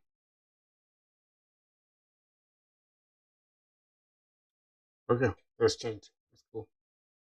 Mm, well, you can have separate data for separate users. You can have a document related to particular user, just like foreign key concept here in SQL. SQLize is basically a mongoose of SQL. For real? It's crazy. That concept is crazy. The concept you're saying that SQLize is this. That I like that concept. It's nice. All right. Mm, hello, bro. Hello, bro. No Java today. Also, there was Java. I don't know if you can go back. We did Java. We did Java, bro. We did Java. You literally just you didn't attend. We did Java. You didn't attend, bro. You came late. We did Java, bro. Yeah. Mm. Bro, but what are your thoughts on a Spring Boot, bro? Like, somebody should tell me, like, what are your thoughts on Spring Boot? You think the Spring Boot is like the way to go? Yeah, we did Java, you just didn't attend that, bro.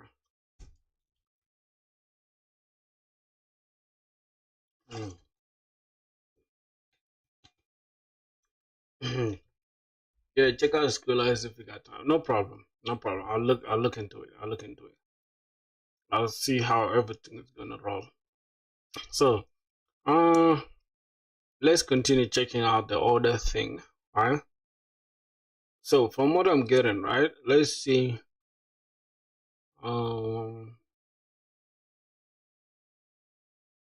so here we're gonna need order items useful for browsing or filtering, categories for browsing or filtering. So ID, mem, parent category for nesting, users slash customers. So the buyer, name, email, payment method. So I think we can even, bro, for sectors like banking, Java is. Yo, Shivam Yadav was good, bro. How are you doing? Somebody said I started building a Spring Boot application. It has been fun so far. Design patterns, bro. Design patterns, yeah. So you mean like system design for design patterns? What, like for the back end or front end? Which one? Because they are different. There's low level design. There's high level design. Which one exactly are you talking about? Mm, but banking Java is the request, right? Java is the way to go for sure for like things like that. I swear to God, search on internet, bro. All right, let me look it up. What you mean by design pattern? Design patterns. Design patterns in what? Let's see. A typical solution to common problem in software design. Each pattern is like a blueprint that you can customize to solve a particular problem in your code. Hmm. Okay. So you can check. Um. Oh, so these are them. We got adapters,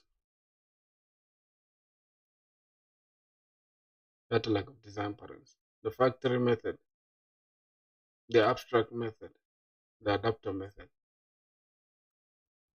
Is a creational design pattern that provides an interface for creating objects in a subclass, but allows subclasses to alter the type of objects that will be created. Hmm. So what is this supposed to mean? I'm confused.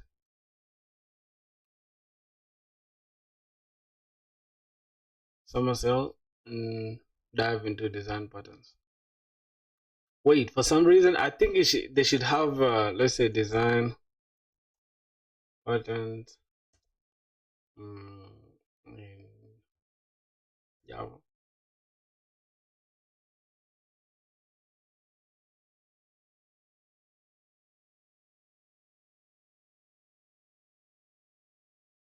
Okay, no problem. Mm,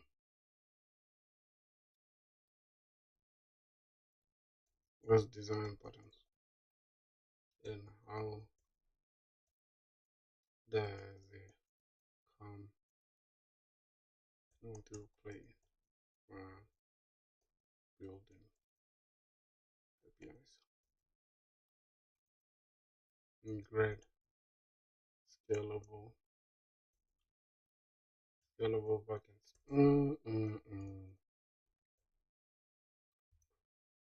Let's see. Let's see. And try to test a solution to common software problems. They offer a blueprint for how to structure your code, handle complexity, and ensure flexibility, scalability, and maintainability. In the context of building APIs with scalable backend, design patterns help you organize code cleanly and predictably. Separate easy routing versus business logic. Make your system easy to extend, test, and refactor. Reduce duplication and bugs. Now, here's a standardized solution using object-oriented or modular programming. not libraries or format, but concepts or templates. Classified as creation of patterns, how objects are created. Factory pattern, singleton pattern. Structural patterns, how objects are composed. Adapter pattern, facade pattern. Behavioral patterns, how objects communicate. Strategy pattern, observer pattern, command pattern, how they apply to backend. And here's the most relevant patterns to build in a modern scalable backend. MVC. I think that's the thing. The way I see it in short, design patterns are basically some previously tested ways of structuring and writing code. Yeah, we have MVC already. We have a model view controller, split object into models, views for the UI, and then control for the logic. We have it already. We have that in place, I think. Under the HTTP request service or model layer handles business logic / data view is often just JSON response. Separation of concern service layer for a dedicated layer between controllers and database access uses in API. Put business logic in service, order.service.ts. Controllers just call service methods. What do you guys think about that? What do you guys think about the service method thing? I kind of like that idea of putting them in a separate service. Keeps controllers clean and reusable. Repository pattern abstracts database logic behind the repository interface. Class order repository find by ID string. Prisma.find. So everything should be inside the repository. That's crazy. Create a complex objects with control over how they build. Yeah. Ensure a class has only one instance, e.g. database connection. Prisma is equal to this. That's something that we do often. So I think that's it really. I don't really think there's too much to it. Like sometimes you get to do these things right without even thinking about them. Because right now we've done like the best practices. If you think about it, we have most of the things separated in different folders and stuff. So I think the only thing we would need to change is if we, let's say for example, want to just keep the controller empty, right? We can just build the service inside this controller and just call it service, right? And then we reference, we just use the controller to call the service. I think that's it. But let's not just add any layer of complexity for now. I think this should be okay. Yeah, this should be okay for sure. So, but I kind of like that book though. I like the design pattern thing book. I like to read books, man. I like to read books. I'm just gonna say PDF. GitHub. I think somebody must have it in GitHub for sure.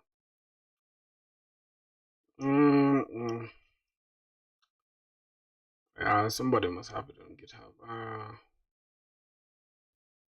I don't know if it's that exact page.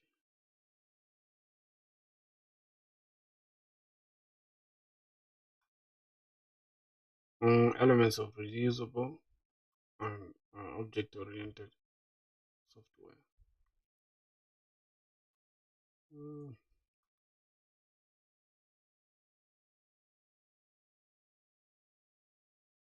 Hey, let's see.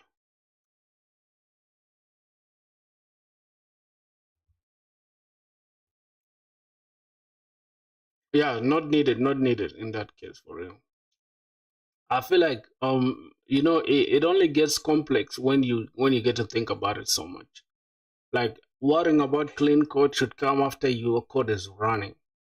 Like you shouldn't stress about, oh damn, my code is not running. I mean, my code is not clean, but when it's not running, it doesn't make sense. So you let your code run first, then you worry about cleaning it after. I think that's the best way to put it, really. Let's see, adapter. What's going on? This is for client adapter adaptee. Alright, that's gonna be it, really, bro. That's gonna be it. Let's just continue getting this stuff now. Let's see now. Say we wanna have the relations and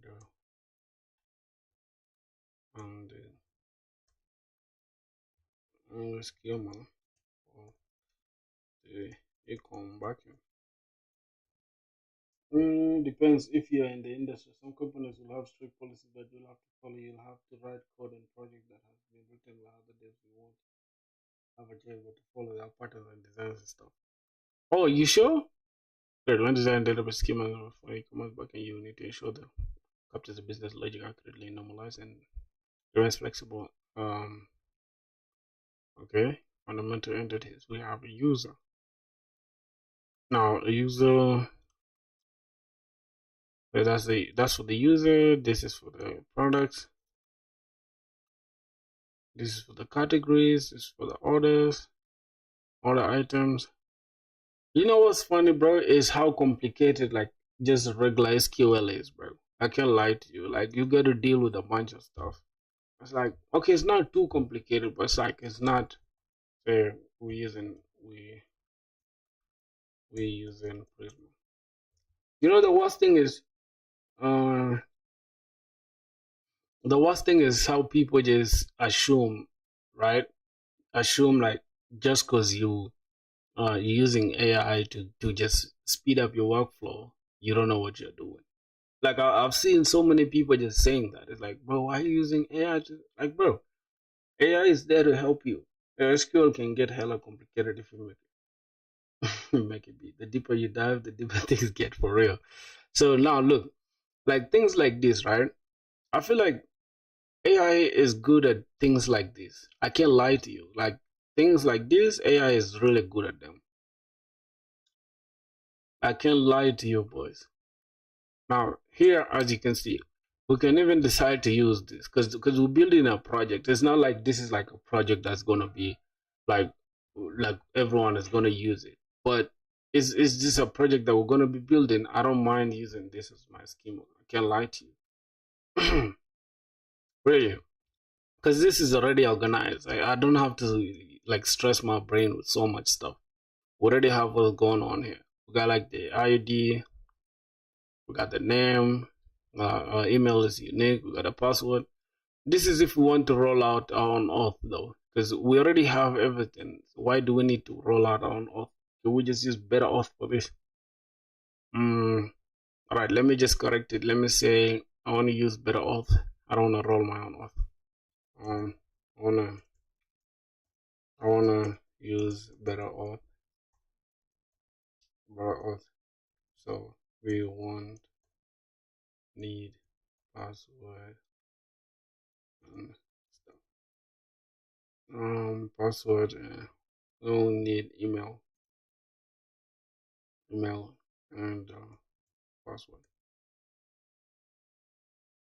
Got it. If you're using better auth, okay. It means your schema can simply simplify that. So that means we can have the user model can just be like this, an ID. Then we can have an external ID, which is from better auth. What do they mean by external ID? Wait. Check out better auth docs. They come with their own schema. So to avoid errors, let's follow them and build on top of what they have. Because auth should come as the first thing. I like your way of how you learn stuff. Yeah, for real, bro. That's how I learn for real. I barely like watch tutorials. I can't lie to you, bro. I just like I make it easy on myself. I think external ID means you are using a third-party auth system like OAuth. Okay, the auth like Google. Like you want to log in with Google and you want to log in with like GitHub or something. Okay, run the better auth CLI to add it to your calls. Better auth CLI to add it to your core models. So I can run this one, right? This is going to give us the CLI generate. Let me just try to go to like better auth doc documentation. it should have everything we need. So this is a installation. We just need to run this, or we need to run it as CLI the way this browse CLI generate. I think this is what will generate the schema, right, for us. So what I'm going to do, I'm going to delete this entire thing. I'm going to delete this entire schema thing, and I'm gonna let browse handle it. So I'm just gonna throw this. Let's see what's gonna happen. Prisma migrate. Oh my god, I don't want it to migrate anything. So no. Okay, that's good. Let me hope it did not add anything. Cool, it did not add anything. We don't want to run the Prisma migrate because we're not migrating anything. Not just auth, but any third-party auth service that stores user ID, user data. If they do store user data, they must have a user ID of their own, so their version of user ID becomes external. Bro, do you think ChatGPT reduce? Bro, ChatGPT has reduced every search engine. Think about it, right? If you look at like how do you call it? What's the name of this this thing? Stack Overflow. I feel like Stack Overflow has really lost users because of ChatGPT, man, and I feel bad for them though, because like there are OGs that really like came from Stack Overflow, and they just like have a tendency and this kind of stereotype of thinking like anybody that is. I mean, like ChatGPT has made it so easy. You had to suffer. Wait, you had to suffer in order to just get what you needed. So what's going on here? No configuration file phone file to your project. How to configure using the config file. Okay, we need to add this auth the tiers. Auth the tiers. Okay, let's go ahead and do that. I feel like it has really done damage to most of these companies, bro. If you actually go in depth with any question, ChatGPT starts hallucinating fake information at the surface level is great. I feel like ChatGPT has really hallucinated here. Yeah, there's nothing like that CLI thing. So what we need to go inside here. Say npm. Since we're using ban, we can just say ban x this. I think ban add or better. Yeah, this stuff is hallucinating bad. But the also TS I think we really need it. We do need it. Let's go here. We just install the better.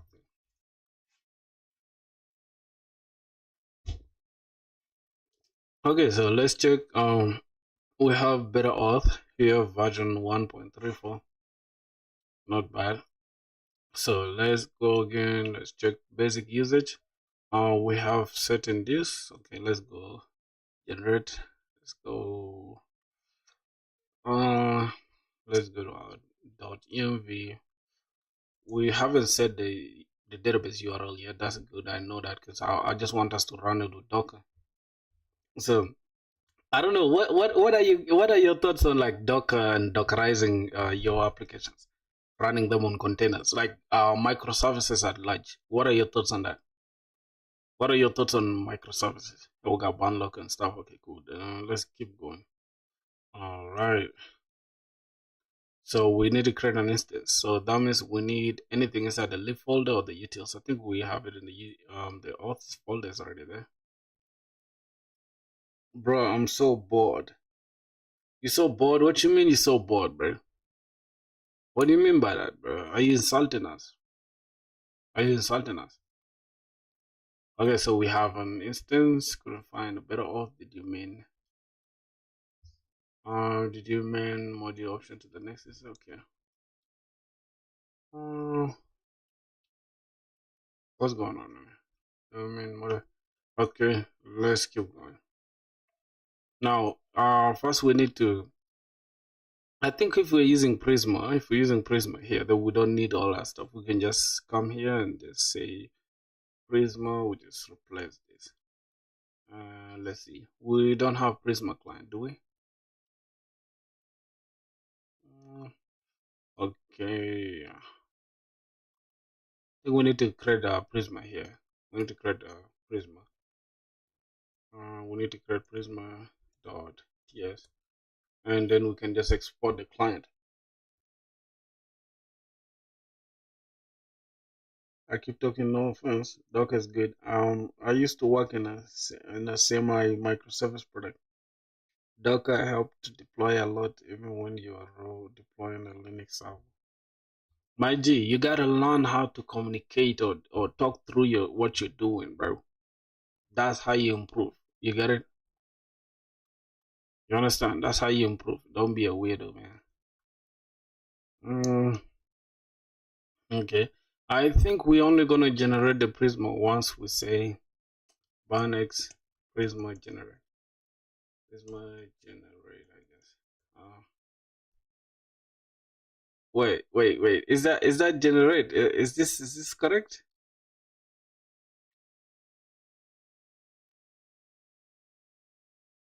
Yeah. I don't know if that's correct. It's unknown command generate. Okay. Damn, I give it wrong. Um, 1x Prisma generate. I think it's like this.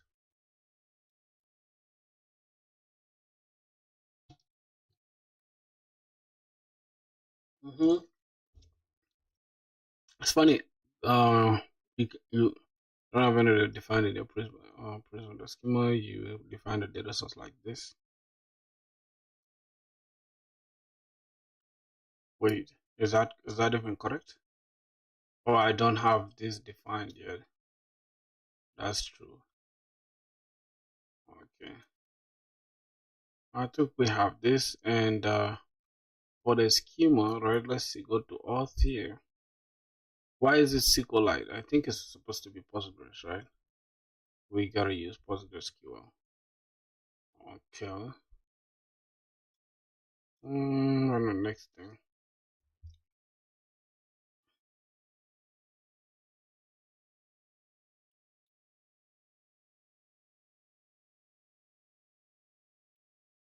Have you whiteboarded your e-commerce site to design the modules first? Like what APIs and pages needed? No, I'm just bootstrapping everything. So we need to say npx Prisma generate. I think it's called better off CLI generate. We can have it with npx or Barnex. Let's just say Barnex this. Or let's just keep it like this. It depends. We can just say this and keep it as Barnex. How am I offended, bro? What are you saying? How can I get offended by somebody who's a weirdo? Like you wanna be a female so bad. I won't blame you, bro. I won't blame you. Just go ahead with your BS. I'm focused, boy. I'm focused. I'm locked in. That's why. You get it? Yeah, man. Thanks for real. Ajit, thanks, man. Thanks, my G. Man, I don't know, but you guys gotta give me your names. Like, literally, go to Google, say type this, so I can get it correctly. Yeah, I know you're weird, bro.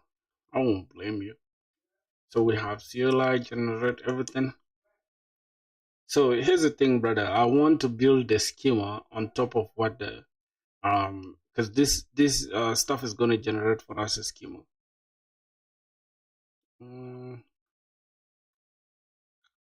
your name is Aisha. You see, you wanna be a gay nigga so bad. What's going on here? Put on radio auth.config. Why is it not reading my auth.config? Press is located somewhere. You can change the path. I think we need Prisma generate, right? Onyx Prisma generate.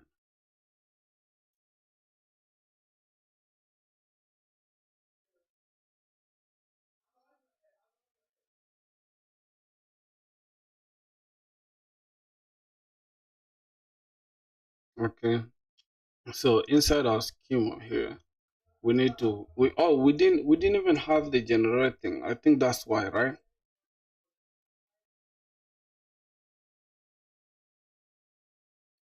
So we didn't have this. We didn't have okay, so let's go here. Just gonna delete this and we're just gonna keep this. Alright. So we can come here and say npx Bond X Prisma generate. You can generate a client for that. Mm.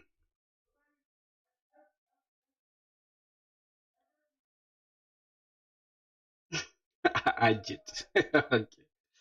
All right. Thank you. This dude wants to be a female so bad. He's calling himself what?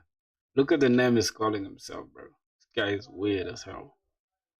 Okay, so here we can have import Prisma from Prisma client.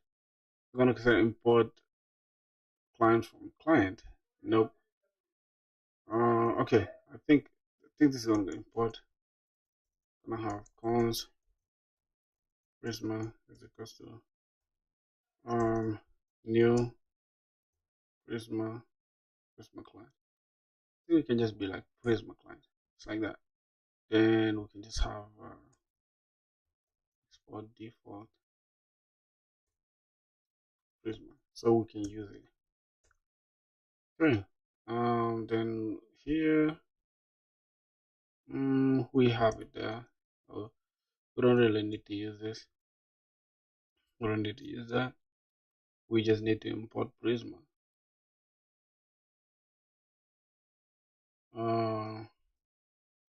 Import Prisma from Prisma. That's good. Let's see. Import a Prisma adapter from browse adapters.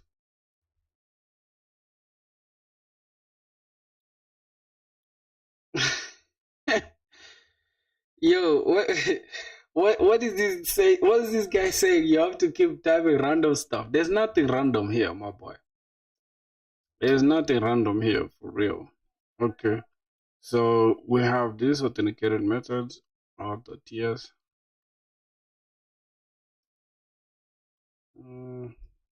So what's this? Alternatively, prefer use an ORM, you can use built-in adapters like this. So we got better auth import. All right, let me try to import this. We can import better auth from better auth. Import better auth from better auth, and we import Prisma adapters. Better auth Prisma adapters. Better auth Prisma. Better auth. We import Prisma adapter.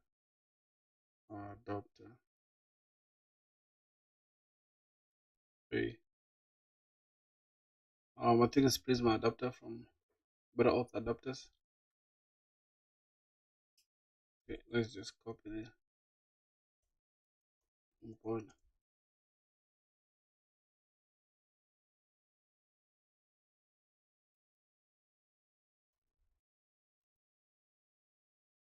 I think it's the node the node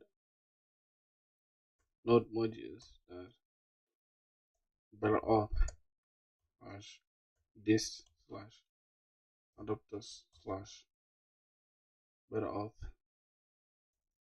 slash Prisma adapter.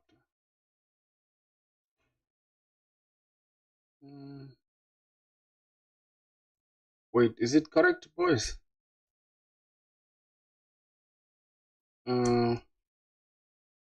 Adapters slash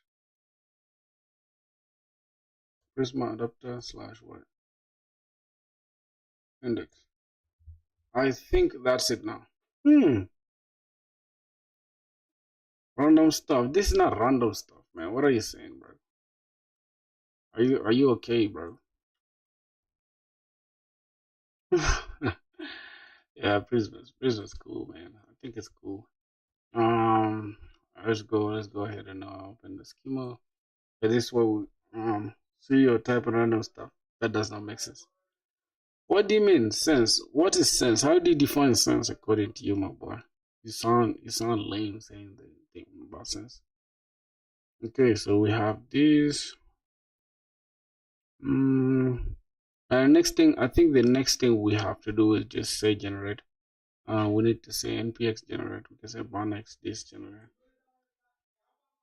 Okay, one X. But also generate. So let's see what's the error. Couldn't read your auth.config. Couldn't find. Wow, what could be the error, brothers? I feel like I'm facing an error that is crazier than what I see here. Hmm. So which module is that that is not finding? Okay, let's just do it with npx. Let's say npx. Let's generate. Let's see. Let's do the same thing. Couldn't read your auth this. Couldn't find modules.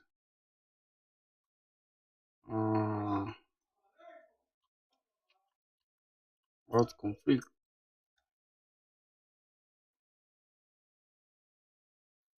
Do we have to install it again?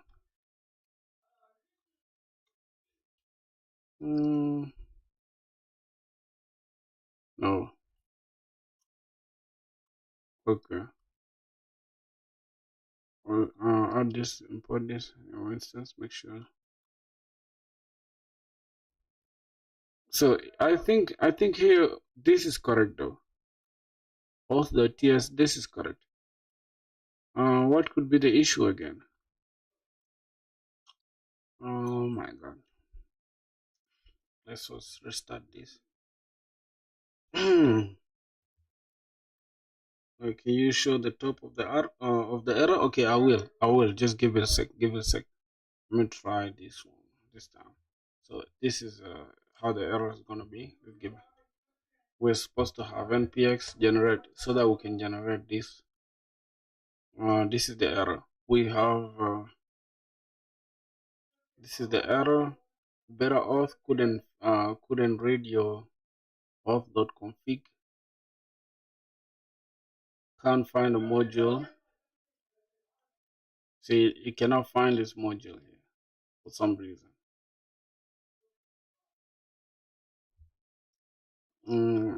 Why?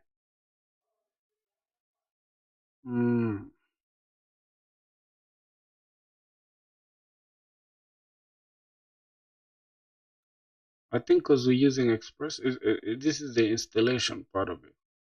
Now let me see.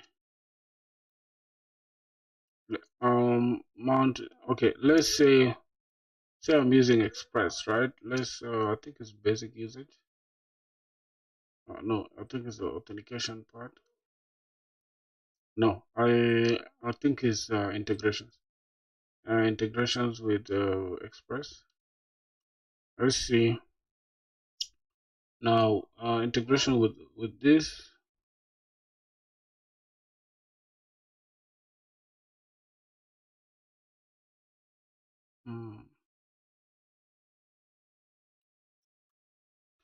Before the better auth handler. Okay, but I understand that though. Oh my god.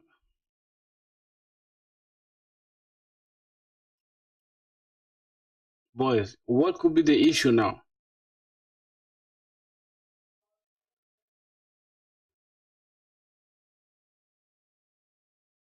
Oh my god. Thanks, man. Thanks. Yo, Prokan, my G. How are you doing? Express was there in the installation page itself. Yeah, Express was there. If you see integrations, we have Express here. And they're saying before you start, make sure you have a better auth instance configured. If you do not have yet, check out installation. So it's going to send us to the installation, which is this part. That means we have to do all this before going to include Express. So the only issue is we have to, alternatively, if you prefer using an ORM, our ORM is set up. I don't know why we have create the required tables directly in the database. For some reason, I don't know why it's just refusing to do that. So I have no other way than to just ask, see why We have an error here. An error. Yeah. Even to creating the auth.ts. Let's see. Now, I was saying, I think I saw something about expression at the bottom of the installation page as well. And some code example. Wait, okay, cool. Is a known better auth when try to resolve path in non-standard. Oh, this happens when I'm using bun. So how to fix it? Based on the community advice on better auth maintainers, move your auth config. The root uses also TS, not buried deep.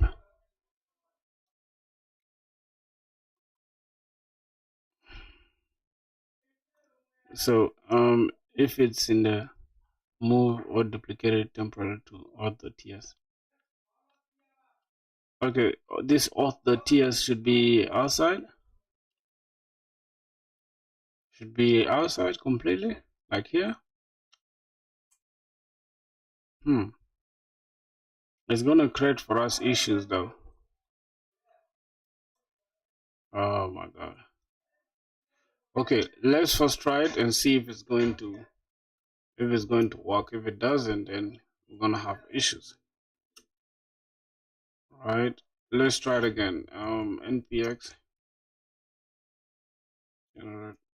Okay, still the same issue. Just try removing bun and install using npm. For real? Okay. Mm.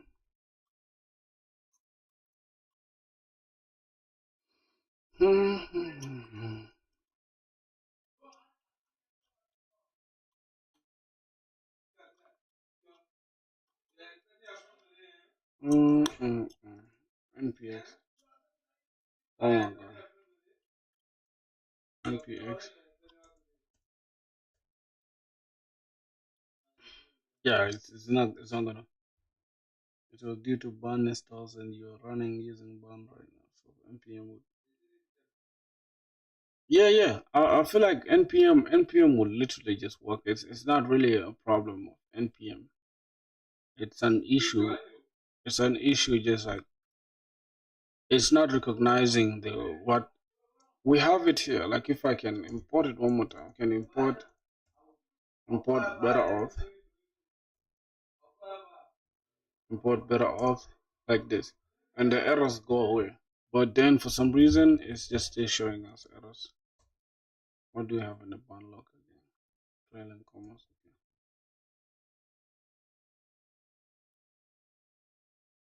Okay. Let's say bun add better auth. I think that's okay. Bun x better generate. Oh my god. It's still, bro.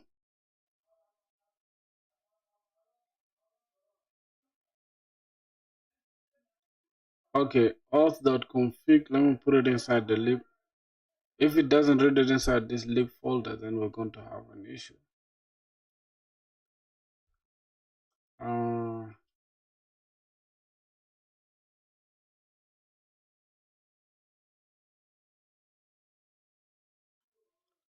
let's see. Auth.tears.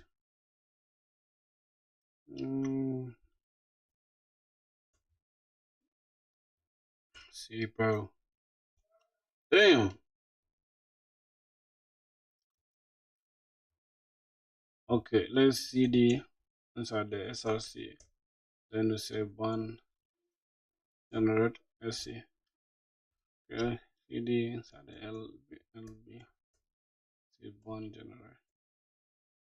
Yeah, it's not gonna help, bro. Damn. I had a medical emergency in the family. Oh, sorry, bro. Sorry. How is everything now? Damn.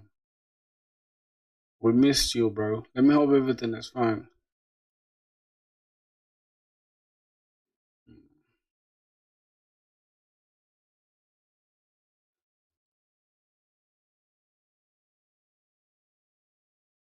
all right, my brother, no problem, bro. Have a good one. Damn, that's crazy, bro.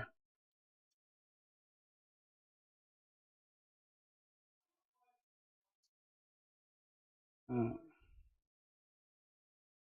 I don't know, bro. I think let me see. I'm gonna have to stop the stream here, boys. I'm tired. I can't lie to you. I'm tired, bro. Damn, we didn't even do anything. Like literally setting up everything is just oh shit. Oh my god. Thank you guys for tapping in. You know what I'm gonna do, boys? Y'all should join the Discord. I think it's linked there. I didn't link it up. Alright, let me just link the Discord up real quick. So y'all can join it, bro. Tomorrow when we start the stream, y'all can always catch up with me and we can chill, man, and work on more products. So I feel like working on projects is it time for front end dev or full stack time? I don't know.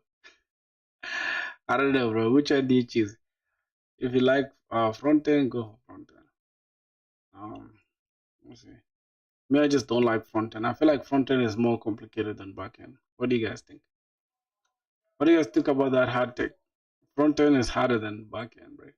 But as far as everything is concerned, only when the logic gets complicated, that's when the back end can become crazy. Take rest, bro. Keep studying and practicing. Thanks a lot, man. Thanks a lot. I'm not gonna lie. I've really put in work, man. So, wait. Mm, okay, let me go here. Mm, let me comment the chat. But for just some personal, me too, man. Me too. That's the thing I hate, bro.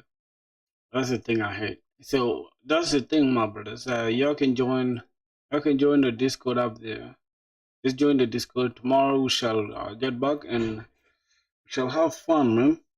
So I'm gonna take some rest. Maybe go to the coffee store. Go just take some coffee.